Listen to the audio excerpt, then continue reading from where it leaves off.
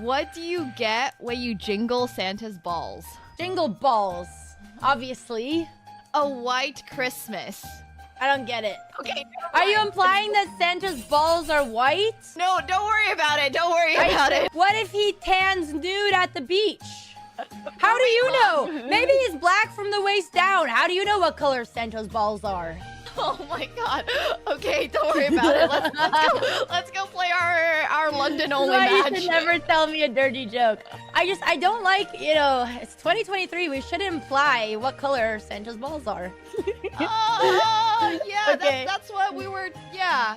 Is that not the joke? I'm might get that 21 one. years old. I want to get the joke. Can you tell me the joke, please? What's a chess player's favorite TV show? What? Pawn Stars. I didn't write these, okay? Oh god. Oh god. How do you make a chessboard laugh? Check. How? Tell it a nightmare joke. Why did the chess player go to jail? It's really bad. It's really, really bad, okay? Yeah, that's why I gave up on guessing it. Because they can't control their pawn addiction. It does not even make sense. How did the chess player propose To their partner. on a castle? No. They got down on one knee and said, "Will you be my mate?" Uh-huh. I don't think it would work. Yeah, you think chess players are getting girlfriends? Okay. We can skip that one. Yeah. What I have in my hands here Yes. are just some little baby noodles. Oh, they're so cute. So these Don't scare the snake. are month-old reticulated peasants. Let's go ahead and bring them. Yeah, look, I can hold it. No, you just support their body. Support their bodies. Yes. You can show them to stream. Hello.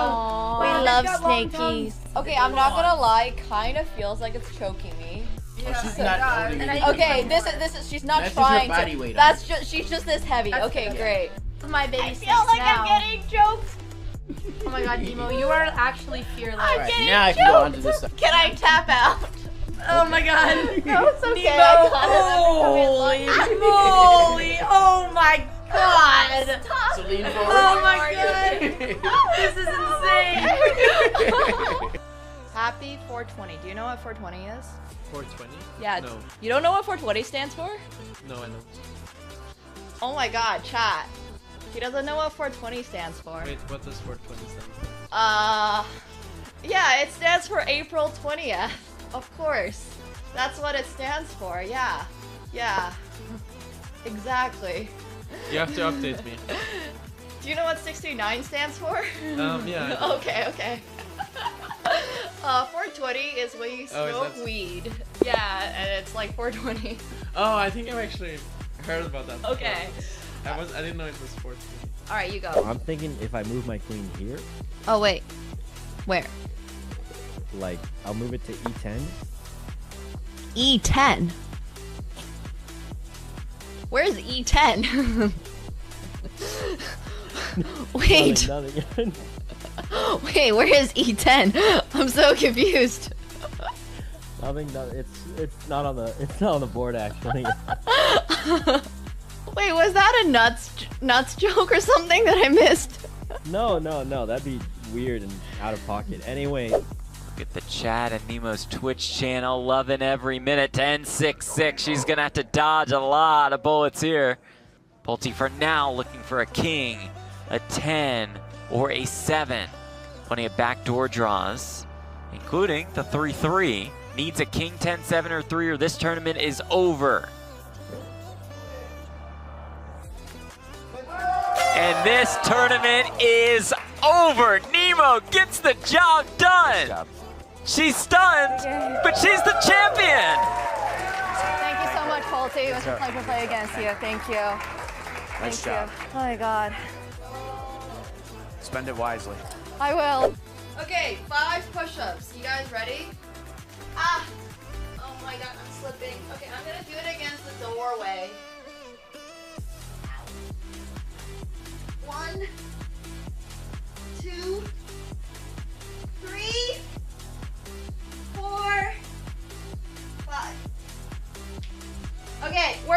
the day done. Oh. Whew.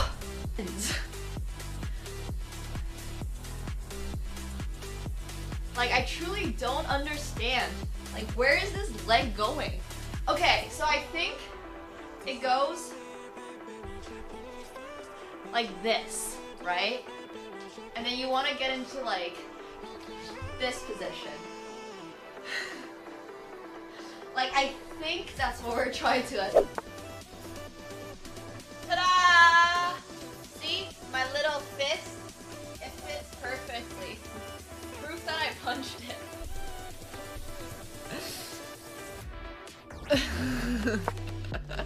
Like, my fists aren't very big. They fit perfectly into each of these holes. And that's why my hand is like beyond bruised. They're quite bad.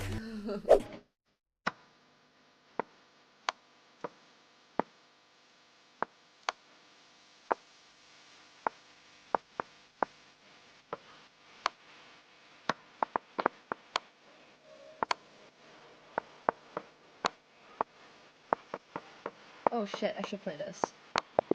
Fudge. Wait, I checkmated? Wow, I'm a genius! All planned! Oh, know who this is. Your girlfriend? Bertosh's girlfriend?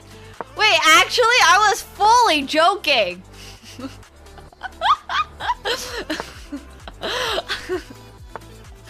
I was entirely memeing. Oh my gosh. That's so funny. He's dating a chess player? Good for him, I guess. I don't know if that's a good for him in Polish culture. I don't know what chess players are like in Poland. If you have an elo, I'm automatically not dating you, so tough luck, buddy. Only dating people who have no idea what the fuck chess is. Alright, okay. I'm scared, guys. A little bit. 3, 2, let's go, Nemo. 1. Oh my god! That was awesome! That was so scary. You did it! Okay, thank you. Thank you. It was calm for like a brief second. Right. It was a really brief second. And you got those dragons drag. Okay, thank you so much. What do you get when you jingle Santa's balls? Jingle balls, obviously. A white Christmas. I don't get it. Okay. Are you implying that Santa's balls are white? No, don't worry about it. Don't worry about it. What if he tans nude at the beach? How do you know? Maybe he's black from the waist down. How do you know what color Santa's balls are? Oh my god. Okay, don't worry about it. Let's go play our London only match. You should never tell me a dirty joke. I don't like, you know, it's 2023. We should imply what color Santa's balls are. Oh, yeah, Okay. that's what we were, yeah. Is that not the joke? I'm might get that 21 one. years old. I want to get the joke. Can you tell me the joke, please? What's a chess player's favorite TV show? What? Pawn Stars. I didn't write these, okay? Oh god. Oh god. How do you make a chessboard laugh? Check. How? Tell it a nightmare joke. Why did the chess player go to jail? It's really bad. It's really, really bad, okay? Yeah, that's why I gave up on guessing it. Because they can't control their pawn addiction. It does not even make sense. How did the chess player propose To their partner. on a castle? No. They got down on one knee and said, "Will you be my mate?" Uh-huh. I don't think it would work. Yeah, you think chess players are getting girlfriends? Okay. We can skip that one. Yeah. What I have in my hands here Yep. are just some little baby noodles. So Don't scare the snakes. these are Can you tell me the Yo, joke, please? hello. Thank you What's guys a so chess much for player's the raid. favorite Welcome. TV show? Thank you so much. Thank you so much, St. Louis Chess Club, for the raid. I hope you guys are all doing well. Hi, gonna Chad. write Hope you these, guys okay? are chilling. Oh, I'm God. just having some God. wine How do today. you make It is a lovely, a lovely chessboard Thursday. So laugh? for Check. me, it's really a Ow. Monday, I guess, on my Tell it schedule. a night. But anyways, I hope you guys are all doing well. I hope you guys had an awesome broadcast. I actually Why saw did the chess player go to Christian. jail? It's really Christian. Sorry. Oh Really, my really gosh, bad, I don't know why I'm okay? blanking. Yeah, that's why I Christian gave was up on guessing it. doing the whole Because they can't control nice their blazer pawn. and suit thing, but oh shoot, sorry, my intro's still playing. My bad. Okay, I apologize. Hopefully now it is okay. I have so many tabs open. It's really hard for me to. Oh my gosh, I have 1, 2, 3, 4, 5, 6, 7, 8, 9, 10, 11, 12, 13, 14, 15. I have 15 different windows open. If there's still audio playing, I'm probably not going to find it. Okay, is it good now? Okay, awesome. I literally have 15 different windows open. Not 15 tabs, 15 windows. And then each of those 15 windows probably have like 30 different tabs on them. But anyways, I've been doing a lot of stuff. But yeah, I hope you guys are all doing well. Good afternoon, chat. Happy Thursday. For you guys, it's almost the weekend. And for us, what that really means is that we are getting closer to a weekend of streaming. Yay. So yeah, it's going to be a lot of fun. Hello, man with two horns. Hello, hello, hello. Need more displays so I can have 45? Yes, it's true. Well, I mean, I sometimes ask myself, like, why is my computer running so slow? And it's definitely all of these windows. I'm like just doing so much research on whatever. It could be like whether it's betting odds or how to make a modeling portfolio. Like every single window is just like a completely different project. So there's just a lot of projects going on right now. I've got my US I-94 over here. I don't even know why that is, but I do have it. Okay. Anyways, we're finally closing most things. Okay, awesome. Anyways, I hope you guys are all doing well. So I'm sure, as some of you guys might have heard, tariffs! So to counter those tariffs, we are going to be drinking Canadian wine starting Thursdays. Actually, I'm not going to commit to this bit because if I drink a bottle of wine every single Thursday, my doctor is going to have a lot of questions for me, and I am going to start ketamine therapy at some point soon. So, you know, they'll be like, so have you thought about maybe not drinking a bottle of wine on Thursdays? So yeah, we're not going to commit to the whole bit, but we are going to be opening this bottle specifically of Canadian wine. I actually got this from the local winery when I was down at in Niagara during the summer. I say it's for content and the doc will understand. But yeah, so, you know, we are going to be drinking a little bit of white wine. It tends to get me a lot less. Well, red wine has all sorts of... Anyways, white wine is typically less heavy. Typically. I'm saying this as a typically in the sense that white wine can still be really heavy, obviously, but red wine is usually heavier. But this is going to be from an winery called London Born Wine, and it's really cute. They're family owned, and they're down at Niagara. I don't remember exactly which part of Niagara, but it should be pretty cute. But yeah, I have a lot of wine at home. I also have a necklace stuck on my... Alright, there we go. Okay.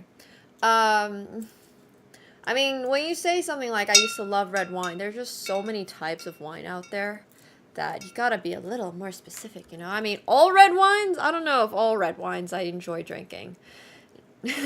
But wine, typically, I enjoy a lot. Oh my gosh, this necklace is so freaking stuck.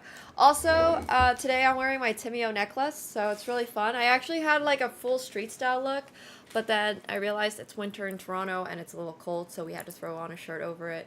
But my earbud thing is very, very, very, very, very much stuck.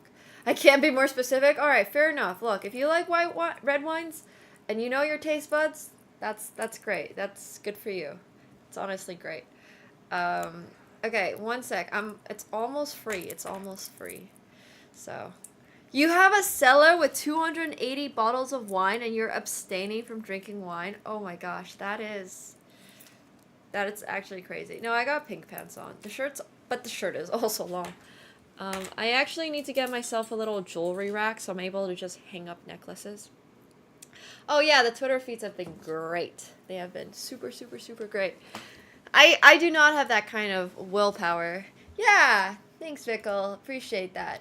But yes, we are going to be having a little bit of wine with our chess games, and we'll actually get warmed up. Yeah, there's a lot of like natural wines these days. There's a lot of different things. They're doing a lot of different stuff for wine, I would say. It's all... There's even... Oh my gosh. Okay. One of the biggest hypes that I've seen recently are, or things that I've seen marketed, I guess, are wine without alcohol-free wine. Nice, Pat. No, alcohol-free wine, or just alcohol-free drinks, but marketed as like super... Have you guys seen this? Oh my gosh. Every single time I go to like a store, it's just literally fruit juice. I know it's grape juice, but the way they market it is they charge like $30 for like a bottle of this size. Okay, sure. Like this is alcohol, and this is actually pretty... This was probably like less than 30. This was probably 18 bucks Canadian. But they will literally charge something like 30 bucks US, or Liquid Death. Things like Liquid Death has always been so funny to me. And I really like the concept of Liquid Death. I think Liquid Death is an interesting idea, but it's literally just a can of water and it's marketed at like $4 per can of water. And you can get water from your tap for, you know, like the effort of 4 calories or something. But yeah, Liquid Death is amazing marketing. It's super smart. Absolutely. Yes, Liquid Death is water. Liquid Death is water. I know, but you hear it. You can hear someone at a party, for example, say, "Oh, I'm just gonna drink Liquid Death," and you know your friends can't be like, "Oh my God, you're not cool." No, you hear that you're drinking Liquid Death, and they're like, "Oh my gosh, that's so cool. Can I get myself a bottle of Liquid Death?" And it's honestly so funny. Like every single time when I was in LA, I literally learned about the brand in LA when I was going to some of these events and stuff, and I was like, wow, this is the most LA thing ever. But it works. It works. And honestly, like, what more do you want for your brand than it works, right? And it's just water. It's just water. It's literally just water. I don't even know where they're getting their water from, but it's just water. And they're marketing water like it's alcohol, and it's hype, and it's not alcoholic at all. It doesn't even have flavor. It might as well be Fiji in a can. Yeah, it's literally just Fiji water in like a can. It's crazy marketing. Oh, I haven't even seen their iced tea and other drinks. Liquid Death isn't as common in Canada. Well, I mean, for pretty obvious reasons. Not exactly a lot of, you know, party goers in this country. But anyways, it is still sold in stores. But I definitely saw it at like every single event when I was in LA. But what I was really trying to say is that liquid, like alcohol-free drinks. No, very different from White Claw. White Claw is actually alcoholic. White Claw, yeah, I mean, White Claw is fine. White Claw is very convenient. As far as like a cocktail in a can goes, I mean, sorry, I'm using a sock for this because I don't know, this is actually not the best way to open it. This is definitely a screw cap, so it should be easy to open. Okay, there we go. My hands were a little slippery. Okay. Let's pour ourselves our very first glass of Chardonnay. This is Ontario Chardonnay. Contains sulfites. Yep. Oh, Beamsville. This is where this is from. Beamsville. But, yeah, I mean, White Claw is definitely got alcohol in it. But you know what's funny? Okay, so this is the part what's funny. When I was with COG, so Counterlogic Gaming, we were sponsored by Bud Light. And you would think that if you're sponsored by, or if you hear like a sports or a team is sponsored by Bud Light, you would be like, oh, like the beer, right? But no, you know what we were sponsored by specifically? We were sponsored by the alcohol-free and carb-free version of their Bud Light. And I was just there, like, now I'm no longer on CLG, so I can say this, but I was just there like, but why? Like, literally, why? Why would someone want to drink alcohol and carb free. Like, I just, no, literally, I was just there like, here, I'll show you guys. Alcohol and carb free, Bud Light. Bud Light? Oh, wait, sorry, they do have alcohol. It was Bud Light next. It's zero carb beer with 4% alcohol. Okay, it was this one. It was this thing, I'm pretty sure. But, okay, so it did have alcohol. Okay, at least it had alcohol. I was like, yeah, but it was carb-free beer. Anyways, it was very interesting. It was very, very interesting. Bud Very Light would have been a funny ad. But I seriously, like, whenever I see, like, alcohol-free beer or alcohol-free wine, and it's not just grape juice, and they're selling it for the same price as you would for a beer or a bottle of wine, I'm just there like, oh my gosh, why would you not just, like, would you just get juice at this point? No, but seriously, I'm always so curious about it. I'm always curious about it because obviously it sells, and it's like a really, really, really big industry right now, and I see it all the time when I go to stores, and they're like, and I'm just there like, I mean, it's interesting. It's really, really interesting. And it's definitely preying on some, like, I don't know, it's not necessarily preying, but I feel like in culture right now, there's definitely a trend to be healthier, which I absolutely understand, 100%, I get it. We're all quite, like, there's a new article out every single day about, hey, don't do this, or there's microplastics in your food, don't do that, and all that stuff, but yeah, that's the thing. I agree, Vickle. But also, I mean, they're just selling it in, like, regular grocery stores. So I don't know if it's all that, right? Like, that can be. But anyways, I just think it's fascinating. I just think it's really, really interesting. They're just doing it. Like, okay. You know? Like, wow. It's crazy that the market is this big for alcohol-free drinks that are sold at the price of alcohol without the alcohol. Yeah. That's true, Uncultured, it's true. Don't breathe there, yeah. Marketing is super interesting, but cheers, chat. Cheers. You know, speaking about marketing, you know what else is interesting? I mean, okay, not so much interesting, but the fact that a lot of people don't understand tariffs, I think, to me, were interesting. Just the fact that, like, I don't know. I guess the general lack of, perhaps some part of it is education, perhaps some part of it is just common sense. I don't really know what it is, but oh my gosh. There's interesting things going on in the world right now. Yeah, I haven't even had my first sip yet. Now we're having our first sip. Everyone should be, like, everyone, not just Americans, but everyone in the world, I feel like, should be forced to take Eco 101. Like, literally. I think, honestly, economics should be taught in school. You know, I'm sure we can take out one English class or something to give everybody a class on accounting and finance and economics. I think this type of stuff is really, really, unfortunately, missed. Like, mortgages should be taught in school. Interest rates. What does interest rate mean? I feel like should be taught at school. Like high school, at the high school level. Like there should literally just be, take out one music class or something. Like take out something. Take out some of those English classes, man. I do not need to read 5 different Shakespeares in 2 years. I really don't. I'm sorry. I get it. Shakespeare is one of the most influential writers in the world. I understand. Bro was great. He had some Romeo and Juliet is a masterpiece, you know, like everyone knows the Where Art Thou, Romeo, but what if everybody knew about how interest rates worked? Or what if everybody knew what mortgages are? Or what if everyone understood, like, compound interest or just how basic economics works? So, yeah, I don't know, man. I just feel like that would have been really, really, really, really nice in high school.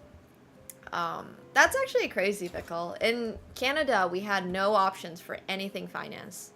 There were like 0 finance courses, not one. You could not take it as an elective. it wasn't even an option at school. We just didn't have it. At least 40%. Well, even if the 40% don't understand, I still feel like it's a good introduction, because then if somebody goes out in the world, right, and you hear about this thing called we're just going to increase 25% tariffs, you won't just be like, oh hell yeah, that is great for us. You'll be like, actually that's a little concerning, because how are we gonna, yeah. So I think, yeah, in the Netherlands you guys get mandatory year of econ in high school. That's actually so important. It's actually so important. I think it's like, it's just basic 101. I didn't realize how much about just also accounting. Literally, accounting stuff. It doesn't even have to be macro econ. It can also just be like the finances of your daily life. What does it mean to have a mortgage? What does it mean if to like potentially purchase a house? If your parents purchased a house, what does that actually mean? You know, like you don't just, well, obviously some parents can just own it outright, sure, but a lot of people do have to pay some amount every single month. Like, how does this work? What does it mean to own land? What does it mean to pay taxes? What is it, like, all these things I feel like are kind of important.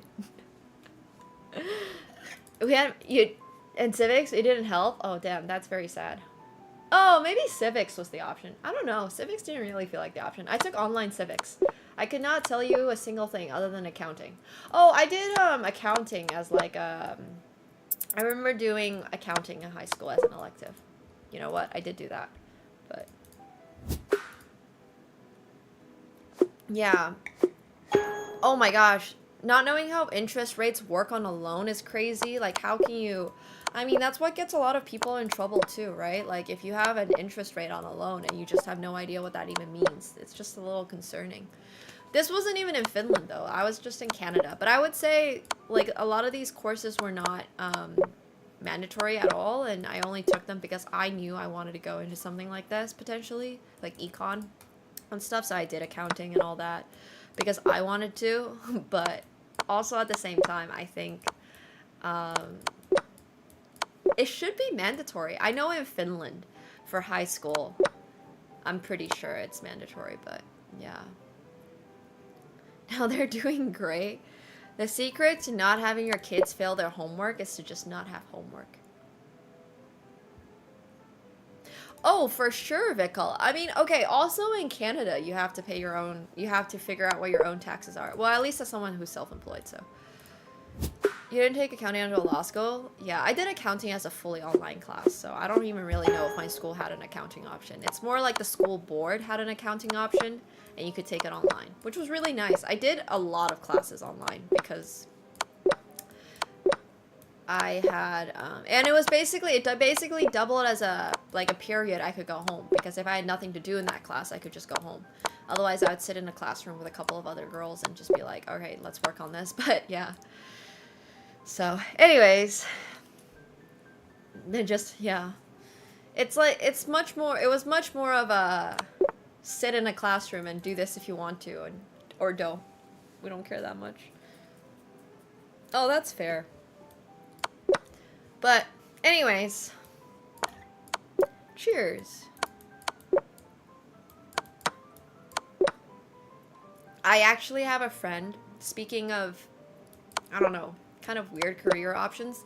Like, I never expected to be, I never expected to even remotely have chess as part of my job. Like, not once did I think. I literally thought that I was gonna go to university, and sure, I was playing like some collegiate tournaments while I was in university, but I was playing, anyways, I was just like, alright, you know what, I'm just gonna play these random collegiate events that, you know, nobody really cares about, like, they're just kind of for fun. And then I'm going to go to my work, and then I'm never going to see this game again. That's like literally how I thought, and then it ended up being like my streaming career. But regardless, what I was trying to get to was I have a friend who has potentially an even stranger career path than me. While she was in university, so we were in the same year, and we used to be like literally neighbors at school. Like, we literally, not just at school, we used to live in the same building. And she came downstairs once on my birthday, and like, it was during COVID, and she like left a plate of cake outside our door, and my roommate at that time, Mick, Like, walked out and almost stepped in the cake and was like, why the hell is there cake on our front door? And we were like, oh. And then we figured out, obviously, that somebody had left cake. But, anyways, so, sorry, this is, like, a bit of a random tangent. So, yeah, we used to, like, live in the same building and everything. Yeah, cake is cake, we'll take it. He was just like, oh, well, cake, awesome. And, but my point is, she ended up studying, basically, like, wine. She basically became a licensed somm, and her career path is very much basically like traveling for and tasting wine. And that's one of those things that you just like don't really think about. So all I'm trying to get to is that there's a lot of options in school. Where you're in school, you don't think you have that many options, but there's surprisingly a lot of random, like really weird little side paths that you can go on. So yeah. But she didn't tell us. I don't know why she didn't tell us that she left cake. There was just cake. So, yeah, things just kind of happen. But I just think that it's really interesting because I feel like school has a very narrow focus. And obviously you can't cover everything in school. But I also, at the same time, think that we're spending way too much time on Shakespeare. No offense. No. I don't want to teach that in school. No, what I'm trying to say is, like, we maybe don't need, you know, strictly 100 hours of Shakespeare. How can one get started to qualify a wine tasting career? There are these things called sommelier tests. Every country kind of has their own system, but it goes from like level 1 to master somm and being a master. There are less master somms in the world than there are chess grandmasters. I think by a landslide. I think there's like maybe... How many master somms are in the world? There are 279 master sommeliers in the world. So if you're one of those guys, one out of 279 in the world, you're probably going to do pretty well in life. By contrast, there are how many chess grandmasters are there in the world? What did I learn about the structure of a bacteria? I don't know. So there's like 2,000 chess grandmasters in the world, more or less. Whoa. What the hell? I've never seen these type of infographics. When is this infographic from 2018? Okay, it's not relevant. Hey, Mushroom! Mashario's over here. He's chillin'. He's chillin'. Yeah, but what I was also going to get at is that if you're one of those 1 out of 2,000 chess grandmasters, your life is probably actually not that fantastic. But if you're one of those 279 master somms, you're probably doing quite well.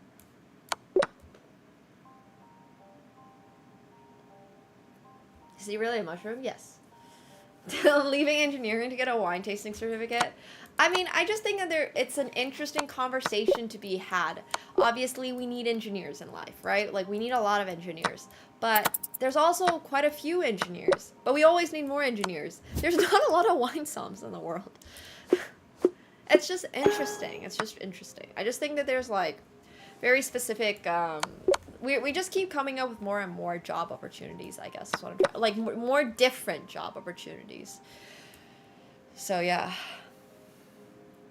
Most engineers, Sag. Yeah. I just need the one will tell you if good. That's also fair. That's fair. Just taste it and find out. Sure. I mean, also, wine is quite subjective. But, that being said, you know, some guy is still curating the wine list when you go to the restaurant. Somebody is still putting together the wine at your local wine shop.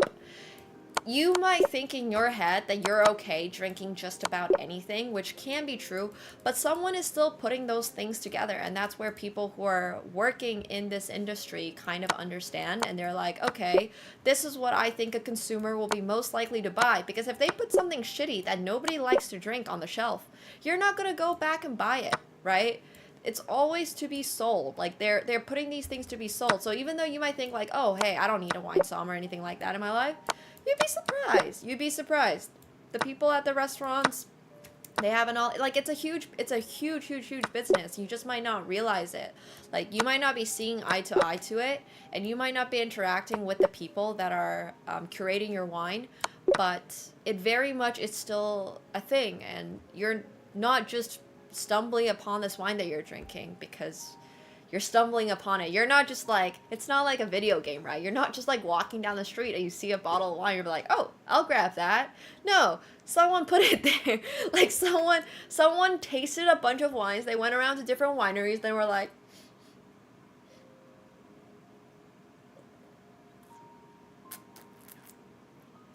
I can't really swirl on this. But you get my point. Like, it's not just like spawning. It's not just like, oh, this guy's like, oh yes, we'll get a bottle of that, we'll get a bottle of that. I'm sure people like it. No, people are going around tasting these things and being like, okay, I think this will sell. I think this will sell at Target because their taste buds are a little, you know, whatever. Or like, this wine tastes really good at this price point. We can sell it for sure at that. So I think it's really, really, really interesting. I just think that's fascinating. But yeah. I just like stuff like that, and I don't know.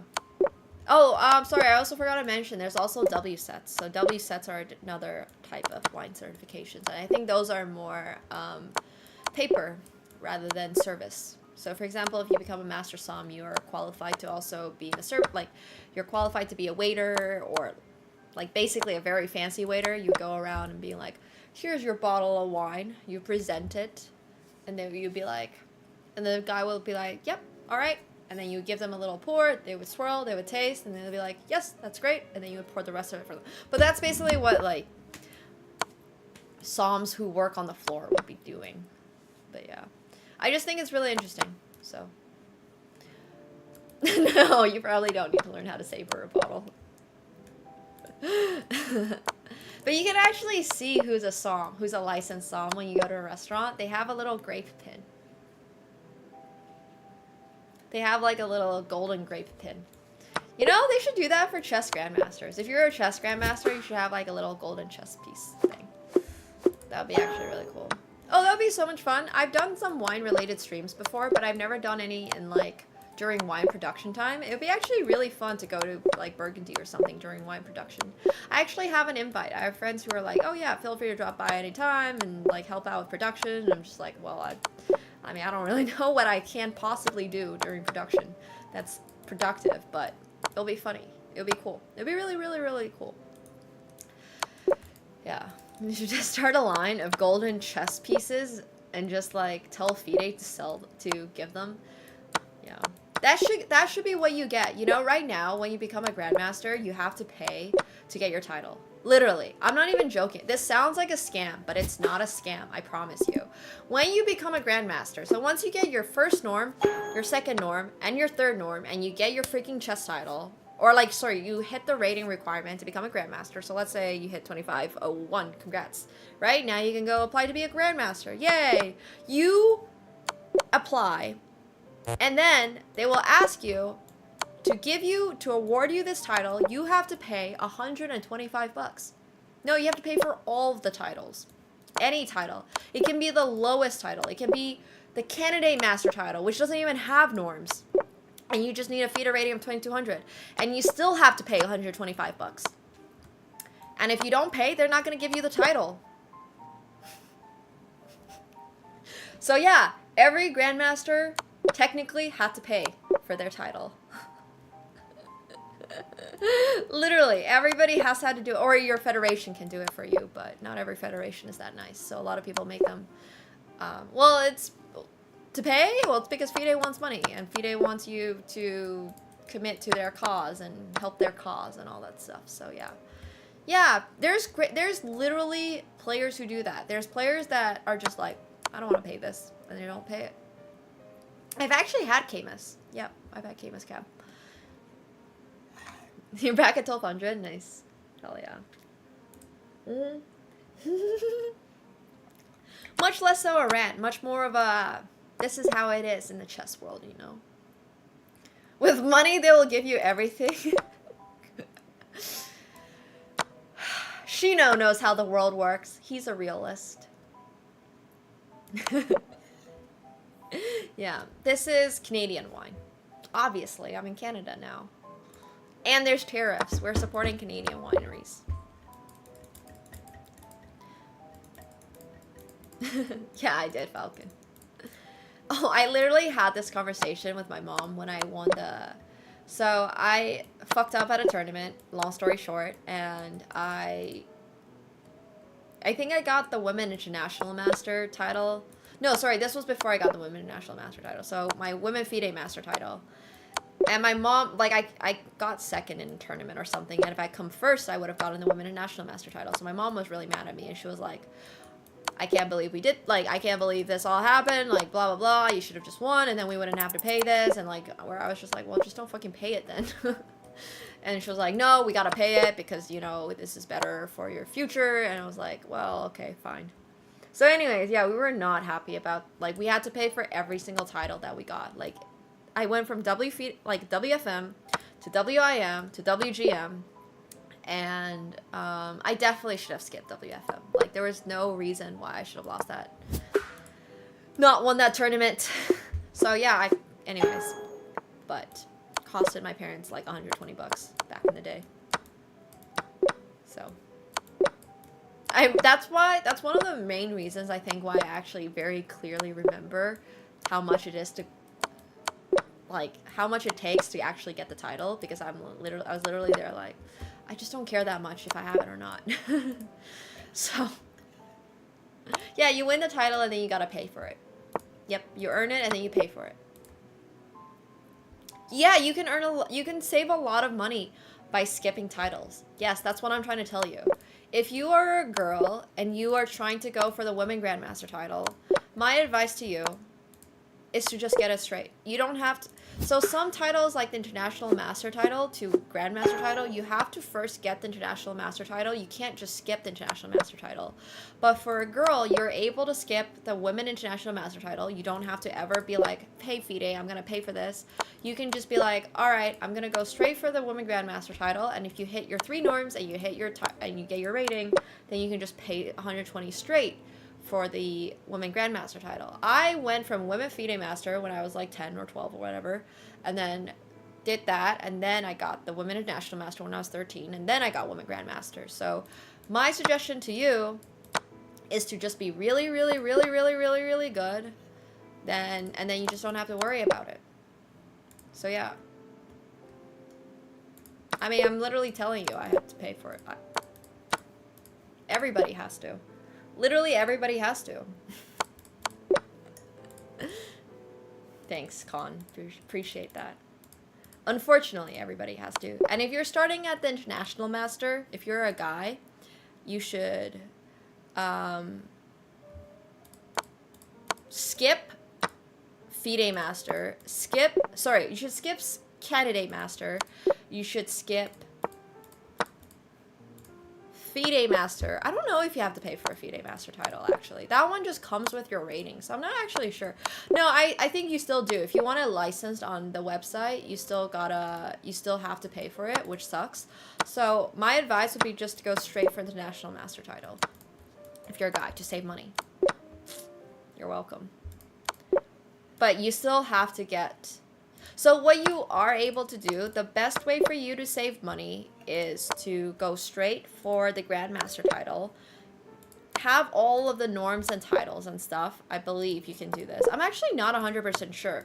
And just never pay for the International Master title. And then if you have the 3 norms for the International Master title, as well as the rating, and on top of that, the 3 norms for the Grandmaster title. So you need 6 norms, as well as 2,500. Then you can just go straight for the Grandmaster title. Yeah, title min-maxing. I'm pretty sure that's how that would work. I'm not 100% sure that's how that would work, but I think that's how that would work. Honestly, they might make you pay for the International Master title as well. So you might have to just pay 250 bucks or whatever to get your Grandmaster title, so yeah.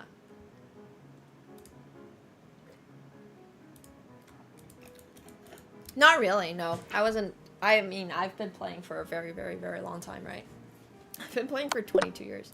I would definitely say I was good, but not, like, jumping levels very fast. I was very, very, very, very, very, very, very gradual. Like, very gradual.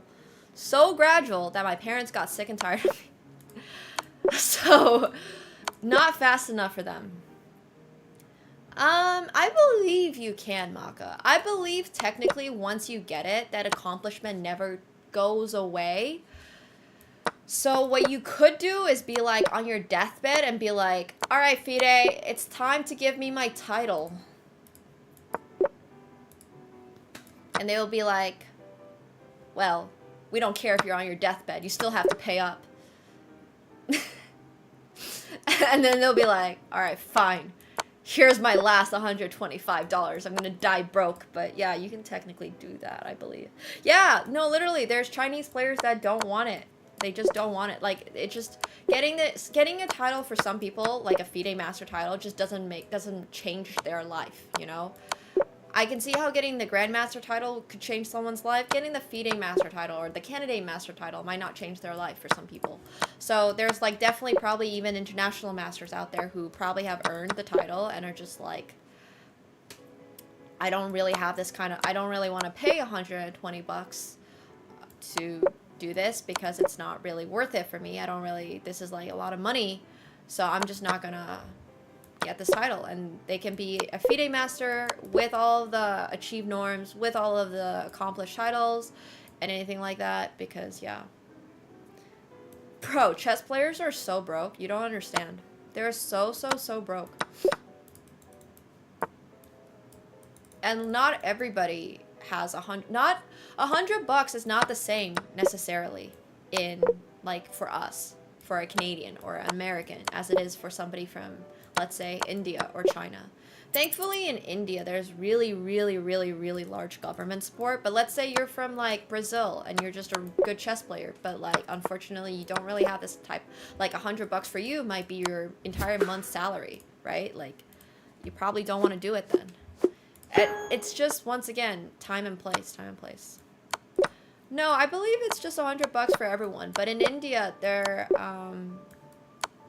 they have a really big federation that supports, their government supports chess. It's the TLDR.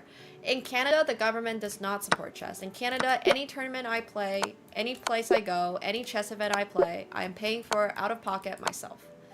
In India, a lot of the time, and also for countries like China, if you're good enough, if you're the best of the best, then the government will pay for you. In fact, you might even get a stipend. You might even get a little bit of a salary. So it would be the same, for example, if you are in Canada and you're a really good hockey player, right? Think about it. If you're a really good hockey player, the government's going to take care of you. They're going to make sure that you're getting the training fees that you need. They're going to make sure that you are able to play in all these world events that will improve your skills and all that. It's not, chess just doesn't matter to the Canadian government. It's just not a thing, and you just have to do it all on your own, which is another reason why it was really hard to compete with some of the girls from like Azerbaijan or Kazakhstan or something like that, where they're getting government backing and their government is, or like the chess federation is paying for their chess coaches and stuff like that. Whereas, for example, when I always had to, or my family rather, had to always pay for all the coaching, 100% of the coaching, and like most of the travel all by ourselves. So yeah. Anyways. Yeah, for sure, Alan. I mean, I think that would be probably the first thing that we can do in Canada, would be for any girl that has earned a title and wants it. It should just be covered. But also, I think it's a little bit... See, that's the problem over there, is that because chess is already because of the way that chess is structured in countries like Canada and the US, if you are broke, you're probably not going into chess. Does that make sense? You wouldn't even have the money to go play that very first chess tournament in your life. Because a chess tournament is like 120 bucks and you don't have, like, your parents would just be like, no, we need to eat this week. And this happened all the freaking time. We'd be like, why is this... Like, we would ask for, like, exemptions, or, like, I know my title wasn't quite there yet, or something like that, and they would be like, okay, sure, she can play, or something like that. And it's just, like, it's just tough. It's not like they're trying to cheat you out of money or anything like that by charging these prices for tournaments, but there's just no money in chess. There's no funding in chess. So, like, the organizers also need to eat, right? Like, the people who are, the place... the people organizing this stuff needs to eat too. So it's just like, I don't know. I don't really have a good solution for it or anything like that. I mean, chess is a glorified board game, but like, I don't know. That doesn't mean glorified board games don't deserve respect. Not sure what your point is there, sir. It's like poker is basically a glorified card game, but I mean, there's a lot of chess sponsors in India, but not so much in Canada or the US. US is a lot better because they have Rex Sinkfield. I don't know if you guys have heard of Rex Sinkfield, but he's basically a billionaire, and he single-handedly runs like the St. Louis chess area.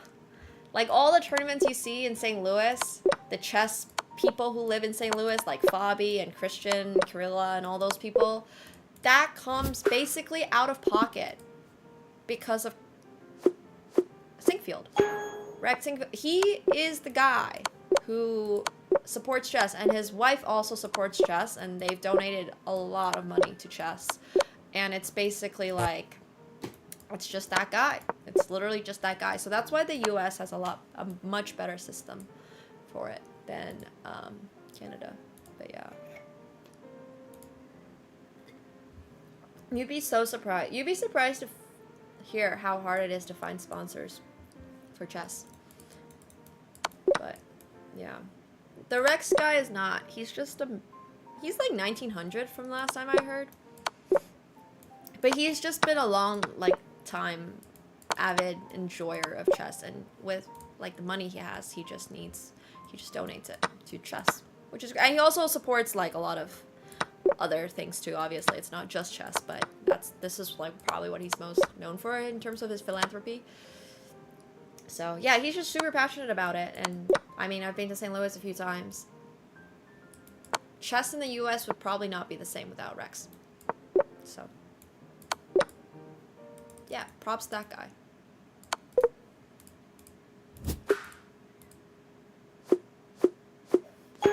Aw, thanks, Cronus.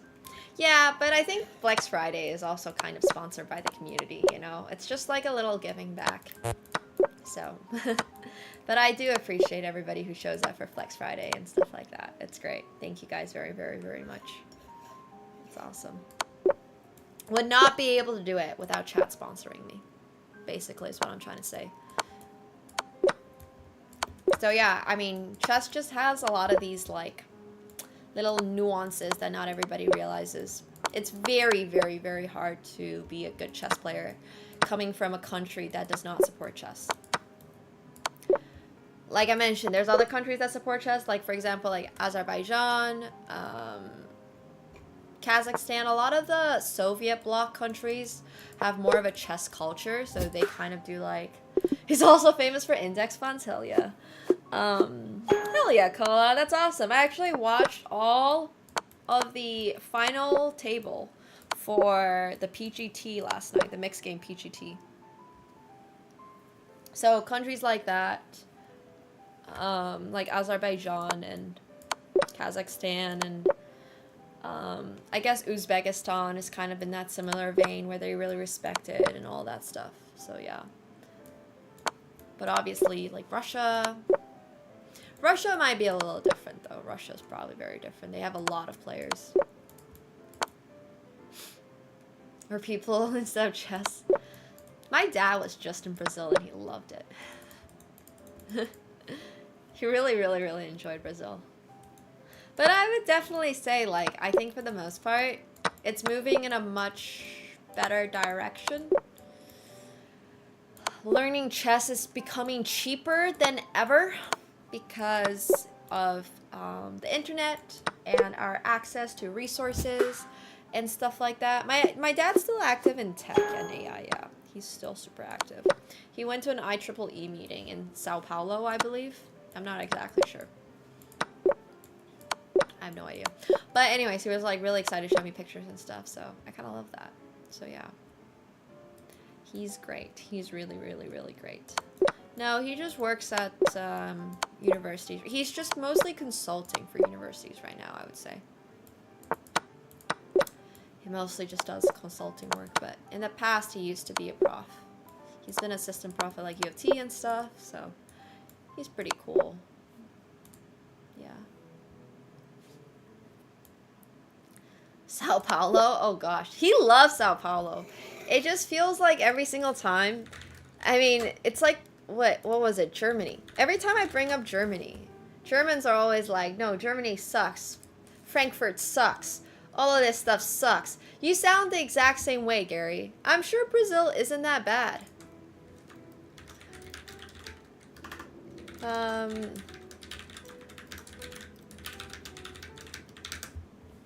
Like, I mean, obviously I haven't personally been, and I don't know all of it, but it can't be that bad. Berlin doesn't have that much going for it, for sure. Well, also, if you're, I don't know, I heard Berlin has really, really, really, really bad internet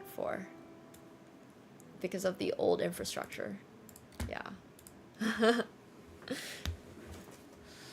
Bad food, bad weather, bad English. Damn, I don't know. Berlin seems pretty okay. Yeah.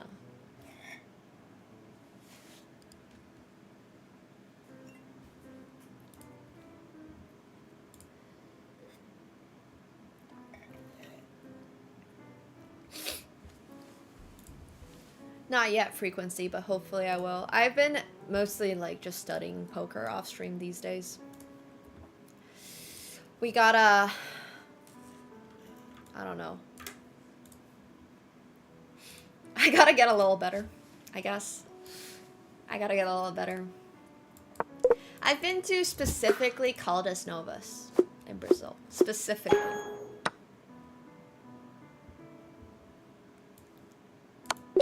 You have to earn all of your titles by playing in-person classical chess. And I will keep my opinions to myself because we're trying to have a lighthearted wine and chat night. And not a why I don't think you should play classical chess night. So yeah, anyways.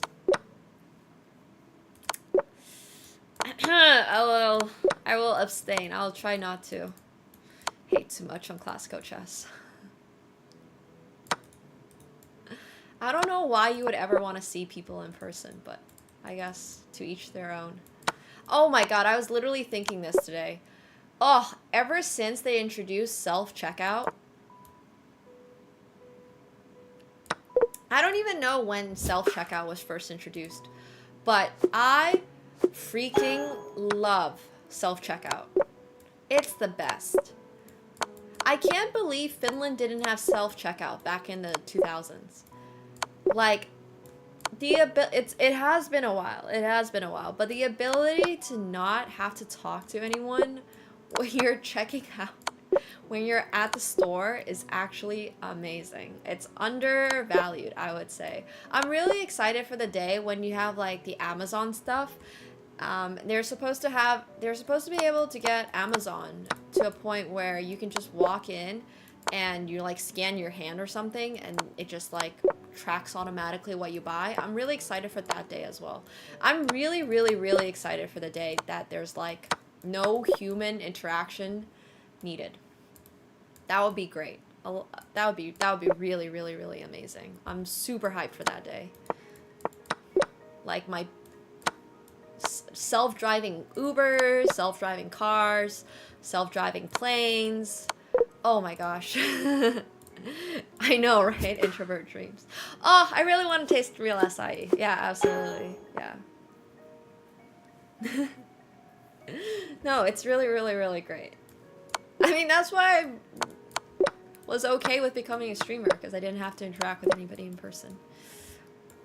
My family is pretty large. Just be...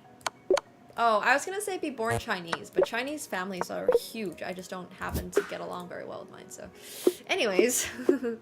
Hey, Kylo, thanks so much for the 5 gifted subs. Appreciate that. Thank you. Here, how about this?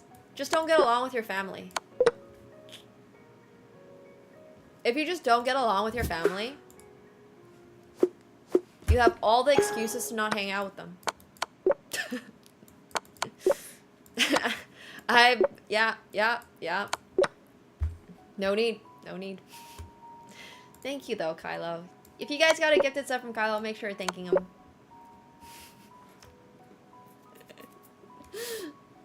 Give me a drama bomb. Why don't you come over? Because I don't like you guys. It'd be so funny. It'd actually be so funny. I mean, you're allowed to, you know? You're allowed to say no. You really are. Thank you so much, Caspian, for the 10 gifted. I appreciate that. Thank you. Yo, guys, please make sure you're thanking Caspian as well. Appreciate that a lot. Thanks. I've talked to my extended family 3 times in my life. I'm not even exaggerating. I can probably count on my hand, one hand, how many times I have seen each of my relatives. It's not a lot. It's not a lot of times. I've seen like my younger cousins maybe 3 times in my life. I've seen my direct cousins like maybe once or twice. I've seen the last time I saw my aunt, I was 5 years old. The last time I saw my uncle, I was probably like 3. I was probably just born. Hey Gary, thanks so much for the 10. I appreciate that. Thank you. Another 10 from Gary. Please make sure you're thanking him. I appreciate that very much. It's not even that I don't get along with my family. It's much more like I grew up very like physically far away.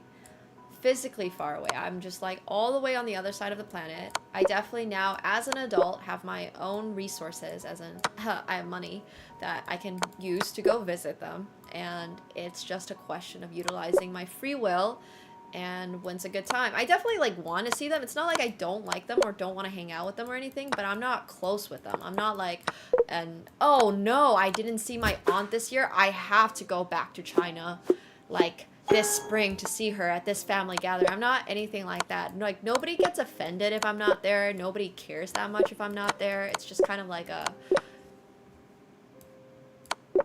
all right, I guess. Like, if we see you, we see you. If we don't see you, we don't see you, and it's all good. But I definitely want to go back to China at some point. They just all live in China, and one of them lives in Australia. But yeah, they all live quite far away. And with COVID, it was really hard. So, yeah. Damn, Zapeth. I don't know, like, we definitely hear about each other through our parents or something like that, but I don't know. But it's been on my to-do list for such a long time. I don't know if it's a bit sad, if that's just reality. Like, I've never been very close with my family or anything like that. Like, my dad was just not he was just working in Finland for a large part of the time when I was living in Canada. I don't know, I guess to me it's just not a big deal, right? Like, for me it's not sad because to me it's not a big deal. Family is just not that big of a deal. I just don't care that much. Like, we were never close. I was never close to anyone in my family. I always kind of grew up by myself. So it's just like, if I feel like one of them is, yeah, for sure, JG, for sure. But I definitely am looking for all the excuses to visit China. Like, I don't need a reason to visit China. Like, I'm ready to go to China anytime. The not visiting extended family part has much more been because, like, it's just so far.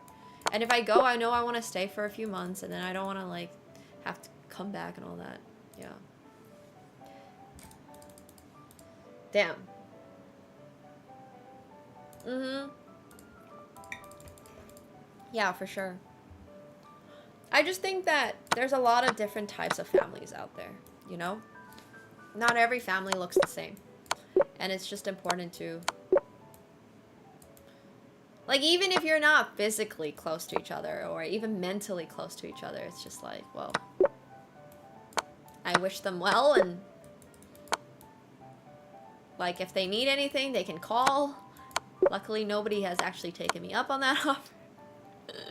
So, it's just like, I don't know, it's just not that big of a deal, I guess. Yeah. Some of you don't want anything to do with them. That's pretty funny, actually. Catsko definitely doesn't want anything to do with me. But yeah, I just think that it's like, I don't know, funny. Oh, I would love to play in Macau. Yeah, I would super want to play Macau.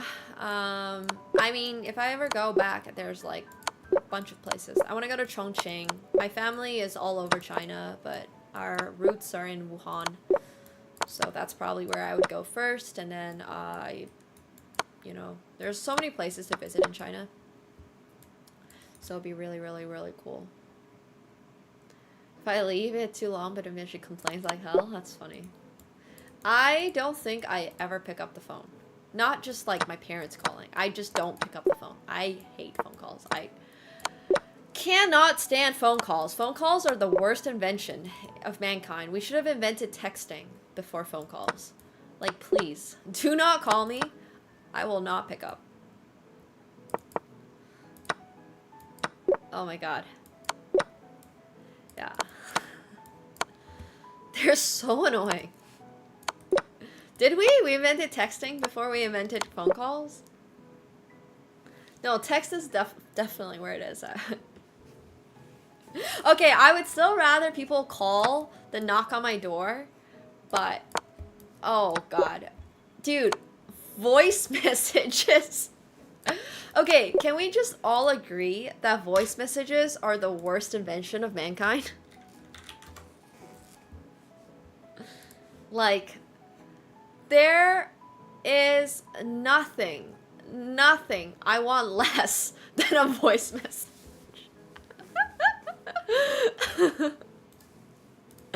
No, but the problem with a voice message is that I will have to listen to it, and I'm saying this because I have left someone on listened, I guess. I don't even know what it is when you leave someone on like, I listened to their voice message from maybe like 2 weeks ago.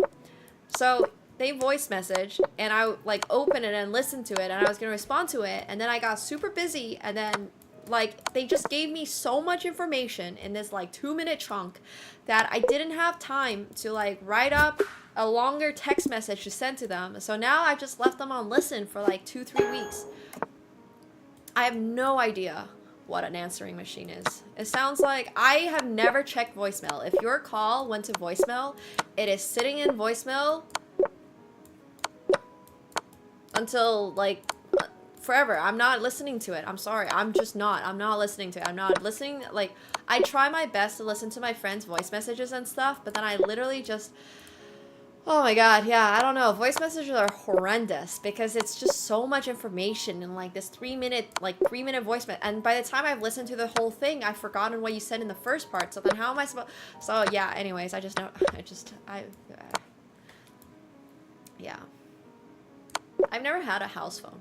I don't even know. Like, they're the ones that look like, it's like the ones in hotels, right? Like the ones with the little squiggly line that's connected to the wall. Those are house phones.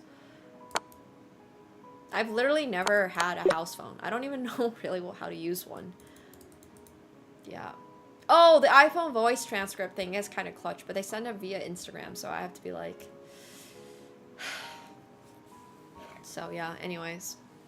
Dude, I do not love voice messaging. It's just so hard for me to be back on, like, I just can't. No thanks. No thanks. Not interested. Do not want voice calls. Do not want voice messages. In fact, if you just never interact with me. I'm joking. But, like, texting is fine. I like texting. Because texting, I think, is just a lot more, like, if I text you at 9 p.m. and you respond at 9 a.m., I will not feel guilty about responding at, like, midnight.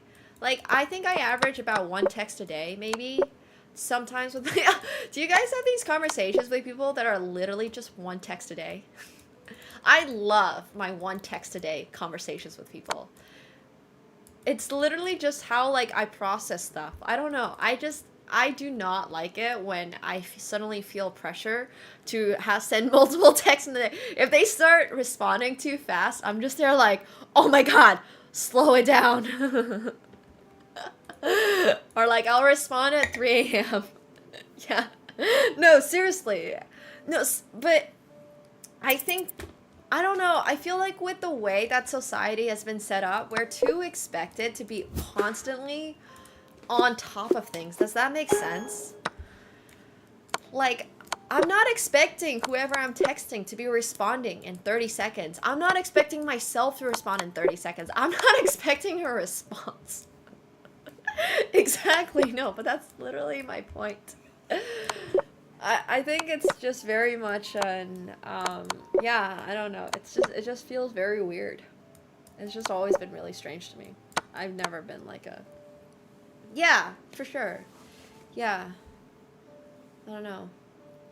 Not responding to the dings wasn't a thing. I have no idea what AIM is. Ah. Can I just say, Microsoft Teams is the worst interface out of all the interfaces. I like Google Meets. Google Meets not only automatically picks up where you are sitting and then zooms the camera in on you, but it also like lightens up your camera so you look better. So yeah. I'm super down for it.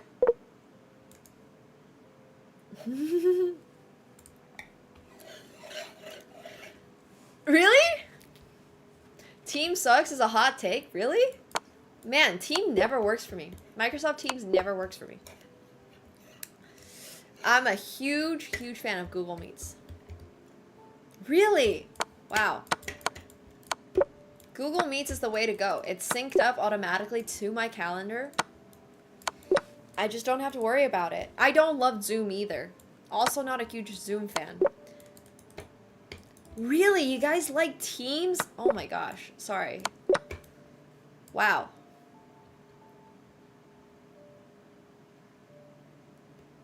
I like Google Meet. Google Meet is super convenient. You just send like a Google calendar invite to whoever. No one likes Teams. Teams was my whole COVID uni. I don't remember what my university was. Probably because I didn't show up to a single online class, even if it was online.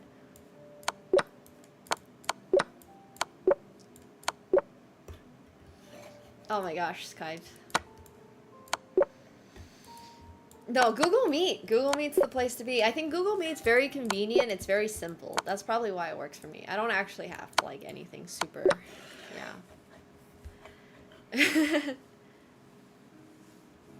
I was never a fan of Skype, but that's how I did a lot of my chess lessons growing up. Oh, I use Slack too, but I don't think I've ever done a meeting in Slack. I don't even know if Slack has video meetings. Does Slack have video meetings? Oh my god, it's so funny, Rumbid. Okay, I was gonna say. Skype was fine. There was like a little whoop sound. This is a 2020 Ontario Chardonnay. R.I.P. Skype. I don't remember Skype very well. I just remember it was blue. Oh yeah, and let you make free, like cheap international calls. I do remember that. I do remember that. Oh my gosh. I don't think, like, I don't know. I've never really been a huge video call person either. Just not a huge calling person, I guess. Oh, I totally forgot I'm doing puzzles. I don't think I've registered a single one of these puzzles. I've just been, like, mindlessly clicking. Sorry, I'm cultured. I literally did not notice. Like, when I do puzzles or anything like that, literally the reason I do it is because it's so mindless. It's literally just pure, like, yeah. I mean, I don't even know what's been going on. Have I been giving up? I feel like I give up a lot of them. All calls me your angry zone, yeah. Absolutely, absolutely, Uncultured. I'm sure you're very invested. Okay, but we can actually start on the bullet. Oh, my board's cut off. Oh no. Oh no. Okay, there we go. What? What? Why am I playing 2 games? Wait, now I'm just confused. What's happening? What the frick? Hello? Why did I accidentally, like, go into 2 games of Bullet? This is so strange.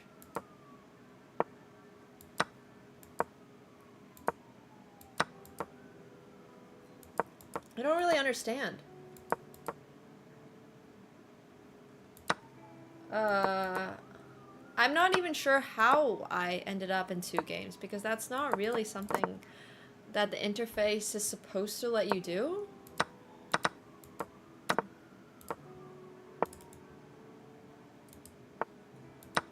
I mean, what else am I supposed to do? Not play the games?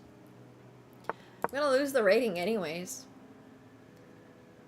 Yeah, I would not recommend Bullet Simuling.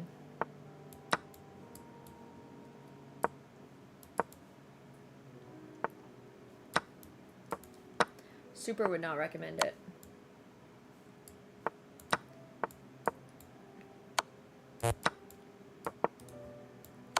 But, oh well, it is what it is.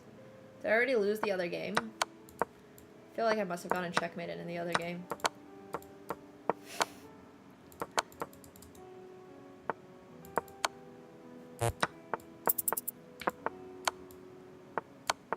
Well, I won 1. Okay, I did get checkmate on the other game. Well, at least we got 1. We got 1 out of 2. Cheers. The wine's pretty decent. It's like very, it's like quite light London Chardonnay, sorry, Ontario Chardonnay, so yeah. At least we got 1. But I don't actually understand how I must have accidentally clicked, like, a new game twice or something. I don't really get it.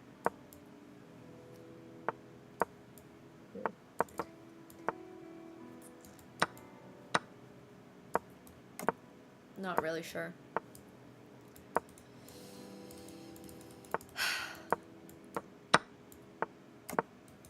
But, I mean, playing 2 games at the same time is not really that much different from playing 1 if you don't think about your moves anyways, right?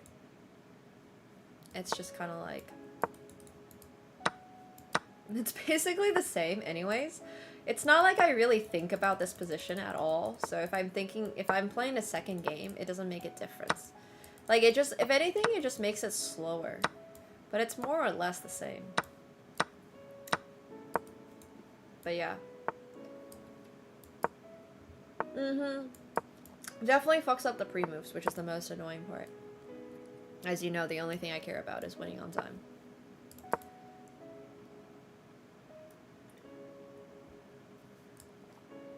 I'm not with an agency right now, but I do have some that I want to work with.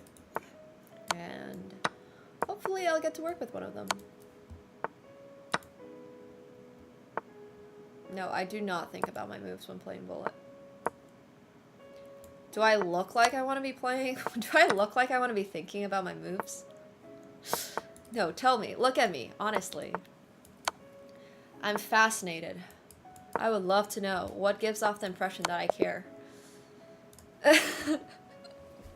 That's why we're drinking wine and playing Bullet, my dude. Pick up on the context clues. Context clues. You remember when I tell everyone? Always time and place. Time and place.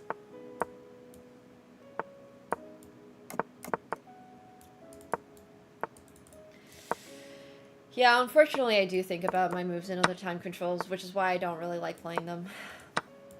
I don't even like playing Blitz anymore. It's hard to not think about your moves in chess. Oh, trust me. You can play like an apathetic Nemo if you've gone through what I've gone through. It's very easy. No problem. I can teach you with...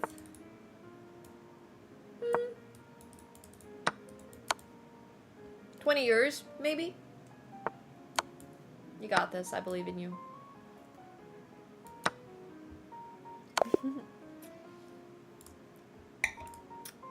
It only took like 20 years and tens and thousands of dollars in therapy and a couple of sports psychologists and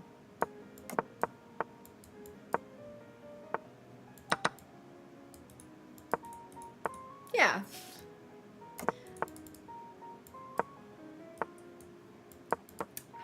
But it's doable. Sign me up. Yeah. And perhaps a little alcohol. Life ruined, goal achieved, no problem. It's all good.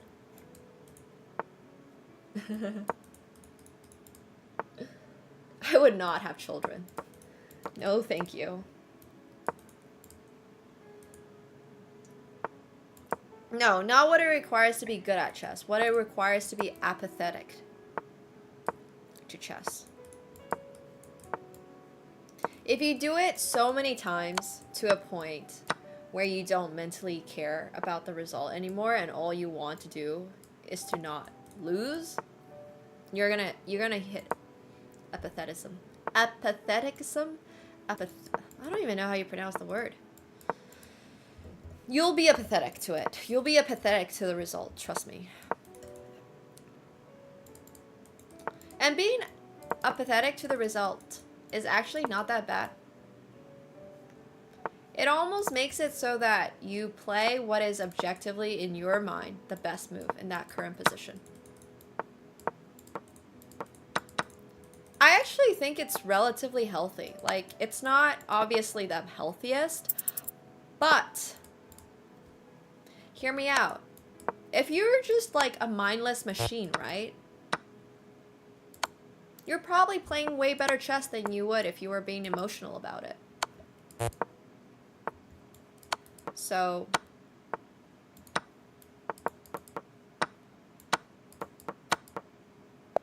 I do think that that is like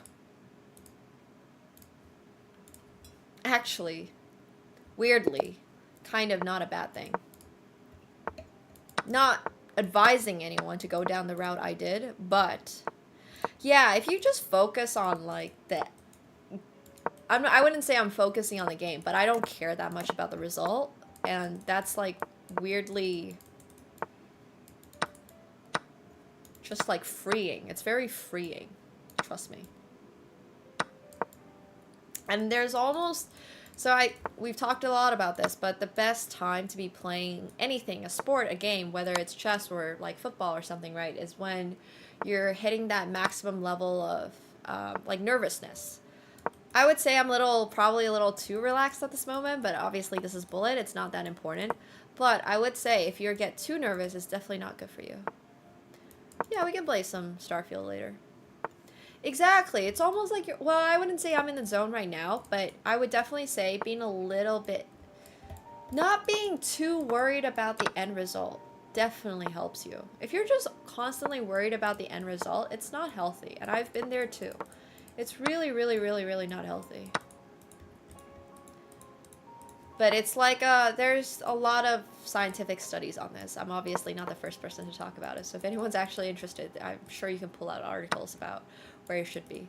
Yeah, when you're almost chilling, but you're not necessarily strict chilling. You're still like a little nervous. You're like being chilling, you know? You're like a little icy, but also at the same time, you're kind of excited about this because, you know, it's something that you care about, and that's when you have the best results.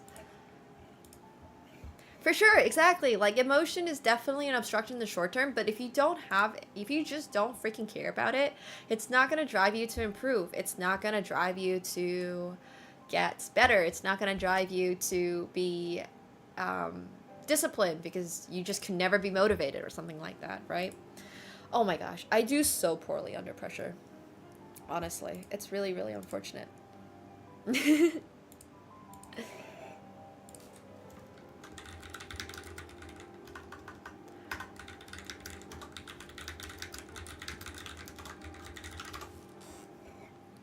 Yeah, you must learn how to care and not to care all at the same time.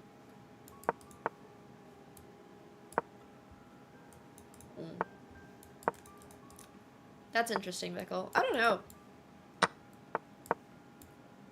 My mind is usually very blurry. I don't know how to describe it. I feel like I have not been looking at my life through a clear lens since I was 7. Is how I would describe my mental state. It's a very hard thing to describe to people. It's very much like I've been so depressed for so long that I cannot objectively look at my life. Does that make sense? Like, I just can't. It's basically impossible to me. I have no idea at any given time if I am doing well or if I'm not doing well. I can't objectively analyze things, and it's a bit of a problem. It's really a bit of a problem. So, you know, we're going to therapy for that. But anyways, it's just one of those things that's like, the more I think about it, the more it's just annoying. It just annoys me. I would probably say that cannabis and chess do not go hand in hand. But once again, feel free to prove me wrong. Yeah. Who knows? Maybe you could just be the best player ever. So. But that's the problem, Philbo. It's literally easier for me to analyze a chess position than it is for me to analyze a position in life. That's kind of the whole problem. That's literally the whole problem. Is that I've been in this state for basically as long as I can possibly remember. This is the only state that I know. So I cannot objectively be like, okay, at this given point, what I just did was good. I can't be like, oh, I'm happy about this project. Because for me, it always feels like I'm not doing enough and I'm not like doing as much as I could and all those things. And the more I've like lived through life, the more I realize that's actually just a fucking problem. That's just a problem. Yeah, for sure. Absolutely. Absolutely, Rumbid. Exactly, yes. It's just so freaking annoying. It just annoys me more than anything else at this point. It's just like, I don't know. I think if you are not like, it's very difficult to like try to understand that, but anyways, that's more or less my mindset. Hopefully. Well, once again, I don't have the expectations that it will, but if it does, that would be freaking amazing. And if it doesn't, then that's okay. We'll move on to the next one. I'm literally worried about that though, crazy. I'm literally worried that I'm never going to be happy. That's like what I spend a significant amount of my time and money on, is trying to put myself into, like, trying to put myself in a okay mental state. Not even necessarily a good mental state, just an okay mental state. Yeah, it's because I'm so fucking annoyed about it, Moon Dance. At this point, I'm just tilted. I'm just literally tilted. Oh my god.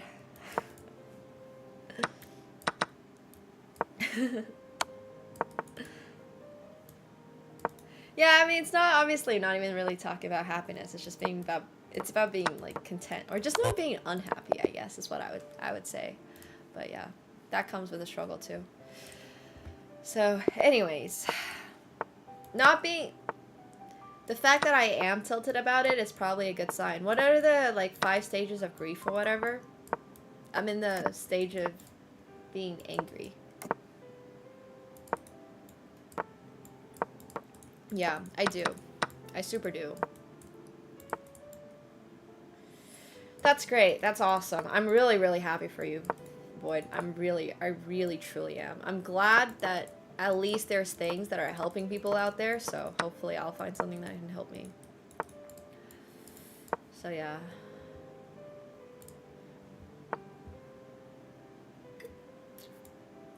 Oh no, Mato.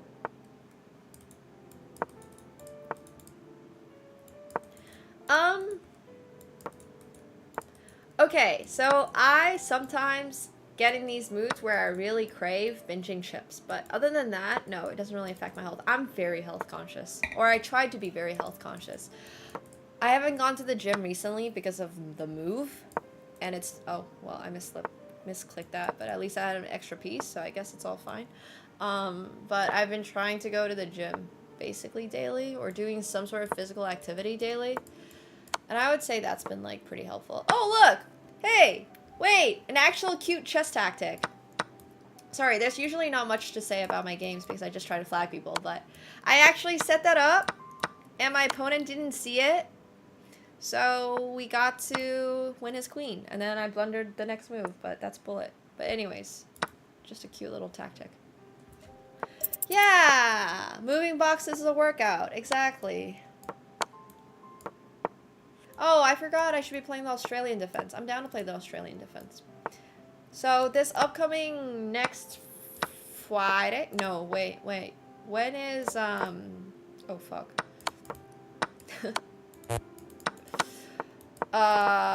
When's Formula 1 weekend in Australia? Oh, I'm forgetting it now. It's like next weekend or something. So anyways, upcoming Flex Friday is going to be specifically... Yes! No, you can play it as white. If somebody plays the Australian defense against you, I'd be fucking surprised. But, okay, next Sunday is the Formula 1 starting weekend for this season. So in celebration of that, we have... No, wait, it's not this. It's freaking knight to a6. It's even worse! Oh my god, it's knight to a6. Oh god. You know, at least with the pawn on a6, I can see you wanting to play b5, so it's like a fake Catalan or something. But no, the opening that we chose for the upcoming Flex Friday, which is next week, is going to be specifically the knight a6 against move 1 d4. And the reason we picked this is because, well, first of all, it's going to be opening weekend for Formula 1, and we love Formula 1. But it's the Australian defense, and it's probably an opening that you've never seen before. And after tomorrow, because tomorrow we're going to have an arena for this Flex Friday, after tomorrow and the next week, you can forget about this opening and never play it again, because it is that bad. It is 100% that bad. I don't know why the hell our knight is on a6, but it's the only opening I could find that was called the Australian and was not worse. There's actually an Australian opening gambit thing that's worse than this. So this is the best Australian opening that we could find. So yeah, you're welcome. Hey Adeline, thank you so much for the prime, appreciate that. I think I would argue this is worse than the cow. I don't know why our knight is on a6. There is no particular reason to have our knight ever on c7. At least with the cow, your knight is going on b6 and g6, and it acts as very defensive pieces for your king side or your queen side whenever you're castling. It's definitely worse than... okay, you know what? It's better than the ruffles. The ruffles might be the singular worst opening ever. That doesn't straight up throw away a piece. I would say this is probably, like, the ruffles is probably the worst, and this is probably one step above that. So yeah.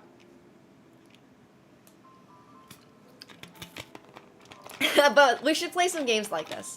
We should. The ruffles is fun, and that's what matters a lot more. Yes, absolutely. Well, if you're ever playing the ruffles, you have to play the correct ruffles, because the bad ruffles are not good. You have to play the ruffles that matches your color. So, for example, if you're playing the white side, do not play the ruffles that gives your opponent checkmate along the dark squares. You have to play the ruffles that's on the dark squares. So, basically, a really quick rule to remember how to play a good ruffles is to play the ruffles that's the opposite of your color. So if you're white, you want to move all your pawns onto the dark squares. And if you're black, you want to move all of your pawns onto the white squares. There you go. A really, really, really quick lesson in how to play the good ruffles. But yeah, this is the ruffles. And we should do another ruffles arena really soon. I have not succeeded in getting a Ruffles sponsorship, but we'll work on it. I mean, I don't remember what I called them. I think I called this one barbecue because barbecue is my favorite flavor. And then I think the black one is sour cream because I think that's my favorite, second favorite flavor, or the all dressed. I can't remember which one is which now. Well, the Ruffles is fun. The Ruffles is fun. I like Ruffles. I have tried eating Ruffles while I'm playing Ruffles. I mean, why not?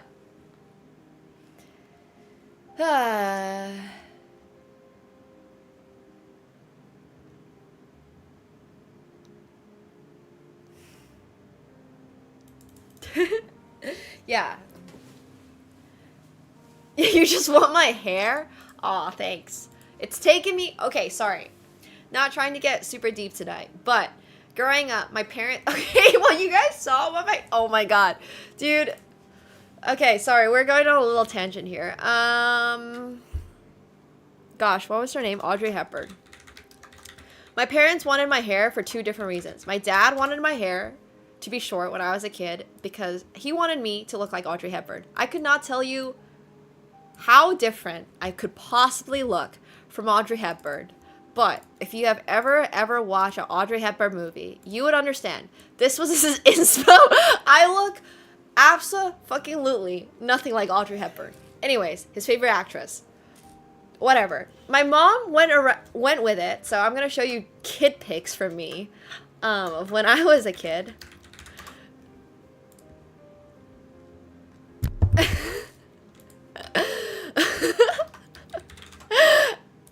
My mom wanted me to have... Whoa.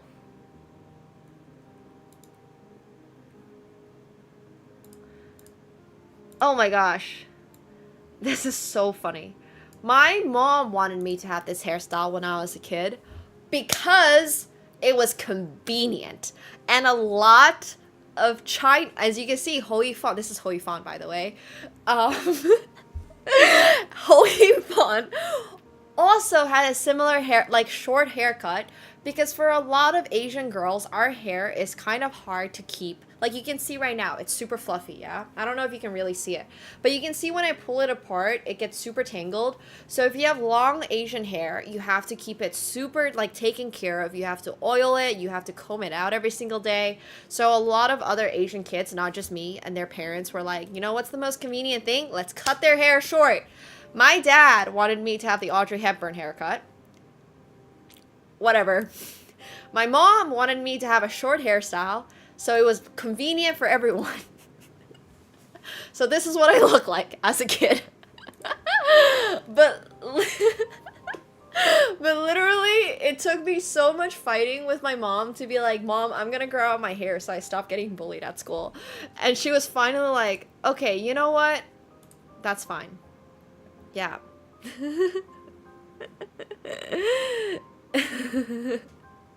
So, yeah. Thanks. No, I agree. I look a bit like a dodo. And it's really, really okay. No, I don't even get mad about it. Like, I was literally getting bullied for my hairstyle, and I was like, what can I fucking say, you know? Like, it's not like it was nice or anything like that. It was not nice to go through, but I was literally there like, yeah, I know I fucking look dumb, but like, my parents want me to have this hairstyle, so what am I gonna do? But anyways, that's all I was saying. Oh my god, it's so funny when anyone's like, your hair is so nice, because as a kid, I literally look like Rock Lee. Oh.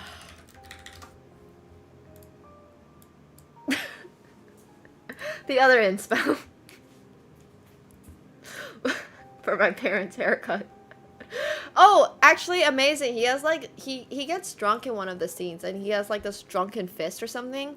Yeah, pretty funny. But anyways, this is what I look like as an 8-year-old. So yeah, thanks for that. I truly, genuinely appreciate the hair compliments, because growing up as a kid, I struggled a lot. Oh my god. Okay, I have another story for when I come back from the bathroom, because it gets better. It's right here. We have the wine right here. No, but seriously, trust me, if you've ever had a bad haircut, it probably can't be.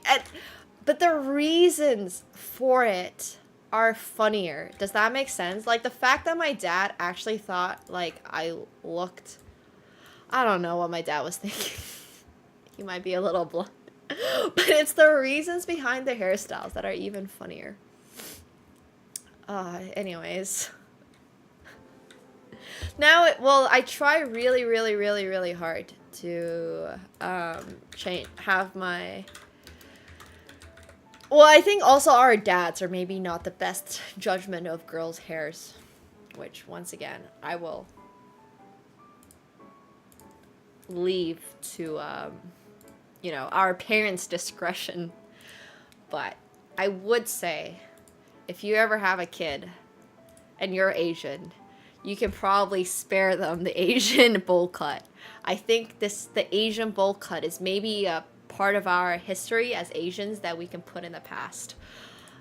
Personally, I think we could have all put this in the it's a rite of passage. It really is, but it's so not necessary. It's truly, truly, truly not necessary. It does make you feel, it does make you a stronger person though. It really does. It builds character. Okay, I'll be right back. You can admire this picture.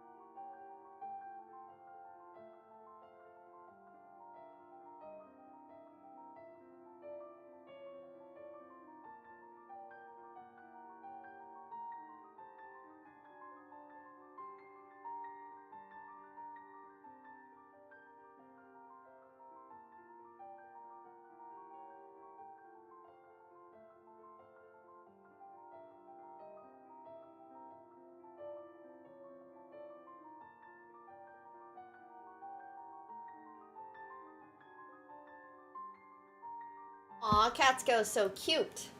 He was waiting for me.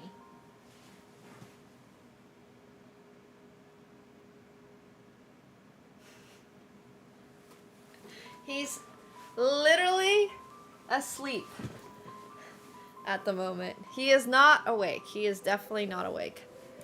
He's a sleepy boy. Well, you know, my dad really succeeded in not wanting me to have suitors, but I can guarantee you that's 100% not what he was intending. No, he genuinely would always show the hairstylists. I'm not kidding about this. Like, I remember all this shit. His main point was not that I would not find guys, because, like, who the fuck cares when you're, like, 9 years old or whatever. His intention was actually that he wanted his daughter to look like Audrey Hepburn. And I'm just there like, look, as a kid, I could not care less. Honestly, as a kid. But then I got bullied so much when I got older, and I was like, alright guys. This is a good time to just, you know, I'm going into high school, maybe we can grow my hair out, and my parents were like, you know what? Sure. No. Yeah, the hairstylist did this. I was like, yo, that's it. And then my parents, like, I don't know. Finnish people were not that familiar with cutting my hair, so it wasn't like a good haircut. And my mom also thought it was way too expensive for the haircuts that I was getting. So then what they ended up doing was just cutting my hair at home, which did not make it any better, but it also didn't really make it worse. So I was just like, whatever, I don't really care that much. And then anyways, yeah, we're here now. So I have not cut my hair in a little while because I am still very much, I don't know, traumatized is maybe the wrong word. Just like, don't want to go through that again. Oh God, uncultured. Whew, tough, that's tough. But yeah, that's life sometimes, you know? Also, cheers. We're gonna pour ourselves a little bit more wine in the middle of our game.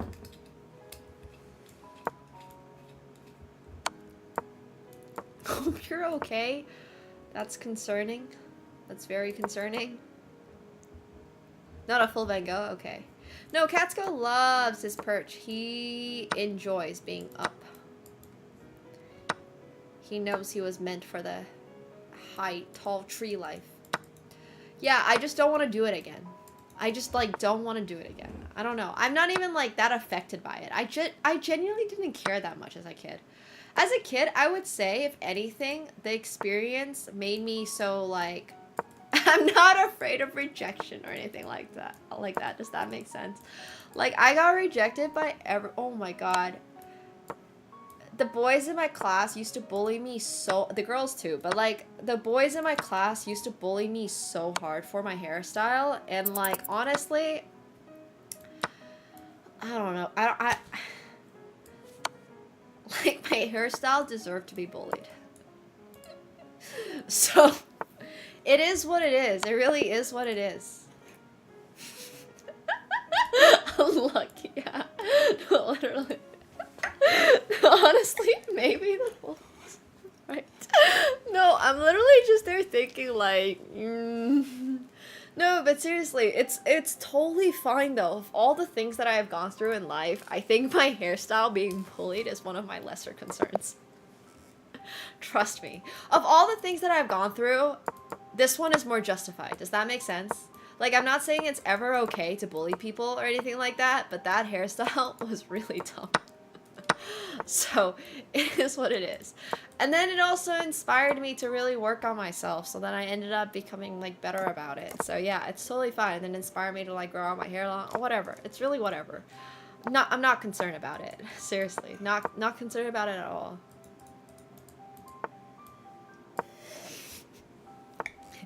Okay, Rock Lee. That's what I'm saying. No, I literally just look like Rock Lee. I just find it so funny. And also, I think it's helped because every Asian kid has gone through the exact same experience for whatever reason. It's like literally the rite of passage. It's just a rite of passage. It's fine. It could be worse. Ganbei.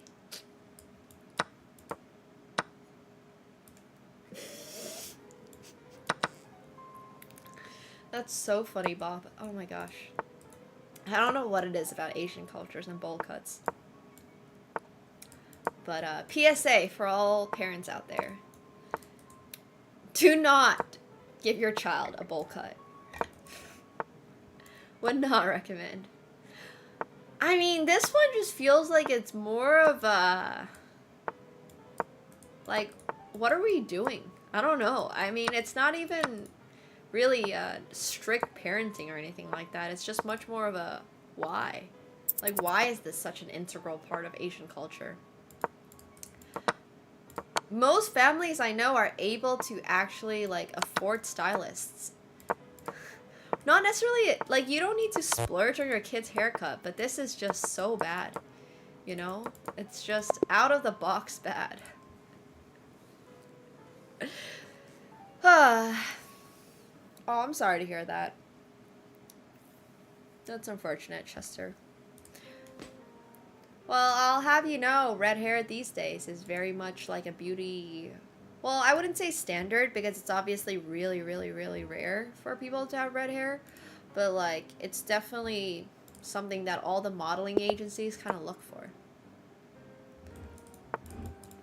Some modeling agencies ask you to change your hair. Well, not that I've, like, known this, but, like, some modeling agencies ask you to change your hair and stuff.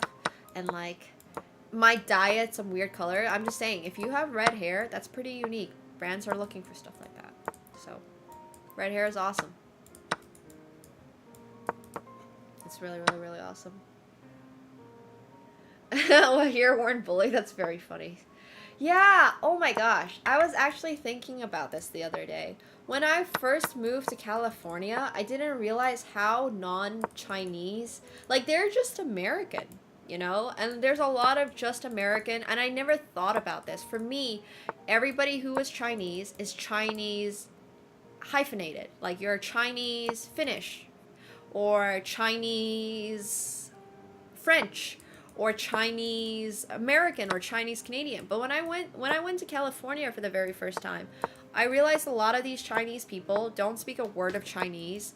They might feel some part to their culture, but don't feel necessarily particularly, like, they don't have anything that really ties. And I just thought that was really fascinating because, yeah, like you said, they didn't get bullied for being Chinese growing up.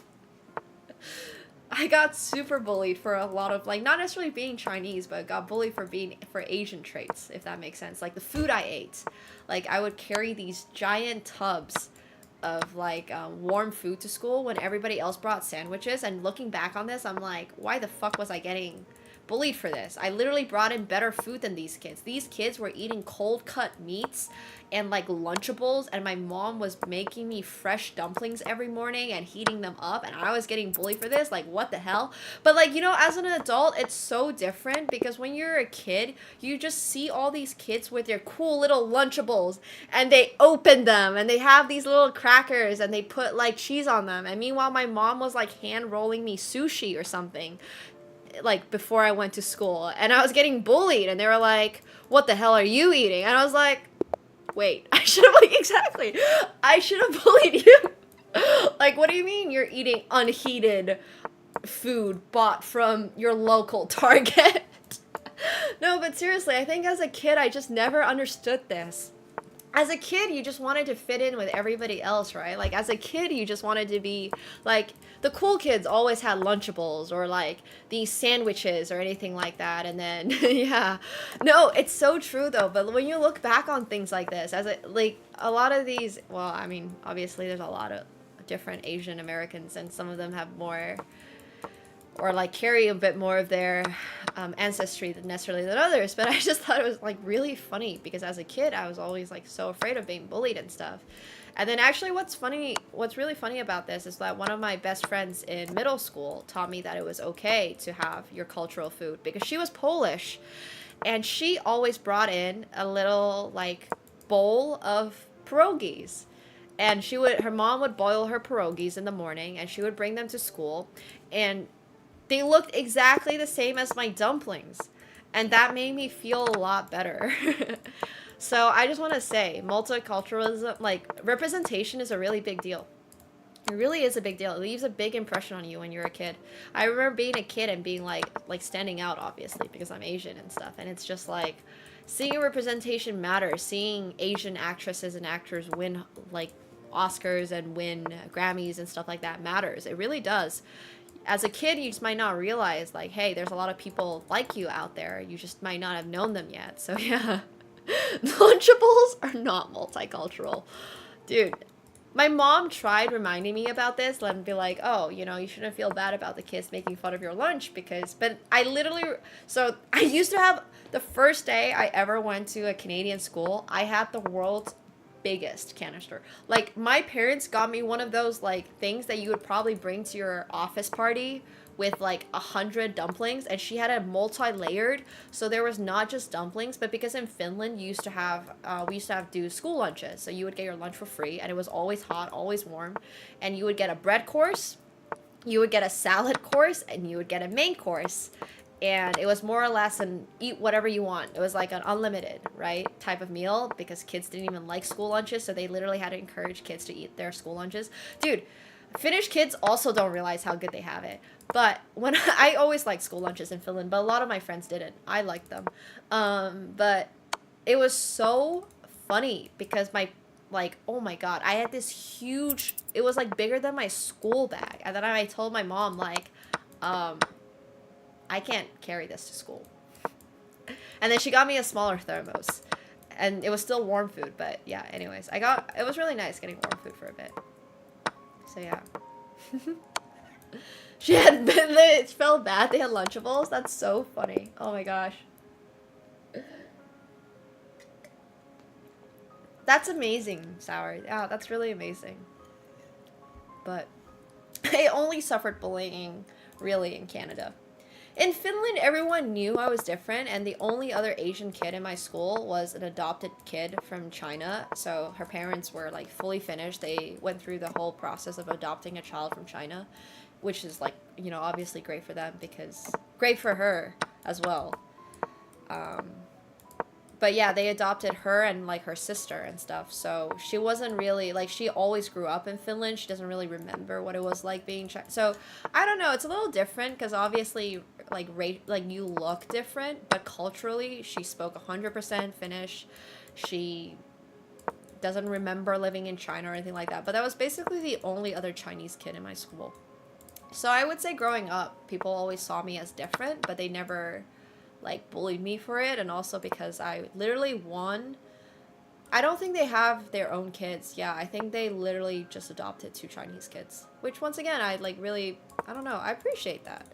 I think it's great. There's a really famous chef, Marcus Samuelsson, who is adopted from Ethiopia into Sweden. And I think it just gives kids who do not have as much of a good opportunity when you're growing up in a country that is both so competitive, and also at that time China was pretty poor back in the 2000s still.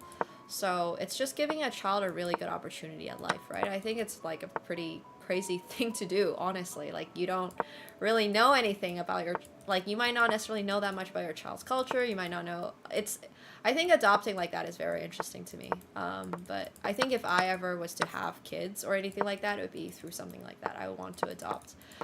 Not necessarily as young as like a baby, but I would definitely want to give kids the opportunity to have some sort of life, or like to have education, especially secondary education. I think is so important. But it was really interesting. Anyways, sorry, regardless.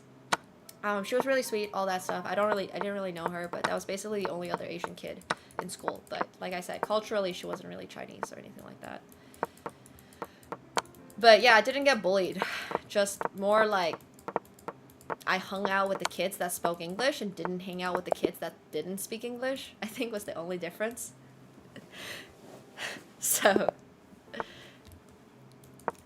I mean, I think China was really poor as a nation for a very long time, and then they had a really big boom, obviously because of the utilization of the population, which we don't need to get into. Obviously, not all of it is good.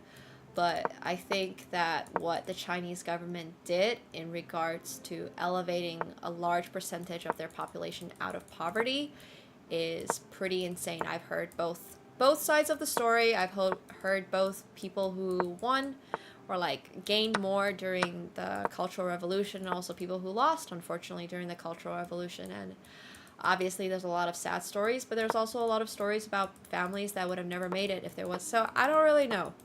I mean, it's really complicated. It's obviously a discussion for like a lot of places have had this conversation, right? But yeah, I have very fond memories of China.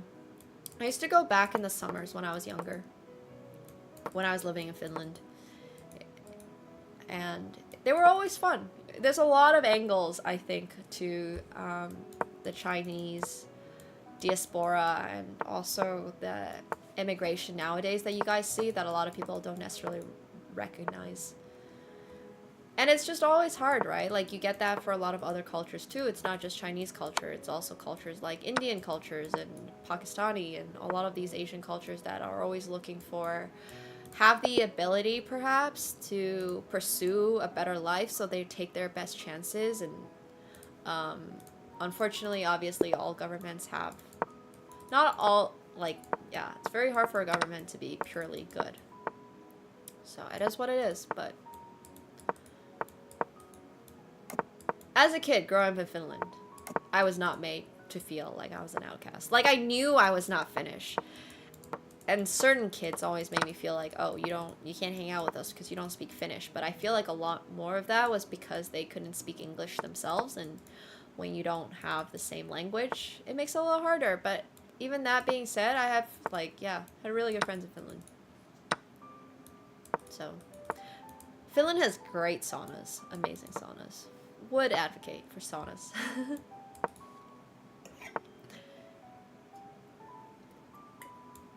I mean, the other, I think, major, like,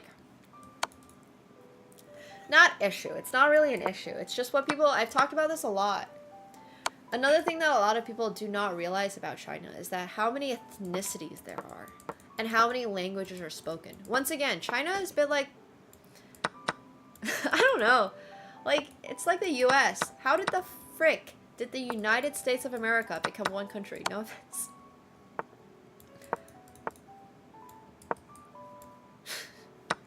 You have some of the most possibly different people in, like, all aspects, all areas of the US. And, like, is there really one bro, I don't know. I can't really speak on that. I'm not American. I didn't grow up in the US, but, like, every time as an outsider I look at the US, I'm just like, well, I can definitely see how California would probably do just fine as its own country, considering, you know, it has, like, the GDP of Germany or something. And, like, Alaska would probably just be chilling up out there because, like, it's Alaska. And, you know, it's just always been wild to me. And I think China in many ways is sort of, like, similar. They unified because they needed to stand up against, like, pressures from, like, outside, which unfortunately is happening in a lot of other places. Like, if you see EU or something, right, it's similar. They're feeling like European Union is not very union and it's more just like Europe with a bunch of little countries, and they argue and fight. But whenever there's, like, a global force that's like, oh shit, well, we probably better, you know, like, tighten up a little bit, I think it's very similar. So I don't have very strong opinions about it, but I don't think you can really criticize any country or anything for, like, doing things that they've done. Because it's fucking difficult. It's difficult. I don't have the solution. I'm not going to be the one that figures out how we have eternal peace. That's not going to be me. So, yeah. Anyways. You can figure it out? Hell yeah. I just think it's fascinating. I've always found politics really, really, really interesting. Which is why I want to do it. But anyways.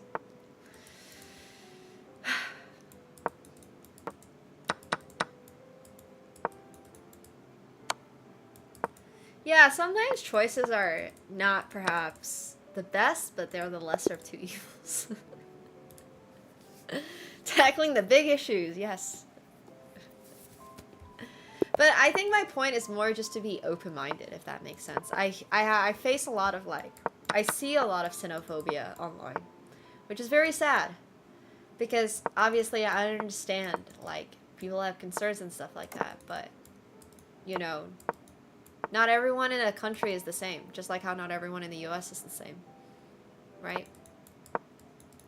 It's just, I think being open-minded, being willing to listen to, like, other viewpoints and being willing to discuss and, you know, not just see the first, like, not just look at the first thing you see on the news and then be like, okay, this is the only viewpoint I'm gonna have. So I think it's just really, really important. Not every country the same. Well, everybody in Finland is definitely an introvert, and if they're not an introvert, they probably got kicked out. Yeah, for sure. I think perspective is just so important. It's just really, really important. And I've had to deal with this for so long. Oh my gosh, it's crazy. Even when I like made the tariff post, people were like, how can you be Chinese and be Canadian? Aren't you Chinese? And I'm just there like, bro, I don't know how to, like, I don't know, man. Yeah, if you literally go to my latest Twitter post, yeah, the tariff post, people are like, Canadian, I thought you were Chinese. I'm like, well, it was just like a joke about tariffs. So, that's great though, Hema. And I understand if you're especially in like a region, it might be harder to get news that's a little less partial, but... Seriously.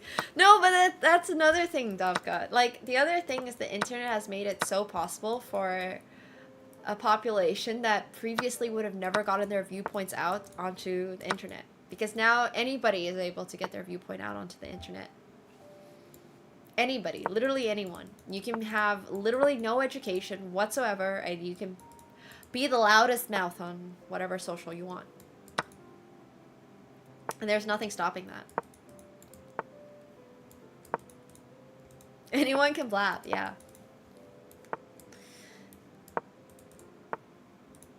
Yeah, for sure. Don't even have to be a person. Your views can be read by millions of people on the internet. It's so true. Gosh.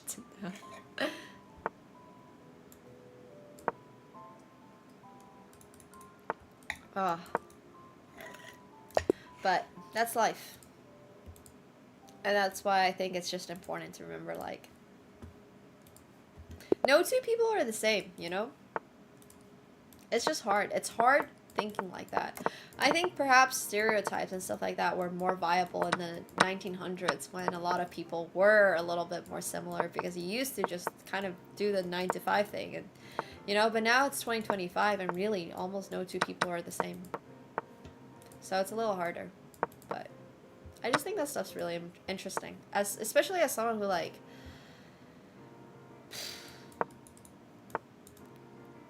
spend their whole life basically outside of the country that they most resemble. Like, I've lived in China for a few months in my life at most, right? I've always grown up in like Finland or France or Canada or Hungary or wherever it is. I've never really been in the majority, I guess, until recently. I feel like Canada has, or Toronto specifically, has so many freaking Chinese now. So many freaking Chinese. And sometimes they are so loud, and I'm like, man, where are the quiet ones? No, I'm joking. No, but seriously, oh my gosh. It was not like that at all growing up. Growing up, even when I was in university, a lot of my friends were from India and stuff, because that was the more common demographic at my university. But like nowadays, when I moved out of Toronto and then moved back to Toronto, and a lot of my friends now are Chinese and stuff like that, I'm just like, oh, this is really fascinating to me.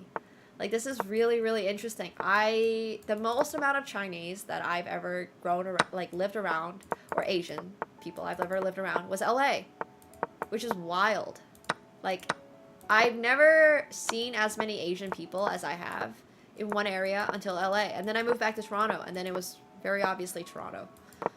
And it's just been really fascinating because, like, I've lived in Toronto for a little bit, and then I moved out to go to LA, and then I moved back to Toronto, and I never used to go to the other parts of Toronto because I used to just go to university here. But there's a lot of Chinese people in Toronto, which is kind of fun. The food is amazing.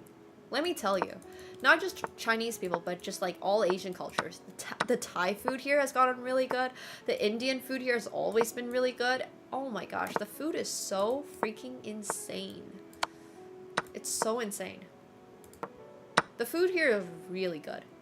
The cultural food here. I think that's understated.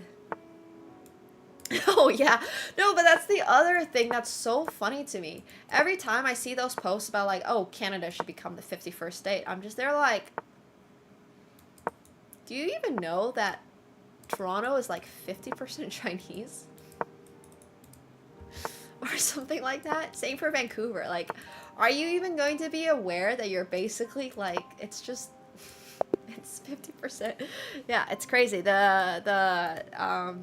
They published like statistics on this obviously fairly recently with the election and everything going on, and the statistics are really interesting. I think it's like, I don't know if anyone cares about the statistics of Canadian demographics, but the change is interesting. Who is now living here is oh, I misclicked so bad. Yeah. So yeah, the world's just becoming more and more globalized.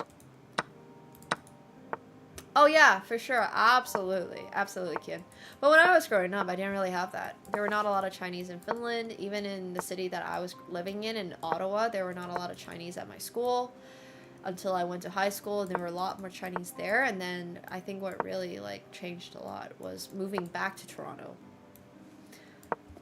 Moving back to Toronto made me realize like, oh my gosh. Thank God, because the food's great.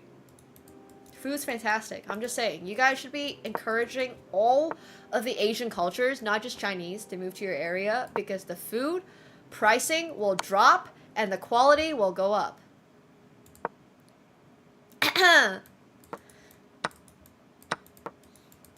Yeah, no, seriously, encourage it. The food quality is gonna be so much better if you have like Asian cultures around you. It's just so good. Asian food is so good. I've been like really in a Thai, Vietnamese, Southeast Asian mood. And also Indian food's great too. I mean, I've always loved Indian food. Seriously. Yeah, okay. I mean, there's a lot of Japanese Brazilians. Yeah. There's a lot of Japanese Brazilians, which is also really cool. Really? It's so... Okay, but is it expensive relative to India or just straight up expensive? Because I think that's a little different. I do feel like Indian food is still fairly affordable. Although I am still mad that my favorite butter chicken place... Fuck. Sorry, every time... I can't believe they fucking changed... Okay, sorry. Anyways... I cannot believe my favorite Indian chain or Indian place changed their fucking butter chicken recipe. I'm still mad about it. I'm so freaking mad about it. Oh my god. You don't understand, like, being committed to a restaurant for 5 years and only ordering their butter chicken for 5 years straight. The price is still the same, but the recipe is completely different. It doesn't even taste the same. Like, it was very tomatoey when I first got it, and it had a large amount of chicken in it when I first got it. Now, it was, so back then, it was at about $16 Canadian, $15.99 Canadian in 2020. And I would always get it with friends, and it was very tomato-driven. It was a very tomato-driven butter chicken, and their naan has stayed consistently great, I'll be honest. But the butter chicken was very tomatoey, slightly spicy, rather rich, and very flavorful. Now, it's like bland, almost bland, if that makes sense. It's almost bland. There's very few spices in it that I can taste. I can clearly identify. Like, they're still doing a lot to it, but the color has changed from like a more reddish color to a more brownish color, and now they call it the deli special butter chicken instead of just regular butter chicken. And also on top of this, it's $20 Canadian, and the amount of chicken they put in it is a lot less. So yeah, I have my grievances. Welcome to my TED Talk. I know, but that's what I'm saying. It's literally almost bland. It's almost bland. It's like you can, I'm sure they're still putting a lot of spices in it, but everything about it is just so much worse, and I'm so sad.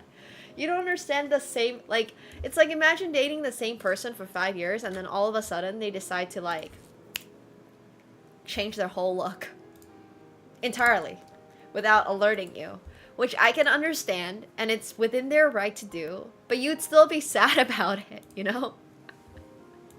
No, I still haven't called them.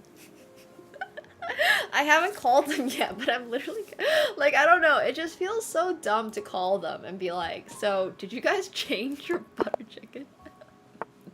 That would be such a funny thing to do. Yeah, I know, it's so sad. No, I've never been to India, but most of my Indian spot recommendations are from friends. Like my friends who are from India, so I mostly just eat what they tell me to, and I hardly ever just go out of my own way and be like, okay, I'm gonna try this spot or anything like that. Everything I eat is basically like recommended by them. So yeah, it's not anything like crazy, but I can't live without butter chicken. The very first meal I had when I moved into this new spot was a butter chicken roti. And I got it from this spot that's literally called my roti place, and they have a sister branch that's called my dosa place, which is right next door. And I actually usually get their dosas because dosas are typically a little healthier. I don't want to get into the specifics, but dosas are like, it's basically like a slightly crispy crepe with potato on the inside, depending on whatever ingredients you get on the inside. It can be very, very different. I actually love the lamb keema dosa. But anyways, usually I get dosas because they're a little healthier. But I caved and got their butter chicken roti for the first time in possibly years. Because I've been getting my butter chicken from the same place for so long. And it was really, really good. And it wasn't like, it was good, but the chicken quality you could feel wasn't the best. Does that make sense? But this was a really like cheap place. This was like, I think it was maybe $20 for 2 butter chicken rotis, and they're like about this big. So it's like basically 2 meals. They're great. Yeah, we had another little discovered attack. But it's really good. Butter chicken is similar to chicken. No, chicken masala, I think. Well, masala just means spiced. So I think chicken masalas are usually like grilled chickens, no? I'm not exactly sure. Who makes the best butter chicken in Toronto? I don't have an answer for that right now. It used to be this place, and now it's not, so I have to find. But I'll find another one. I'll find another one and let you guys know. But yeah, the butter chicken roti was actually really good. There are so many regional differences that I feel like I cannot keep up with what exactly is different about all these. But, you know, I don't care that much. They all taste good. Flag. Yeah, it was in a roti. So the butter chicken roti is basically a butter chicken, but it's wrapped in a roti. So you got like little crispier pieces of the roti that are on the outside, and then you have the really soggy middle, and I love the soggy middle. I love everything about it. Roti is just so addictive. It's just like bread, you know. Roti is great. I love roti. I mean, I honestly like a lot of Indian breads, like paratha. I love naan, obviously. I love garlic naan. I love butter naan. I love all the naans. It's just, yeah.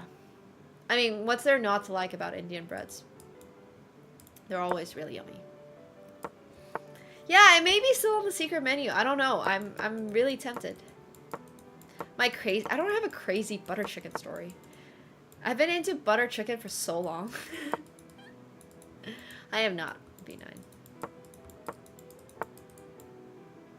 I think my problem with having omakase or like nice sushi in Toronto is the fact that it's quite expensive because it's quite hard to get fresh fish inland in Toronto.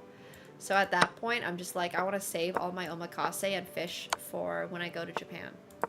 Because I know I can get really high quality fish in Japan and it will be a lot cheaper. Yeah, exactly. None of this deli special stuff.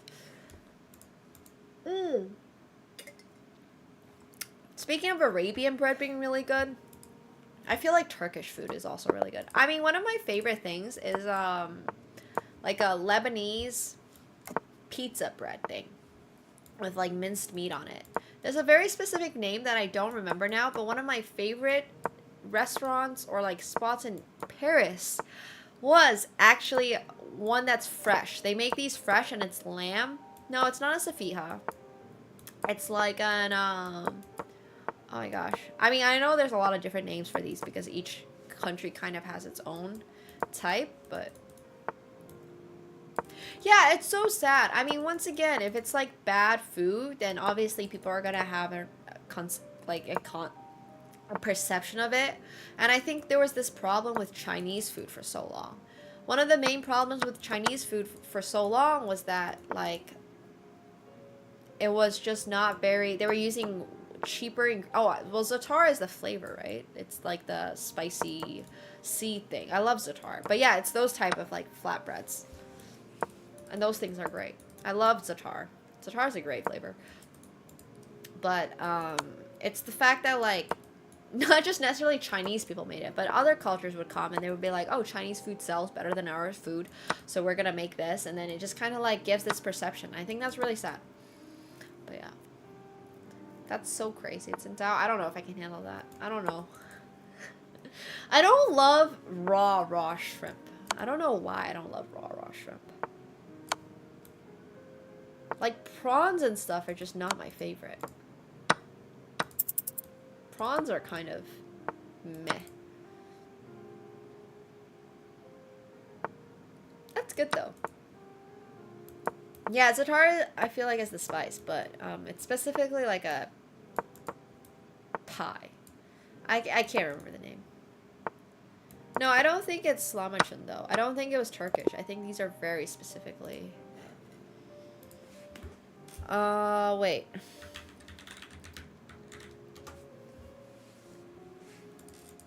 It's like a flatbread.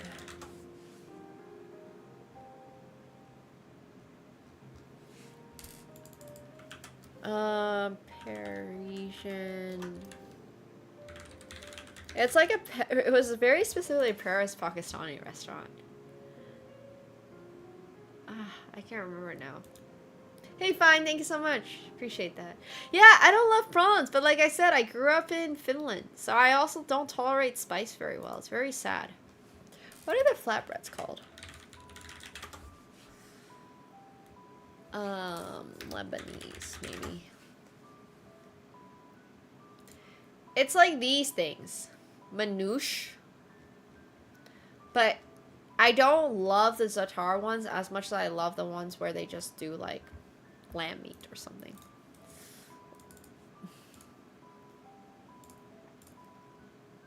These are really good.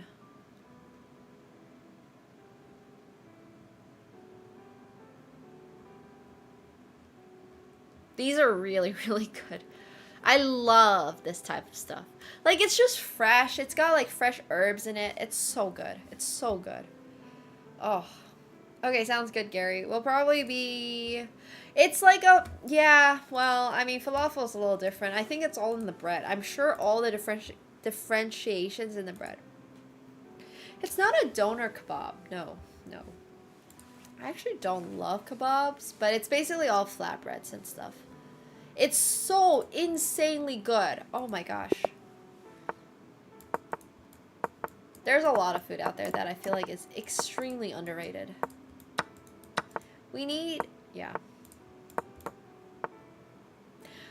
That's why I wanted to start Worth It Food. I want to do food reviews to like introduce all this. One of my favorite bakeries in Paris is... yeah, like Middle Eastern. Not French, not Parisian or anything. It's just straight up Middle Eastern. And it's really cool. So, I am super making myself hungry. I don't know when the next poker stream is. Taking a little momentary break. Hopefully it's just momentary, but...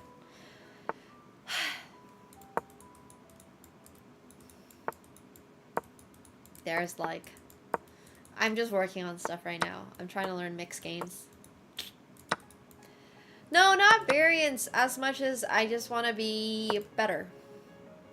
I feel like I am not playing as well as I should be. And also, I want to start learning how to play on stream, not just Hold'em. I also want to play some, like, Omaha, some mix, and all that stuff. But, also, I would say the tournaments in Ontario are not going very well. But yeah, I really want to just, like, dive deeper into poker, which is why I've been taking a little break. I just want to, like, not suck as much. I don't know. It's complicated, right? Because poker is such a studied game.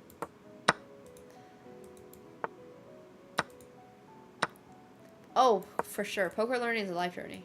You know, to that topic, chess learning is also a life journey. I know a lot of people hope that they can just start chess and buy a course and then all of a sudden be like 2,300, but it's very much a life journey. Unless you started at 3 years old, good fucking luck. Oh yeah, for sure, of course. Well, I mean, I think a large part of that also comes from the fact that Hold'em is like so solved sometimes. Not necessarily solved, but like it's very...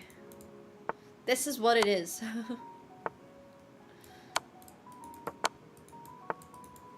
Which is why, also, I was watching the PGT mixed final table last night, and there's some really funny...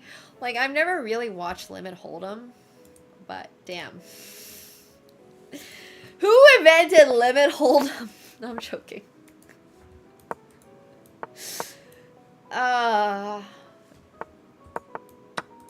There's just interesting stuff in poker. I like the concept that there's a lot of different games in poker. And they're also respected. And there's also, No, but Limit Hold'em is definitely a game. Someone wants the game to last all night? You know what? Fair enough, B9. Fair enough. Someone who is on a budget... No, I'm joking.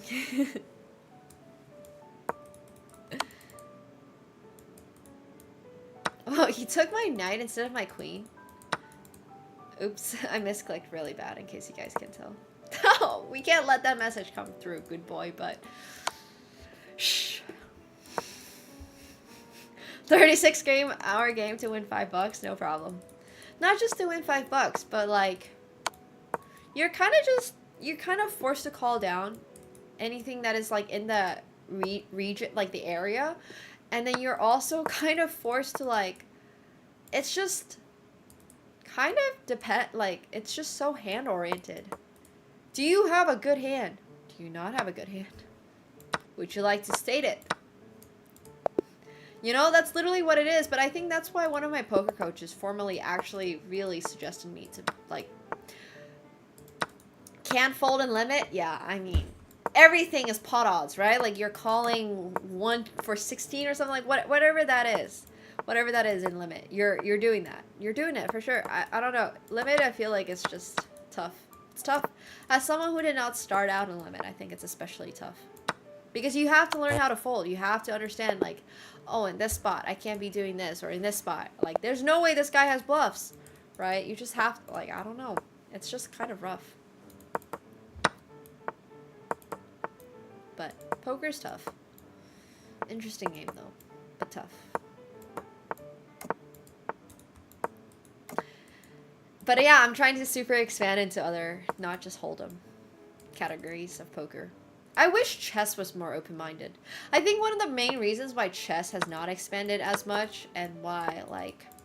Obviously, I know a lot of you guys think that chess has expanded, but if you really look at the global charts and stuff, and you really think about how many people are actually playing chess, and not just durdling while they're on the toilet pooping and, you know, scrolling through chess.com. Like, if you really think about it, you know, the chess world is still a lot smaller than the poker world.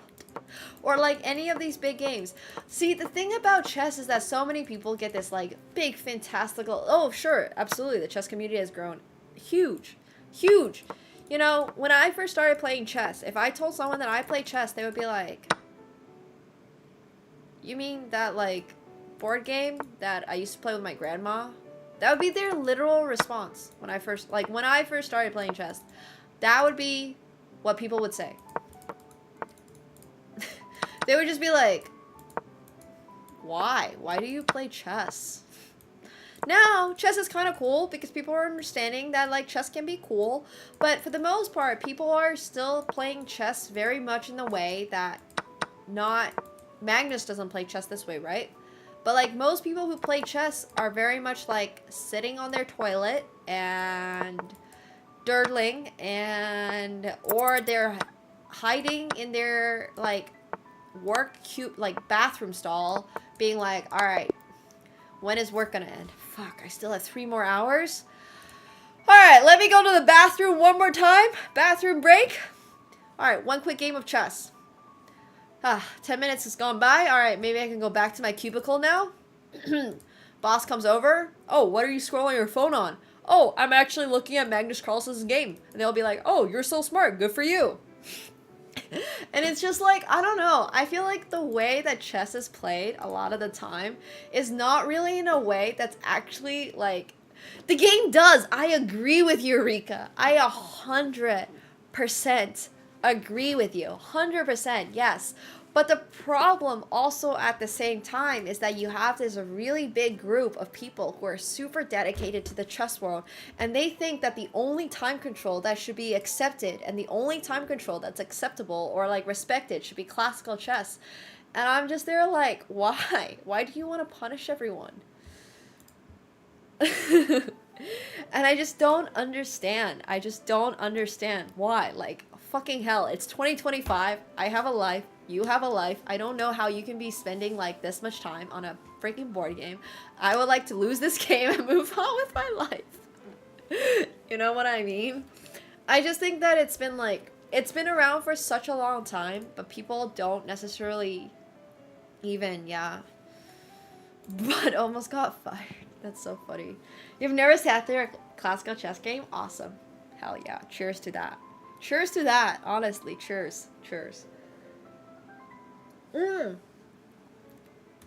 I do love my Chilean. Well, I haven't had that much Chilean wine, and I really want to go to Chile and stuff like that. So, yeah, 100%. Okay, well, okay. I can't say 100% because obviously I got my title and stuff through playing classical chess because I had to, and there was no other option. But all I'm saying is, look. We already fucked up the Women Grandmaster title, okay? There's no reason that it should be called the Women Grandmaster title. I'm personally voting for, like, Grand Mistress or something. Make it alluring. Make it sus. Make it sound like somebody would hear it and be like, ooh, what's this? Instead of, that's fucking sexist. Why are you calling yourself a Woman Grandmaster? I can clearly see you're a woman. Why are you not just a Grandmaster? And they're like, fucking hell, man. Mate, I'm a woman grandmaster because I'm a woman grandmaster, not because I'm a woman. Like, honestly, we already fucked up on that. Okay? Why not introduce blitz titles at this point? You know? BGM. It can be both, it can stand for both Blunder Grandmaster or Blitz Grandmaster. You'll never know. I think that's kind of fun. But yeah, I definitely think that if somebody over at the marketing team had like spent a little longer on these names, we would have been in a much better spot when it comes to these titles, because the titles are obviously exist to encourage women to play chess, and they're not there to take away from the fact that women can be grandmasters, nor to take away from the fact that, you know, the grandmaster title is technically a higher title than the women grandmaster title. It's not for any of that. It's just like whoever named it just didn't really think 20 years ahead and think that everybody would be offended about it, which honestly I agree with. Like, why the hell are we? Is anyone getting offended about this? Is it confusing? Yeah, absolutely. It's a little confusing. I agree. If I didn't know that women can be women grandmasters and also grandmasters, and it's not like the same thing at all, sure. But I've been in chess for so long, so I know all this stuff. But I can definitely see how it's very confusing. Which is why I think this is also the perfect time to market the BGM, the Blitz Grandmaster title, or also known as the Blunder Grandmaster title. Why not? And then we'll have to come up with something more creative for Bullet, obviously. I don't really know what Bullet we can do. When we replace CM with future Redditor and WCM with future Cat Mom, that'd be great too. I'd be so down for that. I'd be so down for that. But I truly think it was just a very big messed up like missed marketing opportunity. Your background music, yeah. I mean, what's wrong with that? It gets people talking, you know? And that's what chess has been riding on for so long. You guys don't know about chess before it was popular. You don't know how much of a pain it was to try to fundraise for tournaments. Or to not be like... Nobody, thankfully, really bullied me for playing chess in school because everybody was like, you're weird. But, like... It was definitely not really like, I was already weird before I played chess, and then on top of that, I played chess, and they were like, alright, whatever. So, I guess, like, as far as bullying went, I was already getting bullied for the other things, like my haircut, and nobody cared to bully me for my chess. You know what I mean? Nobody was like, so you have a bad haircut and played chess? Well, you deserve twice. No, like, nobody was like that. It's just like, anyways. I just think it's really funny. Tell them about the photo in the textbook, yeah. The chest just goes with the haircut. Exactly. It's just not, like, I don't know. I feel like chess has a lot of things that more people need to accept. Like freestyle chess. This is why mix is so interesting to me. Everybody respects mix. If you are a good mixed chess, sorry, if you're a good mixed poker player, people respect you. They're like, oh, you're a good deuce to 7 player. You're a good Badoogie player. Okay, cool. If you tell someone you're a good 960 chess player, they'll be like, what's that? You know? There's just something about chess that brings out the elitism in people. And I don't know why. I don't know why. I thought about this a lot, but it super happens all the freaking time. It's the same when I, for example, post, like, so my YouTube is my YouTube channel, obviously, because it's my YouTube channel. That goes without saying. But, like, for example, when I post, like, a fashion video or something on YouTube, and people are always, like, up in arms and really offended, like, oh, I don't want to see this fashion content, or I thought this was a chess channel, or, oh, she's just utilizing her looks. No, bro, like, first and foremost, want to be a fashion content creator, and I happen to be really good at chess, so I play chess for the income, and it's something I'm really good at. I'm not doing this because of anything. I just do this because like, it's just so wild to me. It just always blows my mind. I don't know. It's kind of crazy. I have no idea why people are so, like, up in arms about it. How dare, exactly, it's like, how dare you do anything other than chess? I'm just like, alright, have fun with your life, buddy. Yeah, my life goal is definitely to be either a fashion influencer, a model, or maybe one day I'll have my own fashion line. Yeah, exactly, but that's my point. That's literally my point. It just always blows my mind. Well, high fashion would be my favorite, but also at the same time, I love streetwear. I love a lot of stuff. I would say I have a pretty wide range. Like, obviously, today is not high fashion. Today is much more streetwear. We're actually wearing a necklace that we got sponsored with, so yay. Thank you, Timeo. No, but that's literally my point. Like, it's just, I don't know. They really love saying that this channel is all about chess, and they don't realize that it's my channel. It's not a chess channel. It's not Nemo Chess is actually my Instagram channel for just chess, and I try very hard to only post chess there because that's what I promised. AkaNemsko is just my overall brand, you know? And I just don't understand. I don't get it. I truly don't get it, but it is what it is. At least their comments give me engagement, so you know what? I'll take it. Yes, exactly. Thank you, Rika. Absolutely. Absolutely. But that's why it's so great when, like, I don't know. I think the Botezes do a lot of content that's outside of chess. Like their podcast and their house tours and stuff like that. So I think that's a really great point, too.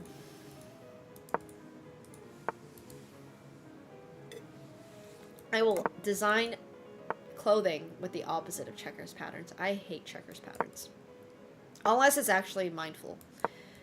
And it costs like $350 like Missoni. But otherwise, I'll avoid checkers. It's true, Bido. It's true. Yeah, checkers is not my favorite print.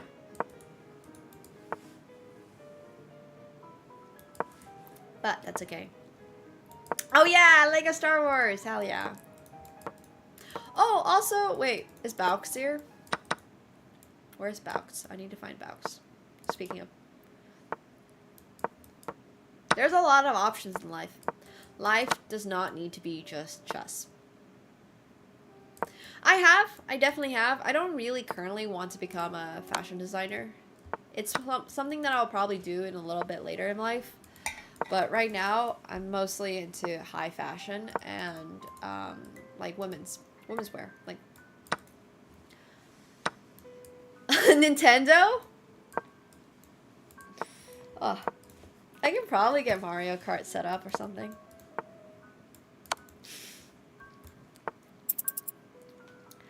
But yeah, we just got my super cool 7,500 piece Lego set is probably here now, so we'll be building that on stream at some point, which is really exciting.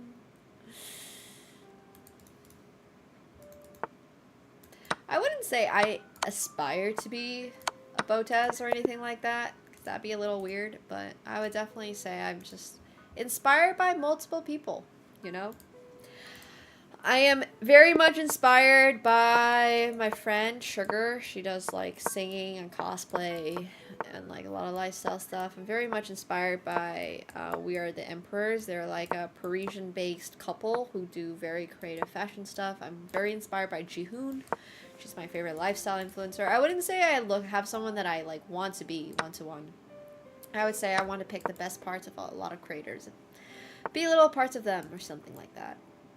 I have a lot of inspo. Not so much from the chess world, but I have a lot of inspo from like, yeah, fashion and stuff, fashion and lifestyle. That's where I get most of my ideas from. They're not really necessarily like gaming related or anything like that. It's just good content recognizes good content, I think. Oh my gosh, from mid. I don't know, I think we've gotten to a point where thankfully, fucking God, like, it's 2025, we can finally map a woman's body and be like, oh, this bra's gonna fit you. I don't want to replicate anyone. I don't want to be another person. I don't have any interest in being another person. That's boring. No thanks. I know I very much do not want to just be a chess player. I've known that my whole life. Since the day I started playing chess, I knew that. I knew that this was not going to be my game for the rest of my life. I knew that I was going to do other stuff. So it's just about being inspired. Like, I'm definitely inspired by some people in the chess community. I'm definitely inspired by, like, Chen Shahadi. I think her, just the conversation around being, like, I don't know. It's so weird. I never really thought of myself as a feminist because I have way too many fucking issues in my life to be fighting for anything. But I definitely think it's interesting. I have a lot of, like, girls who tell me, like, hey, I'm, like, you inspire me to play chess or something like that. And I'm like, oh. Wasn't really my intention. But I'm really glad that I did. You know? I'm so sorry. I'm not saying I'm so sorry. It's just more like, I just want to inspire people to be able to play the game for fun. Like, I just want people to have fun, whatever it is. It doesn't need to be chess. It doesn't need to be poker. It's just in life, you know? Have fun. Enjoy it. You're not necessarily going to become Magnus Carlsen, and that's okay. And if you want to become Magnus Carlsen, that's also okay. Both ways are okay, but just because somebody wants to become Magnus Carlsen and someone else doesn't give you the right to be like, oh, your time control is not a real game. Because I get that all the time as a bullet player. I basically exclusively play bullet. It's my favorite time control. And people all the time tell me, like, oh, bullet's not a real time control. I'm like, well, it's fucking listed on chess.com, so what do you want me to tell you? You know? And it's just stuff like that. So I just think that it's so important to, like, have fun with life. Whatever it is that you're doing, if it's not serving you, and if it's not what you want to be doing, you don't have to do it. Especially if it's like a game like chess. Does that make sense? Like, I understand if you have to pay the bills to live your life. But like, if it's a game, if it's literally a game, bro, it's not that important. I know, right? That's my point, Invalid. That's my point. Oh yeah, all the time, Rika. Cheers to that. Have not quit yet, so that says something at least. It's not high stakes, exactly. I'm sorry, but no one cares if you quit or not. I mean, I care a lot more if you have fun about it. Nice and cultured. Oh, it's not even about most humans being such jerks. It's much more about the fact that, like, I don't know. I think we're in a world of hyper focus, if that makes sense. Like, I think people who are hyper focused in things tend to get the most press. For example, you hear about the tennis players, you hear about football players that are like very much one track, and that's, you hear about Magnus. Obviously, he got married recently, so congratulations to him. He's maybe a little less one track now. But my point is, like, you hear about all these people that are very one track, and I think that has turned into sort of this ecosystem where people are almost expected to just do one thing and do that one thing really, really well. And I just wanted to be really realistic. For the most of us, we're not going to be able to do anything very well, right? Let's be real here. You are not going to become the best accountant in the world. I'm not going to become the best chess player in the world. Not by a landslide. And that's okay. And that's really okay. And I think for me, it's like, I've always really loved being a jack of all trades, and that's what I've like really prioritized. Hold my beer. But yeah, it's kind of like I take inspiration from all these different fields, not necessarily, like, once again, like I said, not necessarily chess, not necessarily poker, not necessarily anything. It's just like good content. Good content. Excel speedruns. You know, they actually have an Excel World Championship. There's an Excel World Championships. I'm not joking about this. Yeah, for sure, Rika. Absolutely. Like, a lot of people's self-worth is maybe tied towards, like, oh, how do I perform in this game right now? But also, I think a lot of it is that such a valued game, right? Like, I want to definitely say that chess is a valued game. Poker, well, okay, poker's a little different. Sorry, tennis is a valued game. Piano is a valued, like, activity. People that do these activities are kind of expected to perform a specific way, and if you're not doing that, then you're almost bringing your community down. But I don't think that's how it should be. I think you should be allowed as a person to be doing what you want to do in life. Right, absolutely, Rika. Yeah, for sure. Yes, and I think it's just so I don't know. I didn't know anybody else has actually seen the Excel World Championship commentary. I don't know why. Like I said, I just go on these random tangents like all the time. Like, I just get inspo from so many different things. I haven't been watching the Trident 150, but I've been watching PGT. So yeah. No, you're not an embarrassment to anyone. That's my point though. You can quit anytime. Or you can decide to become the best. And whatever it is, that's okay. It's about, like, are you okay with it? You don't owe anyone anything. Just be okay with it. I think that's so important. Because I, myself, have never been okay with a lot of the things I do. What does it mean to be okay with things? You know?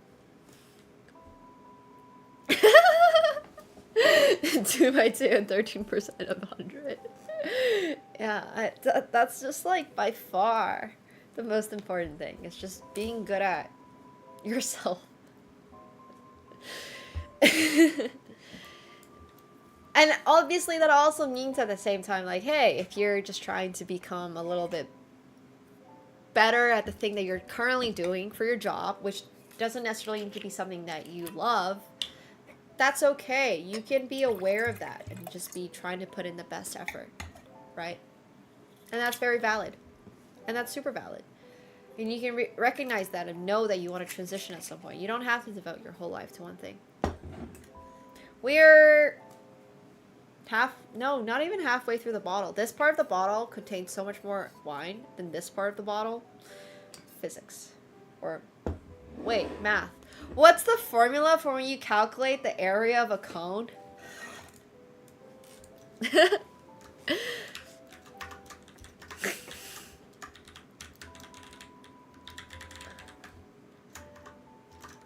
Math minor, by the way. Yeah, well, I don't remember how to do it, so somebody here has got to give it to me. Sorry. I'm not a... It's been a really long time. Cones have areas? Yes. Thank you. Yeah, something to do with the pie.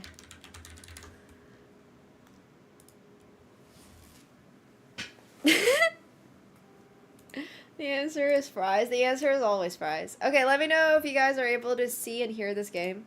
Speaking of fun things to do, we're going to play a little Starfield as well. Starfield... Wait, where's my sound settings?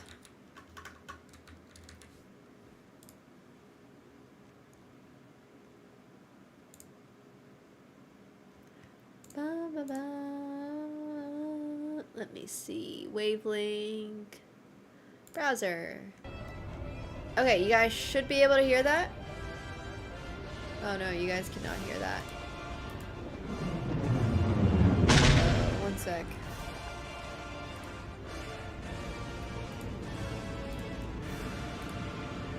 Oh, you guys can hear it? It's coming through music? Oh, that's weird. I actually don't want it to come through music because I do want the game sounds. Thank you so much, Muji Wolf, for the tier 1. Appreciate that a lot. Thank you. Okay, one sec. That's a little weird. The biggest disappointment I've ever experienced, not getting into Harvard. Haunts me to this day.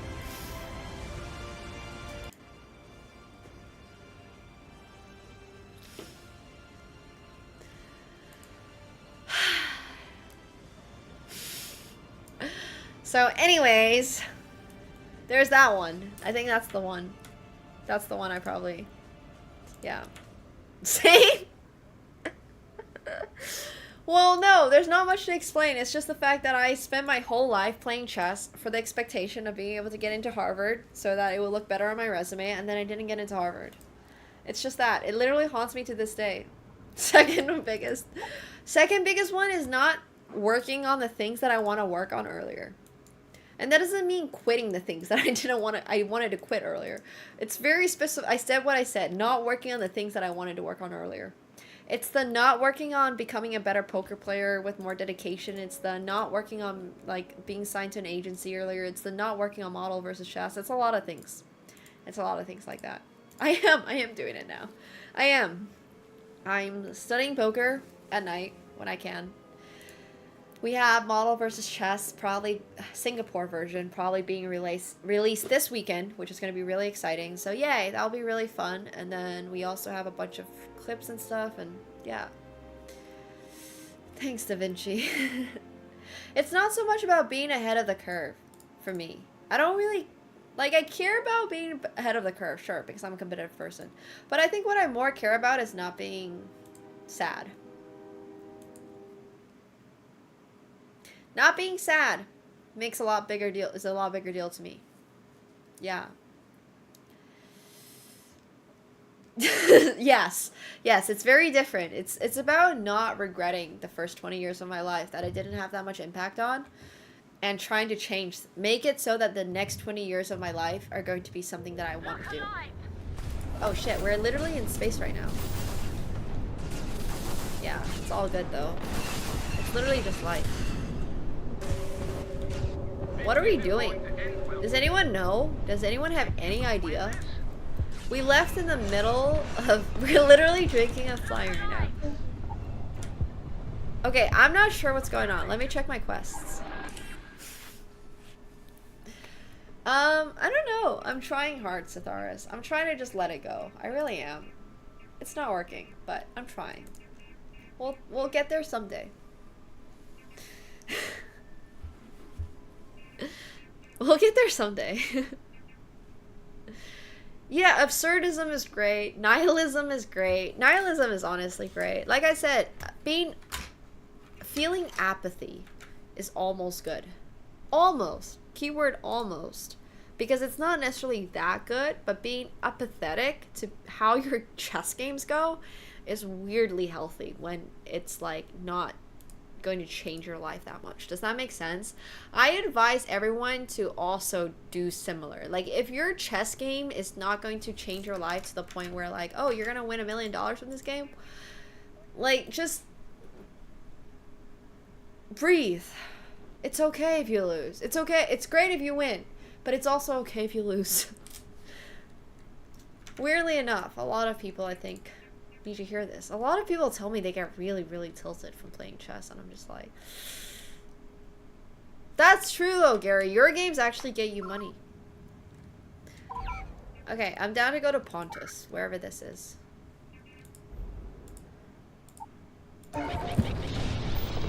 Grab jump.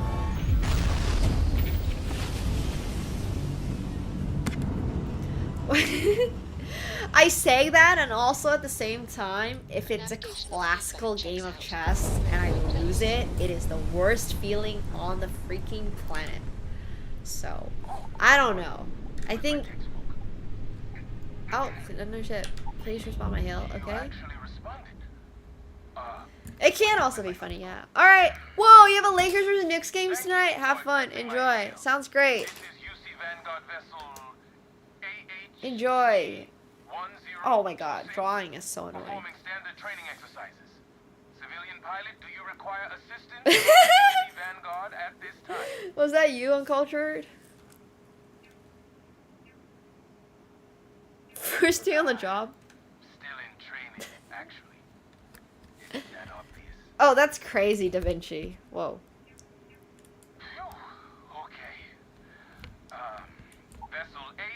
This is actually really funny. This is a very Star Wars transmission, and I'm very surprised that this game did such a good job with doing that. I'm sure I could have also, like, blown them up, but we're not going to blow them up. Well, I'm trying really, really hard to not have emotions be a part of life sometimes, because as I've come to realize, emotions don't help sometimes. It is what it is.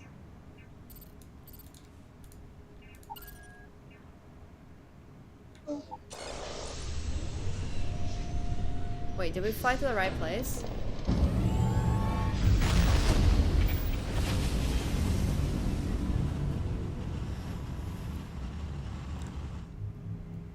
Yeah, for sure. Nice work. Come on. Exactly. Why can't my emotions just be regulated, you know? Acquire the power on Dionysus. I can't even pronounce it. Find the artifact on Pontus. Okay.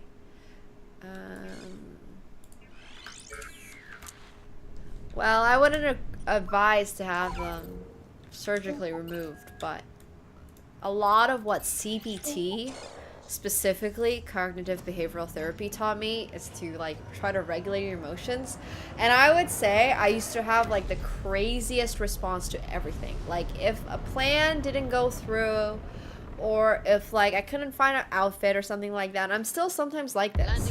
I just go crazy. I just go absolutely batshit crazy. Like I literally go into a frenzy. And this literally still happens, but it's a very clear sign that your emotions are not, like you cannot, sometimes people just are not able to physically regulate their own emotions. And that's literally me. I physically, medically, whatever it is, cannot regulate my own emotions. Oh wait, I did not want to take off. It super does. It super depends on the recipient. Absolutely. But everyone's like emotions are different, and then it's just a matter of being able to like calm yourself down. There's a lot of like grounding methods, and just being like, hey, I'm gonna do this, I'm not gonna do that, and I'm just gonna, one of the things that like my therapist taught me to do was to take a cold shower. For me, I changed that into just taking a full bath. I love being submerged in water. I love water. I love like hot tubs. I love cold tubs. I love all water. So it's just for me being like, if I ever am in a bad mood or wake up feeling terrible, which is unfortunately a lot of the time, I just go and take a bath. I just submerge myself in water, or I take a longer hot shower. I just like water. It's just things like that. It's all about finding like different ways that help yourself. And also women and men are very different, right? So like my experiences might not be your experiences, anything like that. Yeah. Putting ice in your mouth also helps. Frontier. Our suits allow us to venture into Oh gosh, Muji. Imagine all of the places where even a suit isn't. Yeah. One day. Oh yeah, I do that, Satharis. Absolutely. For sure. Okay, so this is... We landed here, and my plane is... So it's to the butt side. I know it's backside, but I'm saying butt side, because I'm thinking of the Millennium Falcon as a front and a back. Oh god. Not my driving! Oh god, it's like somewhere over here, I think. Oh no.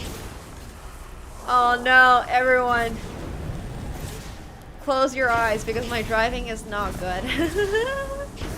Going to the gym is also good. Yes, I agree.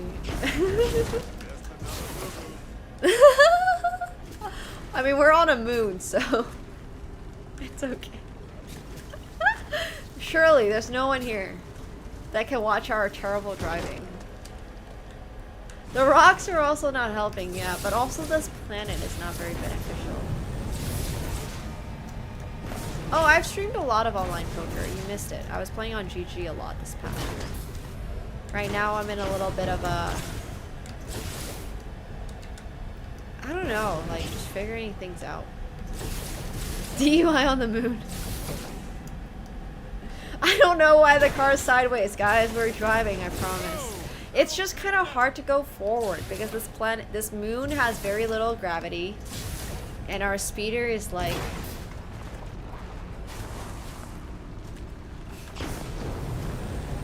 really struggling, but I think we're making it. We made it. Oh wait, this is not where we wanted to go? Oh my gosh. I think our quest markers are not even here.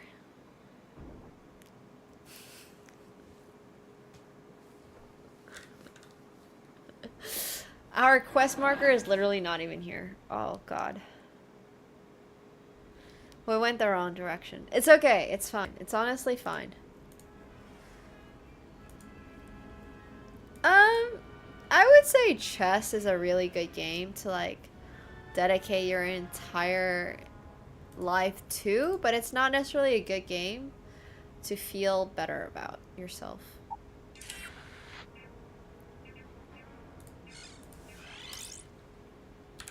It's a good game if you desperately need something that's like...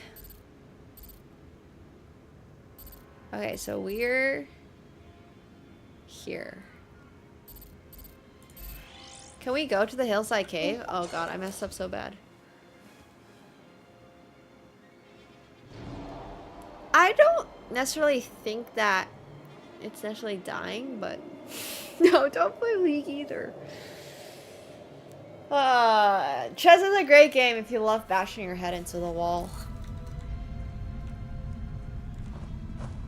I'm just gonna say that. Losses will always hurt, and you might not necessarily care about your wins. That happens a lot in chess. Trust me, I'm not the first person to have figured that out, and you're not the first person to have figured it out. If you are currently feeling like you don't care about your wins that much, but you feel terrible after your losses, it's time to either reconsider your life choices and like just, you know, maybe take a deep breath, go back to it at some point. It's always okay. Chess will always be there for you. Chess will always be there for you.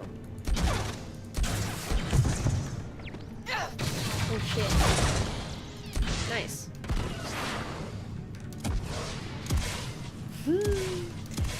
Do something that you like doing that doesn't hurt your brain as much. This is a mod. This is very heavy. 4,000 credits is so much credits, and also Beskar. That's crazy. But yeah, this is very heavily modded. Butterflies in your stomach, but it's all over your body too. Sorry, I'm listening to what Barrett's saying. Very heavily modded Starfield. It's Star Wars Genesis.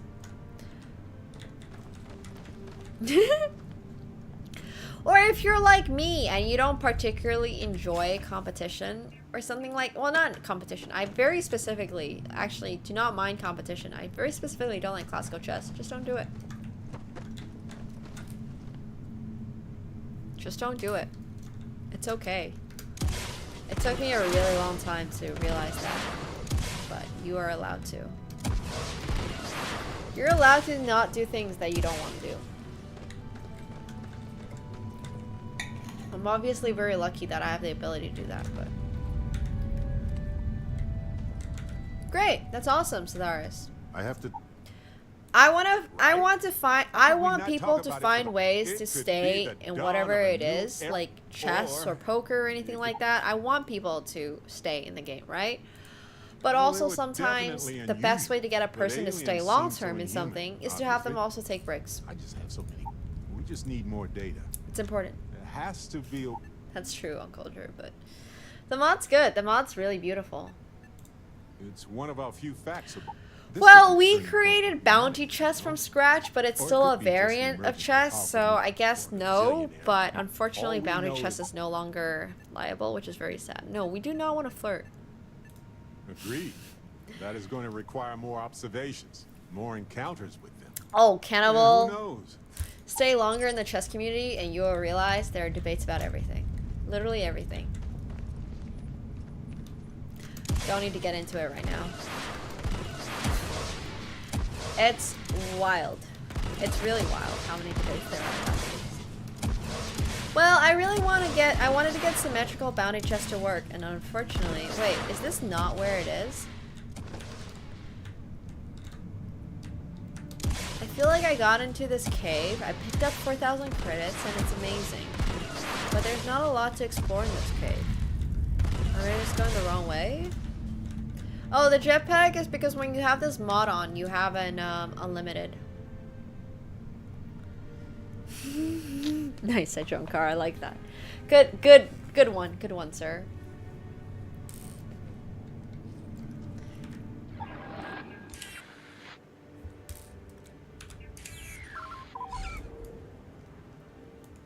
Okay, so it's not here, and we need to go to the other one. Find the hillside. Oh wait, it's only partially explored. What? What am I missing? I'm missing something. Well, I have force.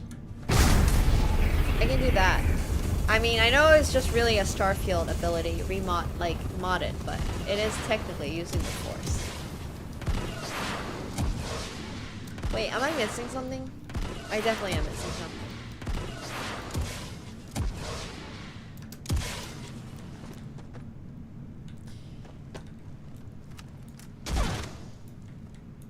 No, there's no way. There's no way. Okay, I have to go out. Alright, I'm sure there's a different way to get there. Maybe through down here?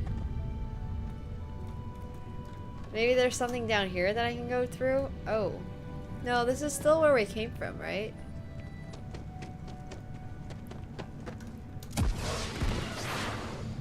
Alright, let's exit and check around the corner, maybe? Oh, it's this side. I didn't explore this side of the cave. Man, I really don't like cave exploration. You know those, like, oh god, one of my biggest fears would definitely to be caught in a cave. Wait, no, this is still the same cave.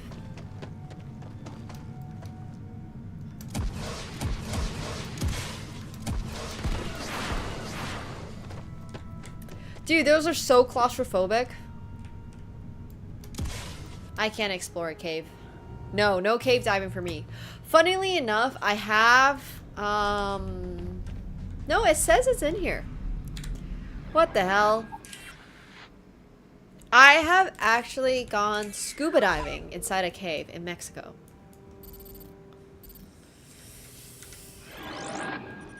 So, that wasn't as claustrophobic, but I refused to do the super claustrophobic cave one. I did survive it. I know. I know.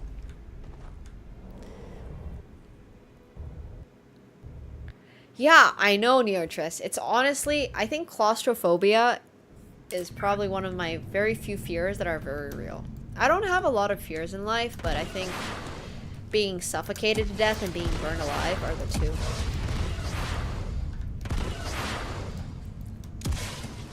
Okay, maybe it's this side? Haha! No? Still looks more or less the same. Maybe I was a witch. I don't know where it comes from. Some people just don't like being claustrophobic, you know? Oh, pause champ? Pause champ? Oh!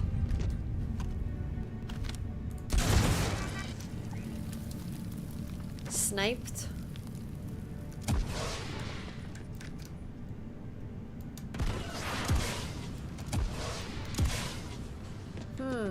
Okay, let's go up. Whoa. What's shooting me? Oh, damn. I can't aim while I'm in the air. Oh my god. Okay, we got it. That was a little messy. They are going ham in here, yeah. They super are. Also, I gotta go to the bathroom really quick. No, I don't play Counter-Strike. Can you tell? My sniping is so terrible, but I really like this gun. I got a new sniper gun. And sniping is probably my favorite thing to do, but I'm not good at it. And I'm not fast. I don't have very fast reaction speeds. Also, BRB. I'll be right back.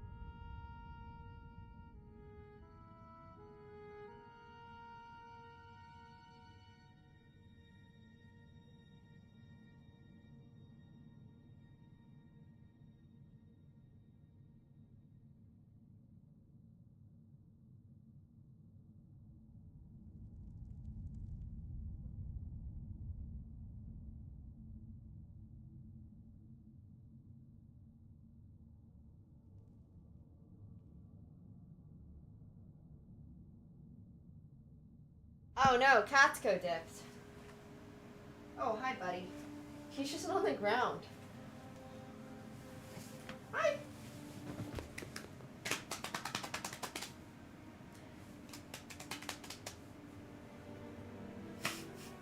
He looks so confused. He definitely just woke up. Level 17 is a powerful character? Hell yeah. I mean, I think I actually have like a bunch of skills. Oh, hi, buddy. Katsuko is the best. Let's see what skills I have actually. Oh, these are these things.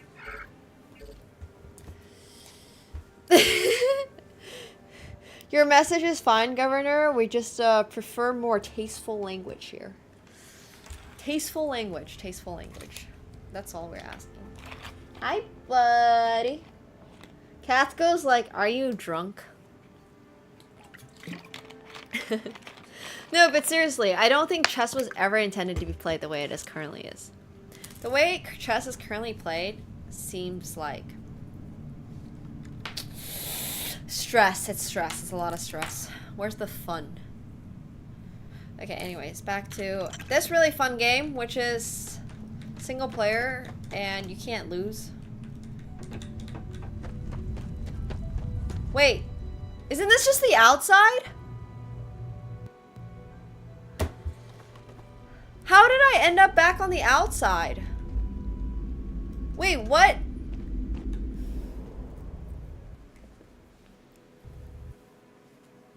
Hi. Yeah, we're playing this stress-free game, except I cannot figure out where I'm supposed to go. I just...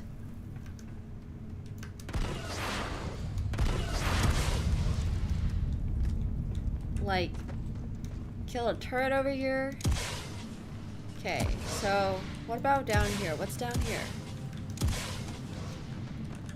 Have we been here? Okay, this is a dead end. I do not like cave exploring. Caves are so confusing. Yeah, okay, so there's wire going up here.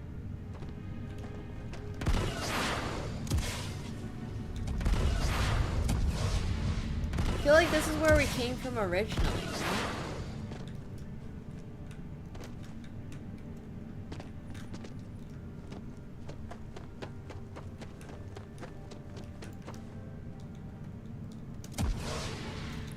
Okay, so maybe we need to drop down to this lower level.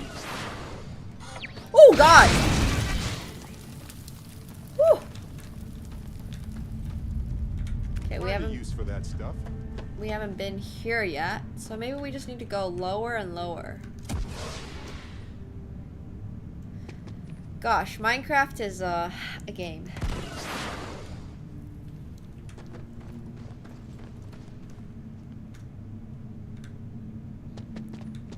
Oh man. Ugh, the dead ends are so annoying.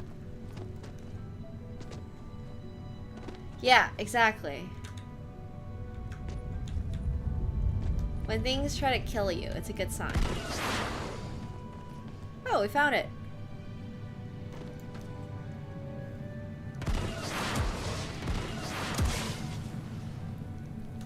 Oh. Brings lit. What?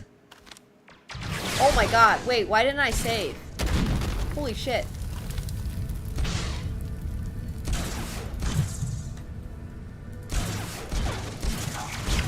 We can crit him? We can crit this alien thing? Where did he go?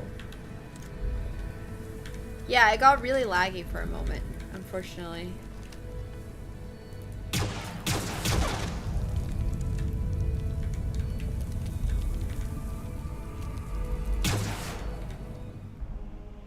Peace is a lie. But for those of you who have played Starfield, you would know this plot. Through passion, I gain strength. Hi, Katsuko. Through strength, I gain power.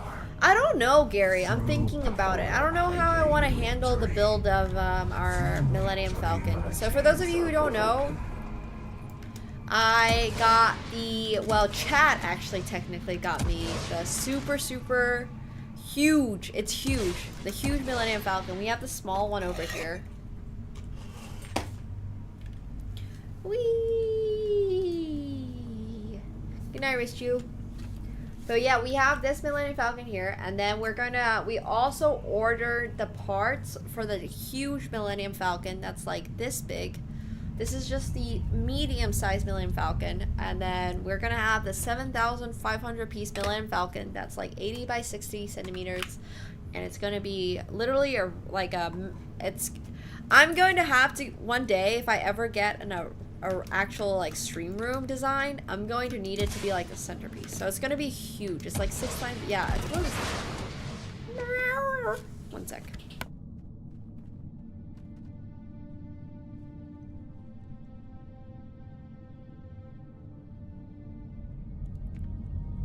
Go was just meowing at me. Oh, that would be so cool, Muji. That would be so cool. Building the biggest Lego in the world would be such wholesome content. I just like to bully Katsuko when he meows. He's a very bullyable cat. Because he bullies me all the time with all the scratches and stuff, so I gotta bully him back sometimes. Oh, it's up. Gotta go up.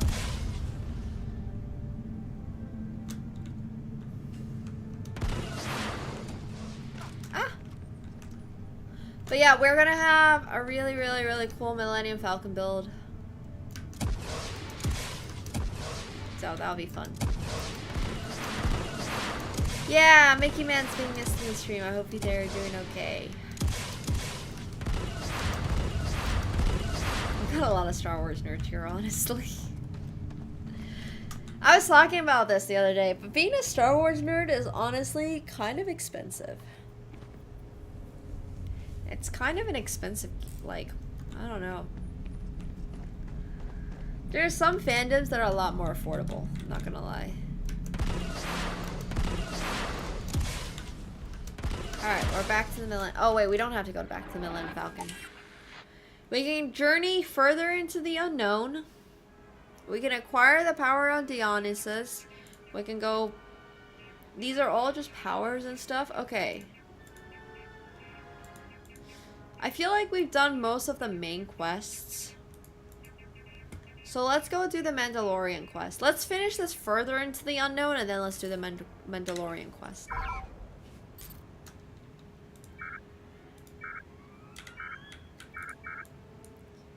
Oh.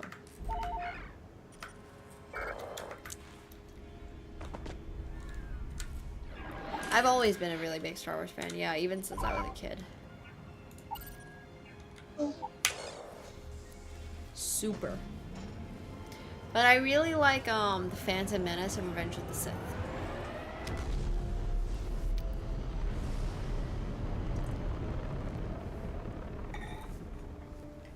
Hey, you might want this. Alright, what's up? What's going on over here? Oh, Darth Maul is such a good character. It's true. Oh?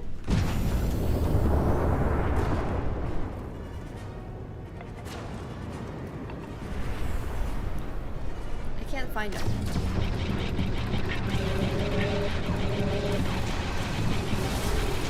Let's get yeah. These are... Okay, wait, why am I so slow to turn? Oh? Hello? Shit. If I die, that will not be good. Oh, there's 2 of them? Oh no. Oh no. Okay, let's get this one as well. Wait, that one's not working. Shit. Okay. My shields are breaking. No! Our shields are... Oh god.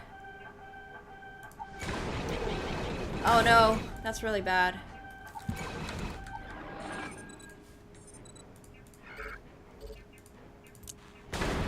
The Millennium Falcon might be going down, guys. Oh, to repair. Oh, to repair. It's gonna be hard to repair while we're flying, and we have a lot of buttons to press, but we're gonna try our best. pressing O, I'm pressing O, I'm pressing O. Can we kill this one?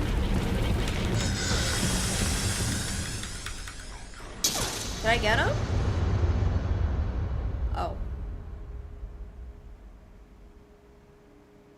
We did not get him.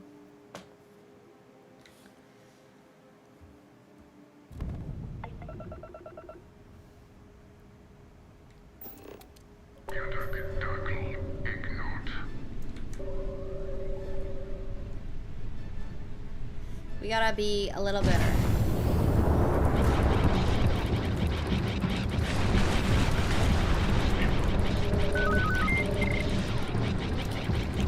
We might need better piloting, honestly. There's gonna be another ship that comes up, so we gotta do everything we can to kill this one. Okay, there's another one.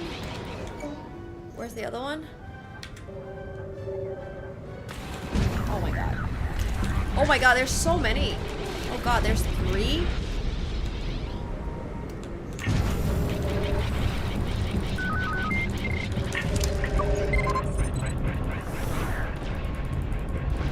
Get him! Get him! Ah! Okay.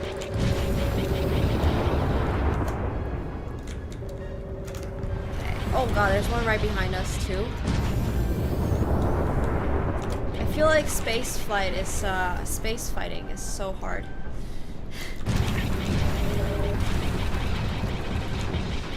Jeez.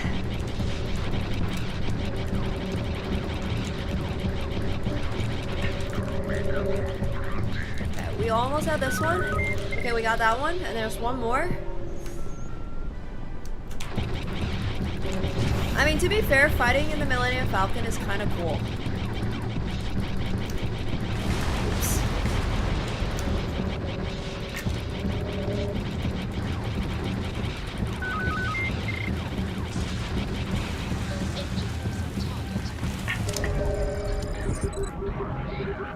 Okay, second time around wasn't that bad.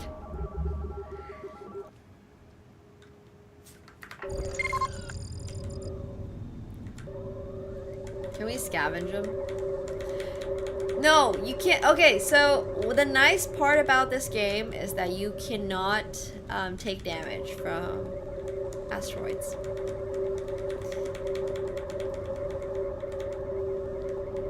Yeah, quick save is a great idea. Thanks.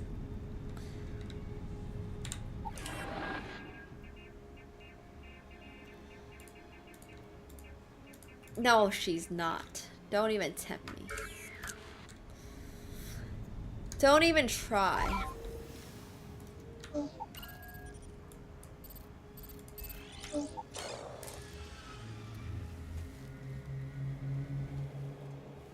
But yeah, Star Wars!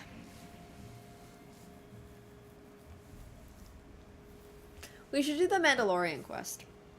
I've been putting off the Mandalorian quest for so long, and at this point I'm probably so over level for it, but... I mean, imagine having... I do not want to have to fly my plane, my ship, through the asteroid field. I don't want to have to do that. I'm not gonna lie. No thanks. That seems miserable. It does take skill, but... I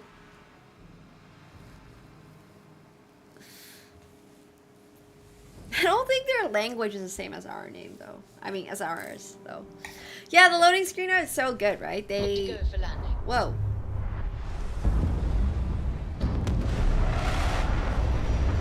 That was right. The loading screen art is fantastic. The giant worm thing was so crazy.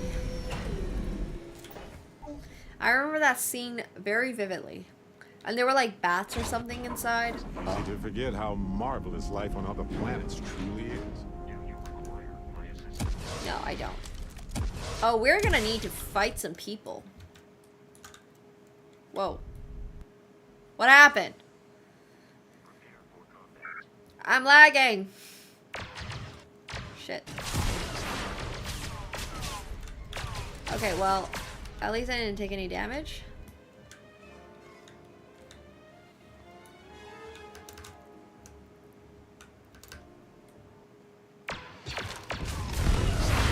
Okay, if I was a better sniper, I would be able to hit this. Nope, I'm not hitting it. I'm just getting shot. Alright, you know what? We're not gonna do that. We're just gonna walk in through the front.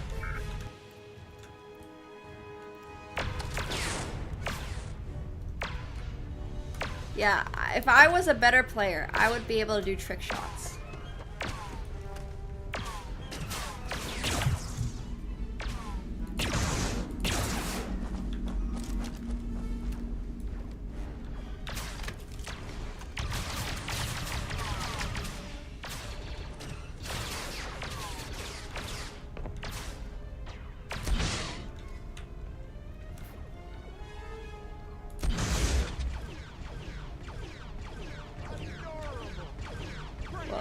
What's happening?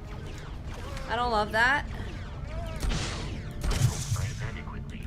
Okay, you remember when I put all those points into crit? This is why I put all those points into crit. Not actually, don't do what I did, because I think crit is one of the least useful skills to have, because you can also just be good at the game and not need to crit people. But like, I put all my points into crit, so. We're critting people.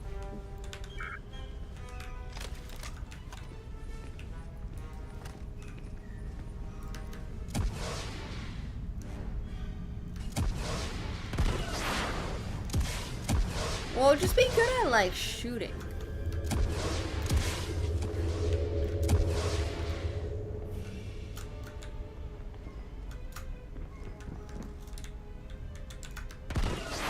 Is there anyone here? There's no one here. That's not true, James. Maybe in the US, but not in Canada. I'm just trying to see if there's anyone here, but I don't see anyone. Oh, I see people in there.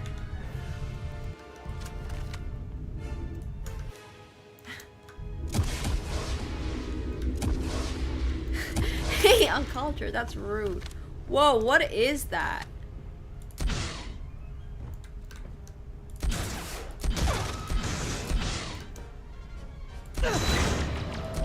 Okay. They're going to betray you, every last one. Oh no, what's happening? I'm getting like dark urges or something. Dark urges in Baldur's Gate.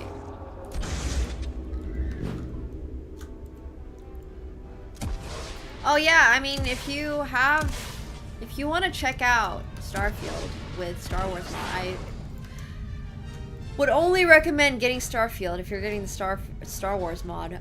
But yeah, it's a lot of fun. It's been a lot of fun. They aren't using it anymore, so why not? Thanks, I guess. You know what? I'll take it. It's okay. I never really wanted to be good at Minecraft anyways, so you know. I can see them. I know they're there. I'm just gonna heal really quick, actually. Oh, I don't have any? Great, we gotta eat. Cheese! Sure, I'll eat some cheese and some cake.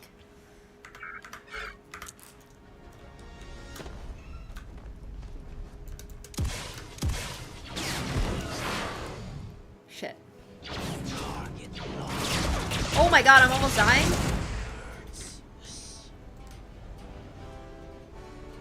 Whew. Everything's okay? Everything's okay? Let's have some tofu. I have a lot of food in case you can't tell. I love hoarding food. Well, the graphics are not bad in Minecraft. They're just intentionally like that.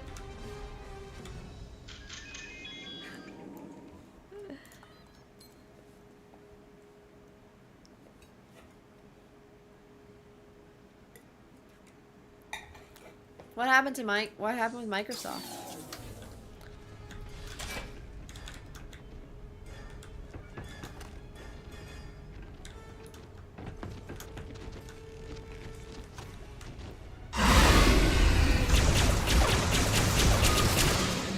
Jeez. Alright. No problem, Spider. I'm glad you're stuck there so I can...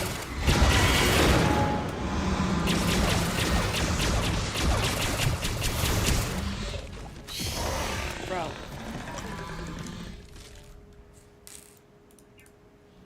Oh, did it?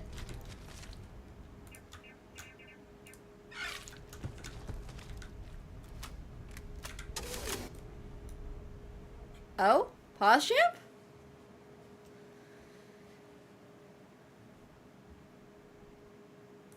Whoa!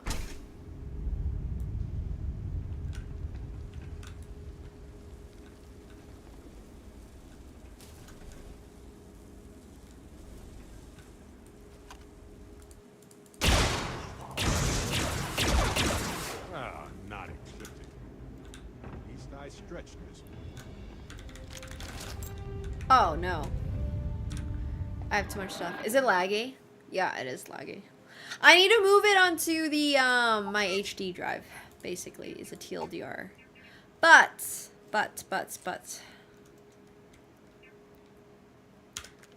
it's alright.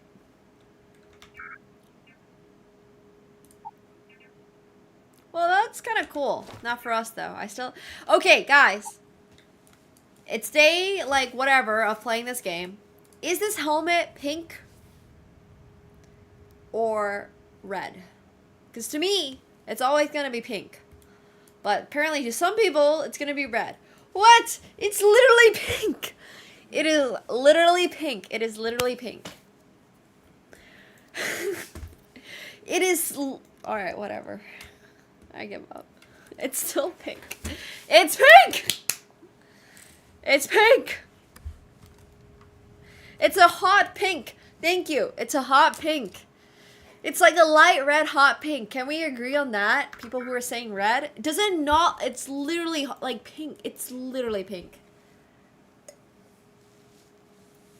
I have my Valentine's Day card that I was supposed to give to someone, and then I just never did. So now I just have a really cute Valentine's Day card that at this point I feel like I'm just gonna keep on my table.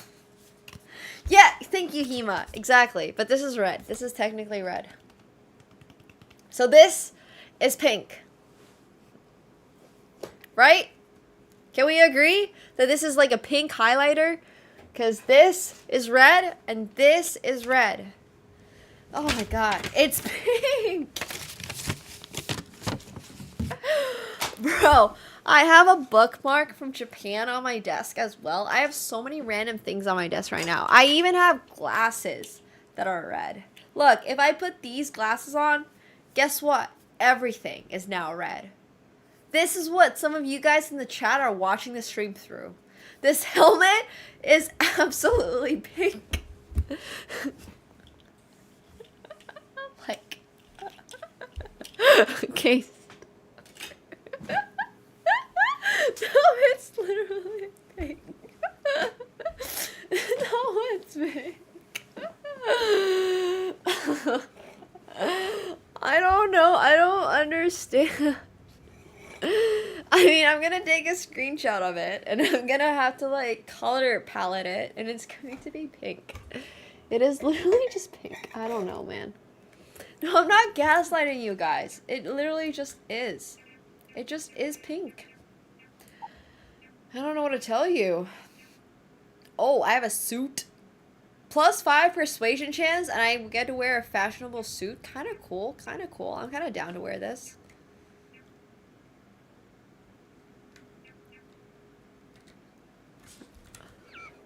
Oh.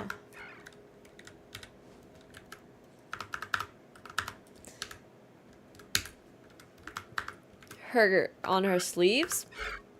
No, she has no pink elsewhere. Yeah, exactly. Uncultured. No, but I mean, I understand that that's what it's supposed to be, but I'm pretty sure it's not. It's just not. Oh yeah, I killed this guy.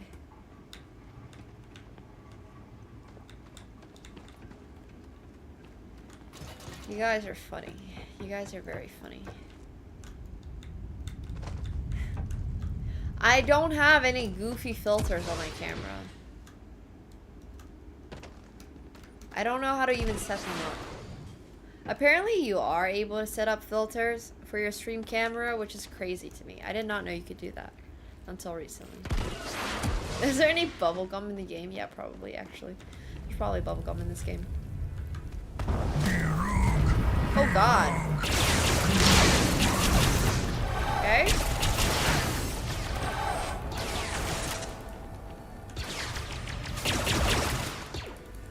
Okay, I'm on fire. This is going great. Alright, I'm gonna stand back and snipe. Because this seems to be not exactly working out the way I expected it to. Nice. Where's the other one? They died? Cool. Burn, baby, burn.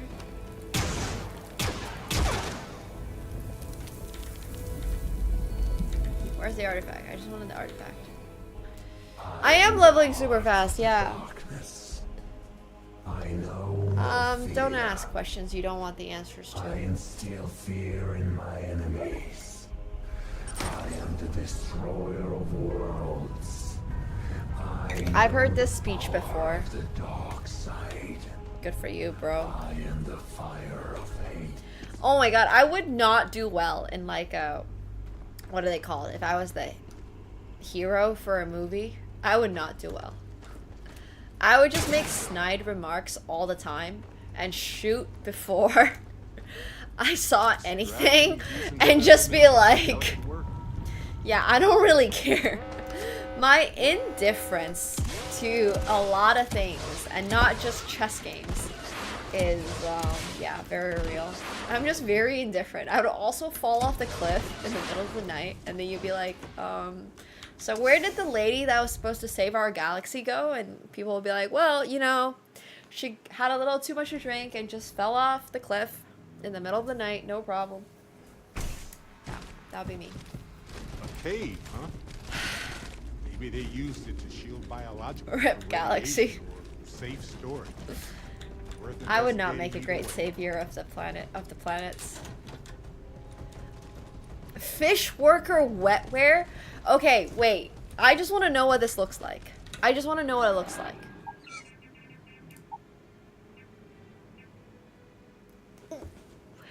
Balenciaga! You guys have some inspiration. If I've ever seen inspiration for Balenciaga. Okay, we're dropping that. That looks terrible.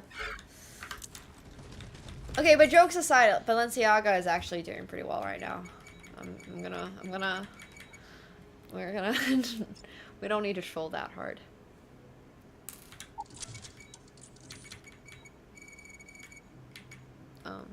Wait. Did I fuck up? Oh, no. I don't think I should. Oh, wait, no. I'm great. I'm doing great. This is fantastic. I got it. I figured it out. Well, have you guys seen the Balenciaga fashion shows where they're literally carrying trash bags walking through the snow? I don't know if anyone knows what I'm talking about, but I have a very specific image in my mind whenever I make fun of Balenciaga. Like, look, like I said, Balenciaga can do good things. They have some decent designs, but there's a very specific fashion show that I remember from recent memory where their models were carrying trash bags through the snow. You guys don't know this?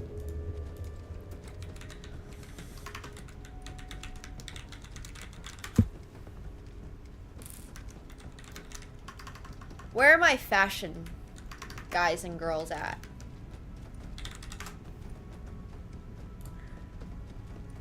Okay, wait. Winter 2022. You're not ready for this, guys. You're not ready for this. Actual trash bags. This is not hyperbole. This is not anything. This is just what they did. This is just literally what they did. Okay, one sec. You're not ready for this.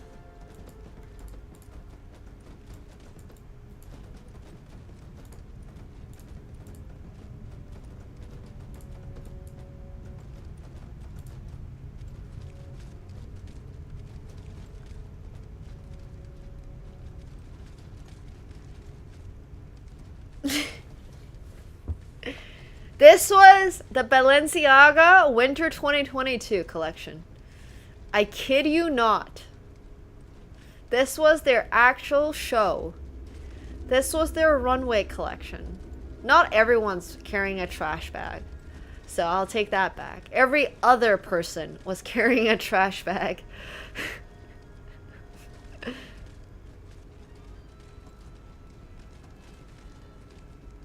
They could literally be Star Wars characters. No, they're literally on Hoth.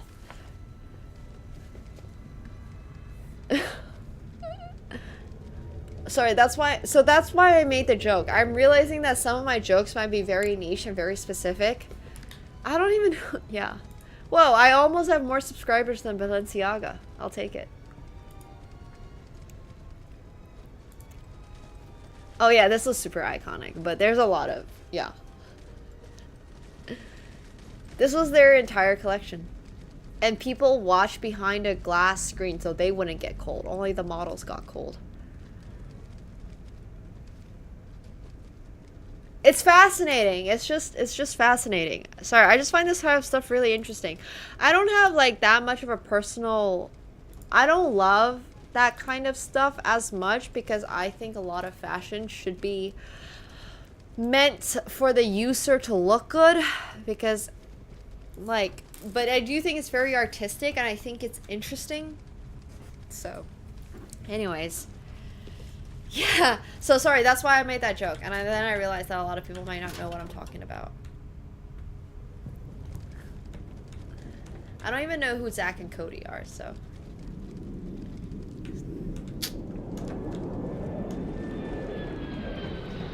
Beat Balenciaga by sub count? True. Alright, let's go see what's in here. Oh. Oh, we missed. Great, and now we're out of bullets. Alright, let's... Oh, alright, we missed again. Okay, none of these are hitting. Okay, we got him.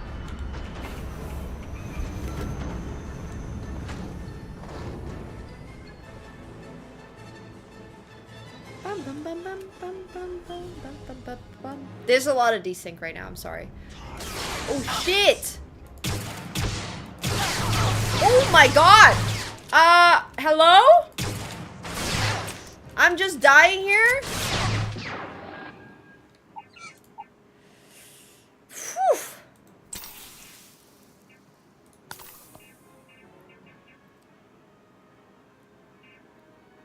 Okay?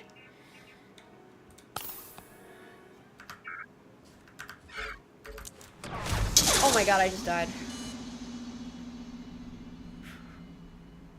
Well, I was not expecting a guy with a massive machine gun to be just right behind the corner, so we're gonna take that, we're gonna do that again. And maybe have a better gun. Hey, huh? It's Maybe okay. they used it to shield biologicals from No, we don't want that radiation one or either. safe We want this storage. one. Worth investigating either way. Oh, I have to do this again? This is why you save more often, chat. Save more often. There wasn't even anything worth it in here, right? Why am I doing this?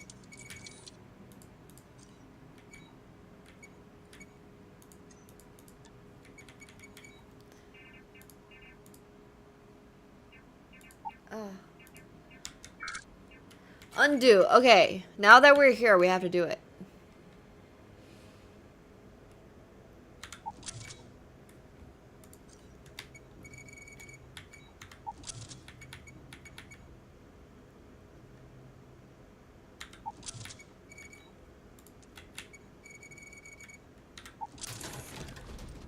There's literally nothing worth it in here. Oh, 872 credits? You know what? That's kind of worth it. Okay, this time we're gonna save right before we get there.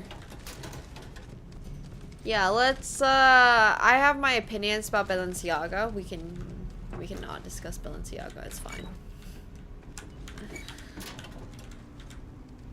I think it's very hard to be like super into fashion and also at the same time be very price conscious, if that makes sense. Like, I'm very price conscious. There are some, like, if I'm buying something, whenever I'm purchasing stuff, right? I have to be, I'm very, very like, okay, I think this is worth it because of XYZ reasons. There's a certain point in fashion when it's just a bit like, why are we doing this? Why is this item as much as it is? Why? Just why?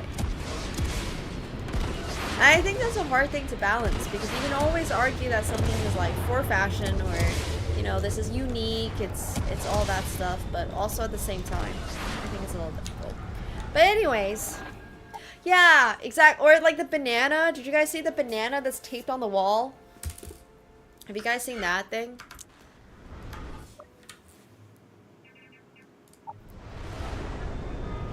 Yeah, the banana on taped to the wall sold for like 2.5 million or something. It's like art can be so, I don't know, subjective? He ate it? I didn't actually see that. Oh wait, no, let's keep it open.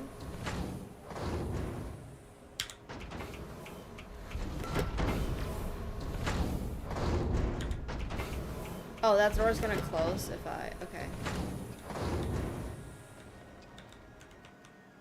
We're ready. Oh. Opening fire.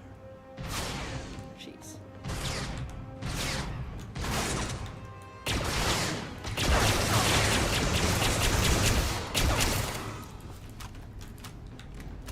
Shit. One sec.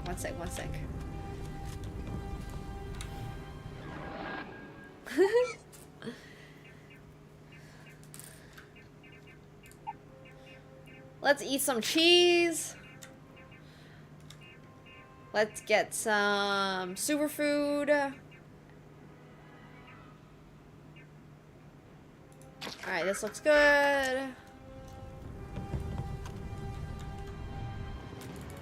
Holy shit. Please, don't lag.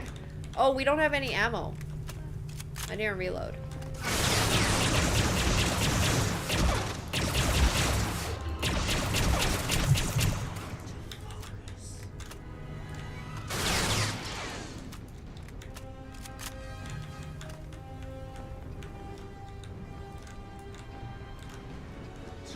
Where is he?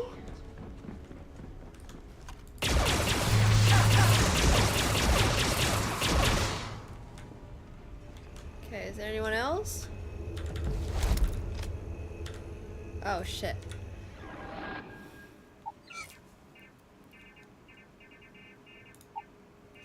I am carrying too much stuff.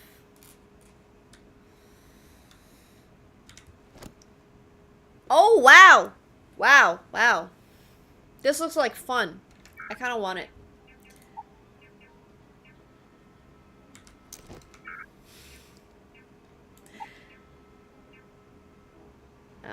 Don't eat that.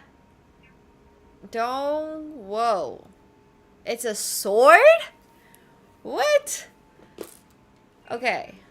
Well, definitely don't eat that one that's worse.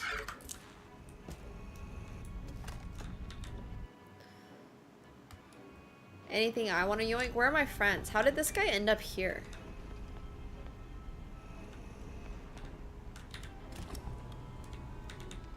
Anything worth it in here? Nope.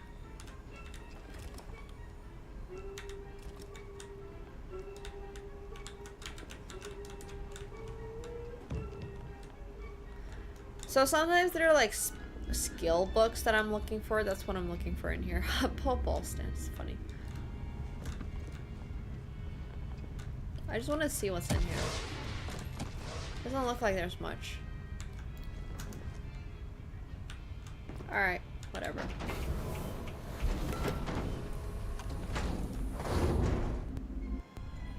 Alright, we're chilling. Cool. Well, that was easy. Okay, so we want to go back to the lodge. And as you can tell, this game is still very much Starfield at its core, but we've got all the cool Star Wars mods on top of it, which makes the game 10 times cooler because, let's be real, there's a reason I only got to level 4 in Starfield, and now I am at level 19 in Star Wars Genesis. Cheers to that, too. The game is cool. Okay, sorry, I know I'm making fun a little bit of Starfield, but I was watching Star Citizen gameplay the other day, and I gotta say, it's really, really, really difficult to make games like this and not have them be buggy. Like, I get it. I do get it. Not that I've ever designed a space game before in my life, but it does seem extremely difficult. Yeah, Star Citizen has gameplay. I was watching some gameplay the other day because I was like, okay, well, I really like space type games and stuff like that. So how viable is it to actually play a game like Star Citizen? It looks like it's not very viable. So unfortunately, but Starfield is actually really well rounded out. I would say I've faced like few issues in it. Most of the issues that I do have are obviously the fact that the game requires a very powerful graphics card, and the fact that I've like super modded it does not help the gameplay. So yeah. But I would definitely say that Starfield itself wasn't as fun to play for me, myself personally. Like, the story just didn't excite me.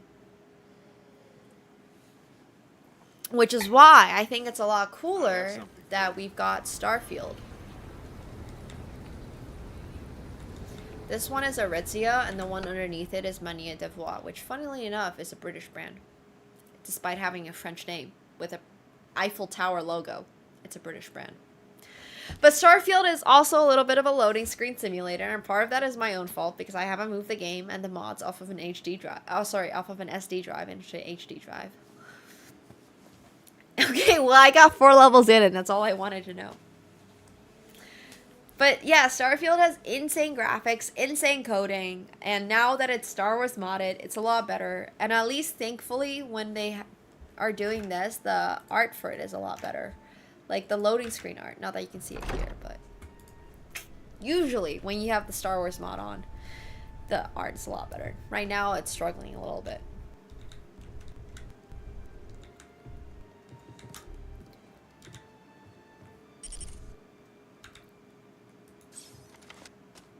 And also the dialogue lags. Mateo, are you?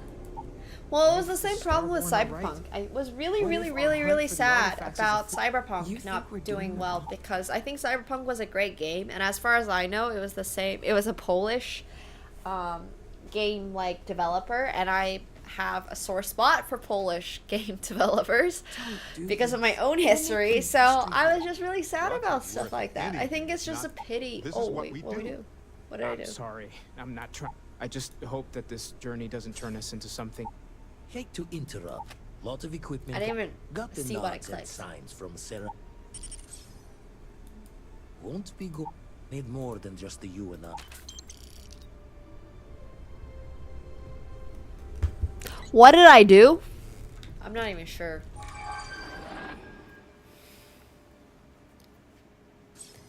Yeah, I mean, they just got pressured, I think, to do all that, right? So many quests. So many quests. Okay.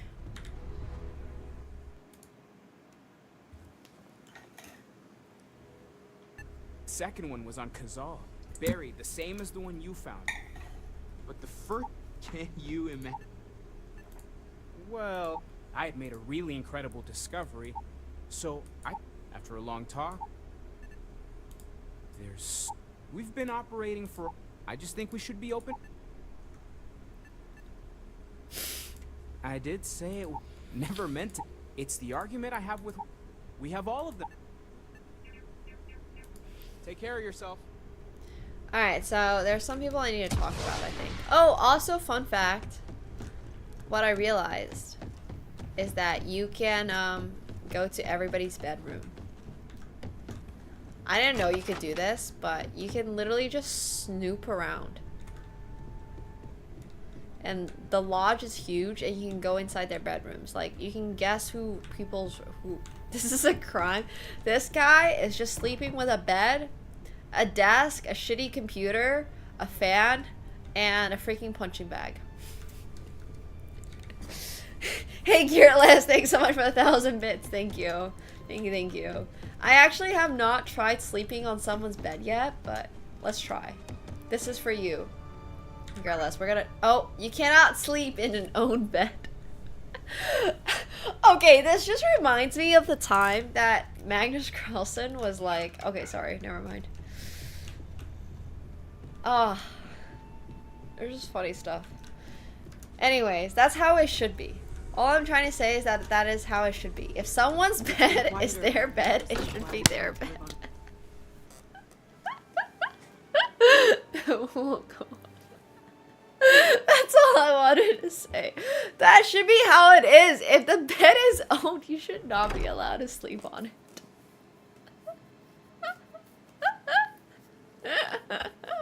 No, it's like a Botez. It's a Botez story. It's not even my story. It's Botez's story. No, they've told it on stream before, but I can't tell it as well as them. You know, it's not the same. It's not the same. There's definitely a clip somewhere of them telling their story.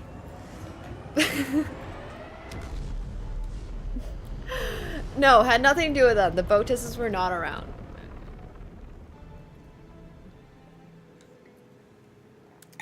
The Botezes very generously let some of their Norwegians use their house while they were out of town. And things happened.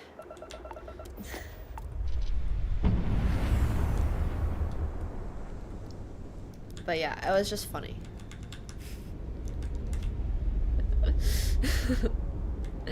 It's much more that it's just funny. It's just really funny. Well, they used the beds without their permission, but it just reminded me that beds should be used for the owner. You know, like...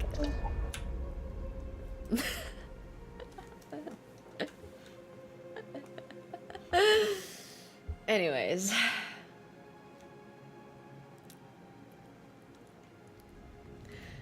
If you made the best, you must lie in it. That's pretty funny. Check in on everyone? Everyone. Who's everyone? There's so many people. Why are there so many people? Setting up some software.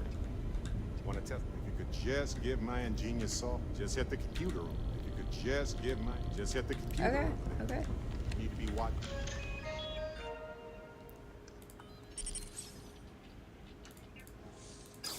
On my end. That was supposed to happen. Everyone's on the eye. Hmm? Oh, sorry. You colored the wrong wires. Oh my god, not the red thing again. It wasn't me! Knew I should have fixed. No need for. As for you. Oh, I got 6,000 bucks for that? Oh, hell yeah. Don't want to worry anyone, but we got more. Captain Petrov owns a. Reached out. Think we're gonna need. Left a life of a. Alright. I have no problem stealing from people. As we always say, each member of. Catch a smile. Cool. Okay, so we're gonna go to that base, the Onaka game base. Which is cool. So we'll do this one, and then we also have to acquire some powers. There's a lot of quests to do, and I also wanted to go back to Coruscant because I had to sell, and I kind of forgot about that. So we're actually gonna go back to Coruscant. I'm carrying too much stuff. I can't fast travel. Oh my gosh. What?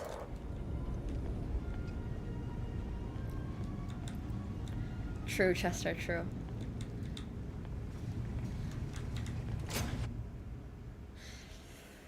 Alright, we're boarding the Millennium Falcon for like one of the first times and actually seeing it instead of just flying.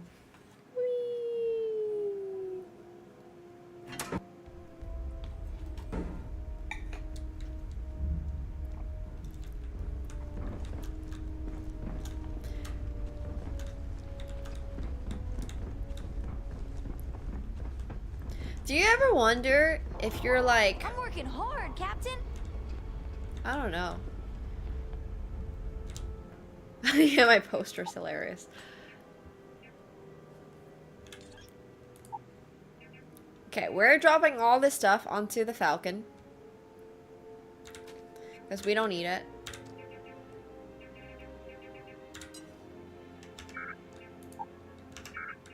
What's so heavy? What is weighing us down? Is it resources? Can't be resources. Oh, it might be. It's all this stuff.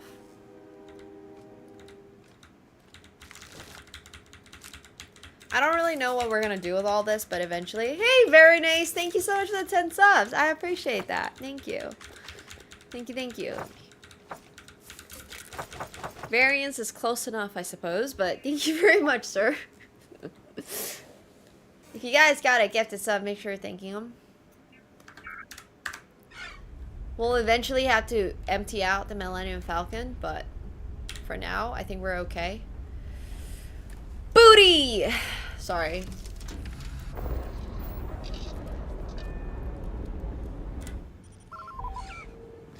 I don't know why my character is so thick.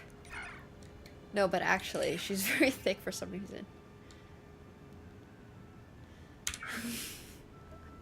I genuinely have no idea why. Oh, we cannot travel while the ship is docked? What? That's some bullshit.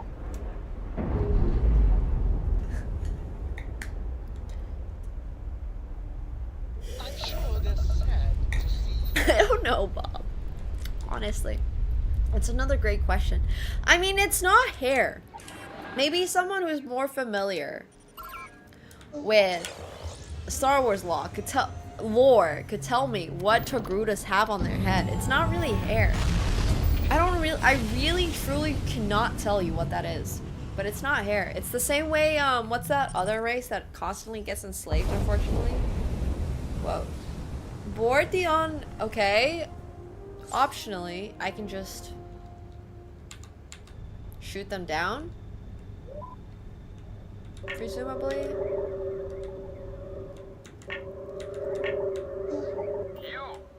don't have business. No one uninvited. Oh, persuasion checks. Whoa.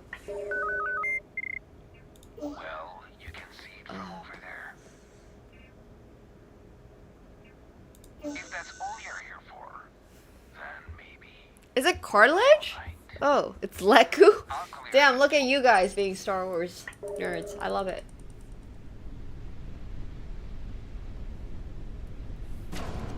Are we locking or not?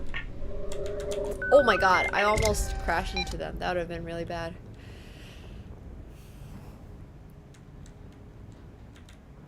Okay, how do I just dock?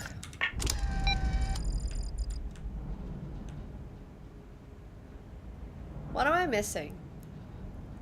I'm missing some very key information here about how to dock. Should I just shoot them down?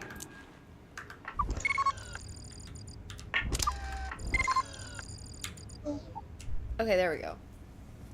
Leku literally sounds like Finnish. The 2Ks are super Finnish. Finnish loves their double consonants. It's like moikka. Or, mammi. Finnish loves double consonants. So Leku really sounds Finnish. Yeah, I don't know. I'm sure it was not the original inspiration. There's more, but I can't think of them right now. Kissa. Kissa is cat.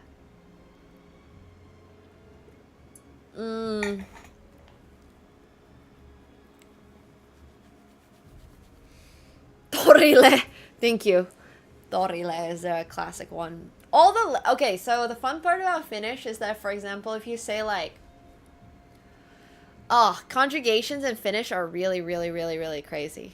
Okay, so you gotta understand, when you conjugate a Finnish word, there's basically 400 plus another 400 because you can conjugate it in singular. So for example, if you take the word joulutorttu, which is a noun, and you want to say like multiple of them, it's joulutortut.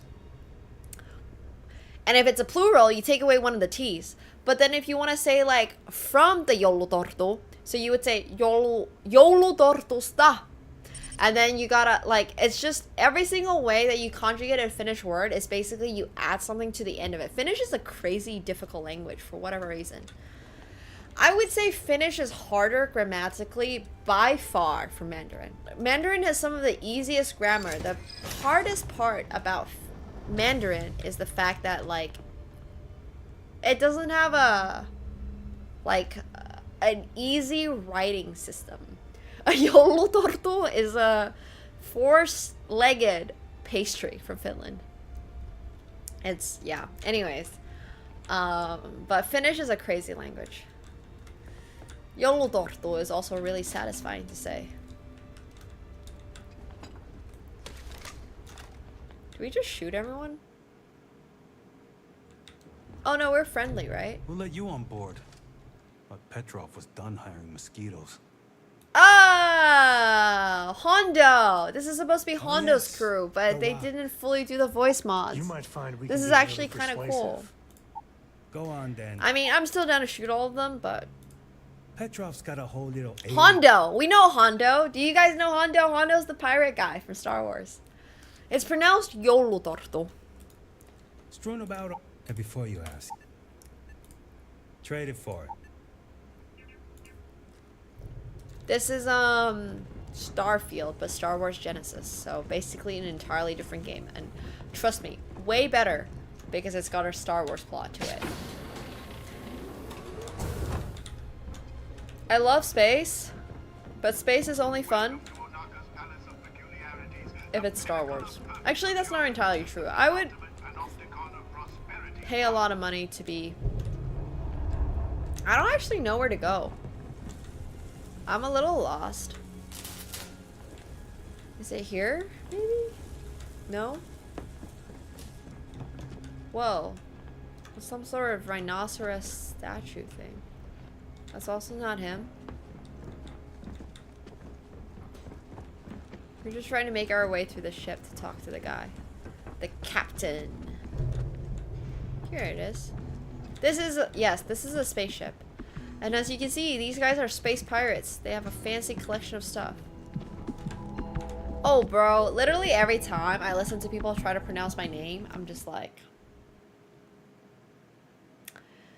I wasn't aware we had visitors. But this is Hondo. You didn't tell me we had visitors. We have visitors. Excellent.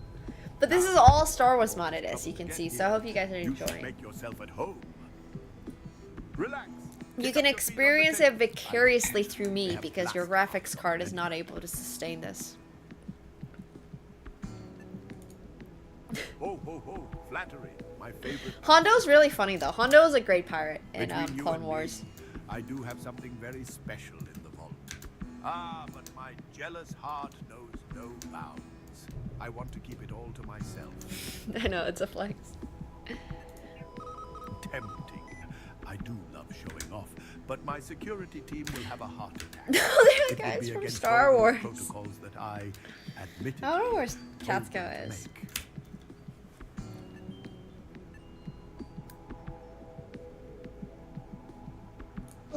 Now, no need to be in.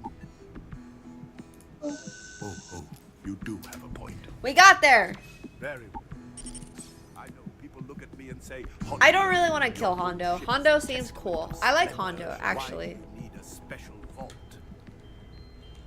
Well, all I can say is that even the greatest. Wait, Hema, have you watched Star Wars? Surely you know who Hondo is, right? Hondo's iconic. He's not just an alien, he is the pirate. So I spare. He's a fun character, yeah. Every door between me and my treasures is painful, but that is the price of security. Que sera? Just a bit further. This ship and I have been. I love, like, well, he's pretty much a villain, I guess, but, like, I love villains that you can enjoy. Okay. Scraping scorch marks and bits of metal off the hull for weeks. I think his character is good. I'm not saying that he's, like, a good person. Does that make sense? Like, I think Jabba the Hutt is a great character. I don't think he's a, like, a morally good character. Yeah, he's a bit of an anti-hero. I'm not saying a good character in terms of, like, being on the right side of morals or whatever. He's just, like, he's just a well-written character. I don't, yeah, but anti-hero I think is much more accurate. Hondo's the guy we're like at right now, talking to right now. It's he's definitely an alien. He does have dreadlocks. I don't know if he's a black dude, but I don't know. He's definitely an alien. I don't know if they have like races. Yeah, lovable, chaotic evil is one of my favorite tropes of characters. And he also has a Japanese name, so I don't really know what's going on there, honestly. Racially ambiguous. Culturally ambiguous as well. Which some people on Twitter would not understand.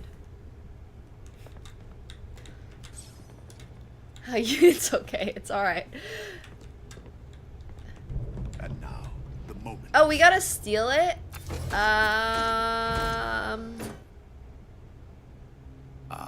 Beautiful, isn't it?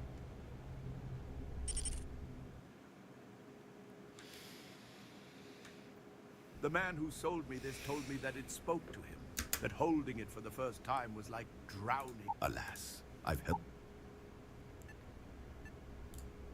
I really don't want to fuck with Hondo. This one is mine. Okay. Hey, we're not pirates. Yeah, that does sound. Alright, you know what? I'm gonna save it. We're gonna save here. I'm gonna figure out, I'm gonna ruminate on this. I'll figure out what to do tomorrow. I don't really want to kill Hondo. I kind of wanted to just pay for it. But, because like Hondo's actually a really cool character in Clone Wars. And I love Clone Wars and all that stuff. So we're gonna have to come back to this. I'm not entirely sure what we want to do. Let's find out. Let's figure it out. But yeah, thank you guys so much for joining. This was a super fun stream. I hope you guys all have a great rest of your night. Dooku, is that a Brazilian name? I don't even know if that's really a Brazilian name. We'll figure out a way. We'll find something that we're able to do. I'm sure. But yeah, thank you guys so much. It was super fun. I'll see you all tomorrow. I don't actually know exactly when. Let me see.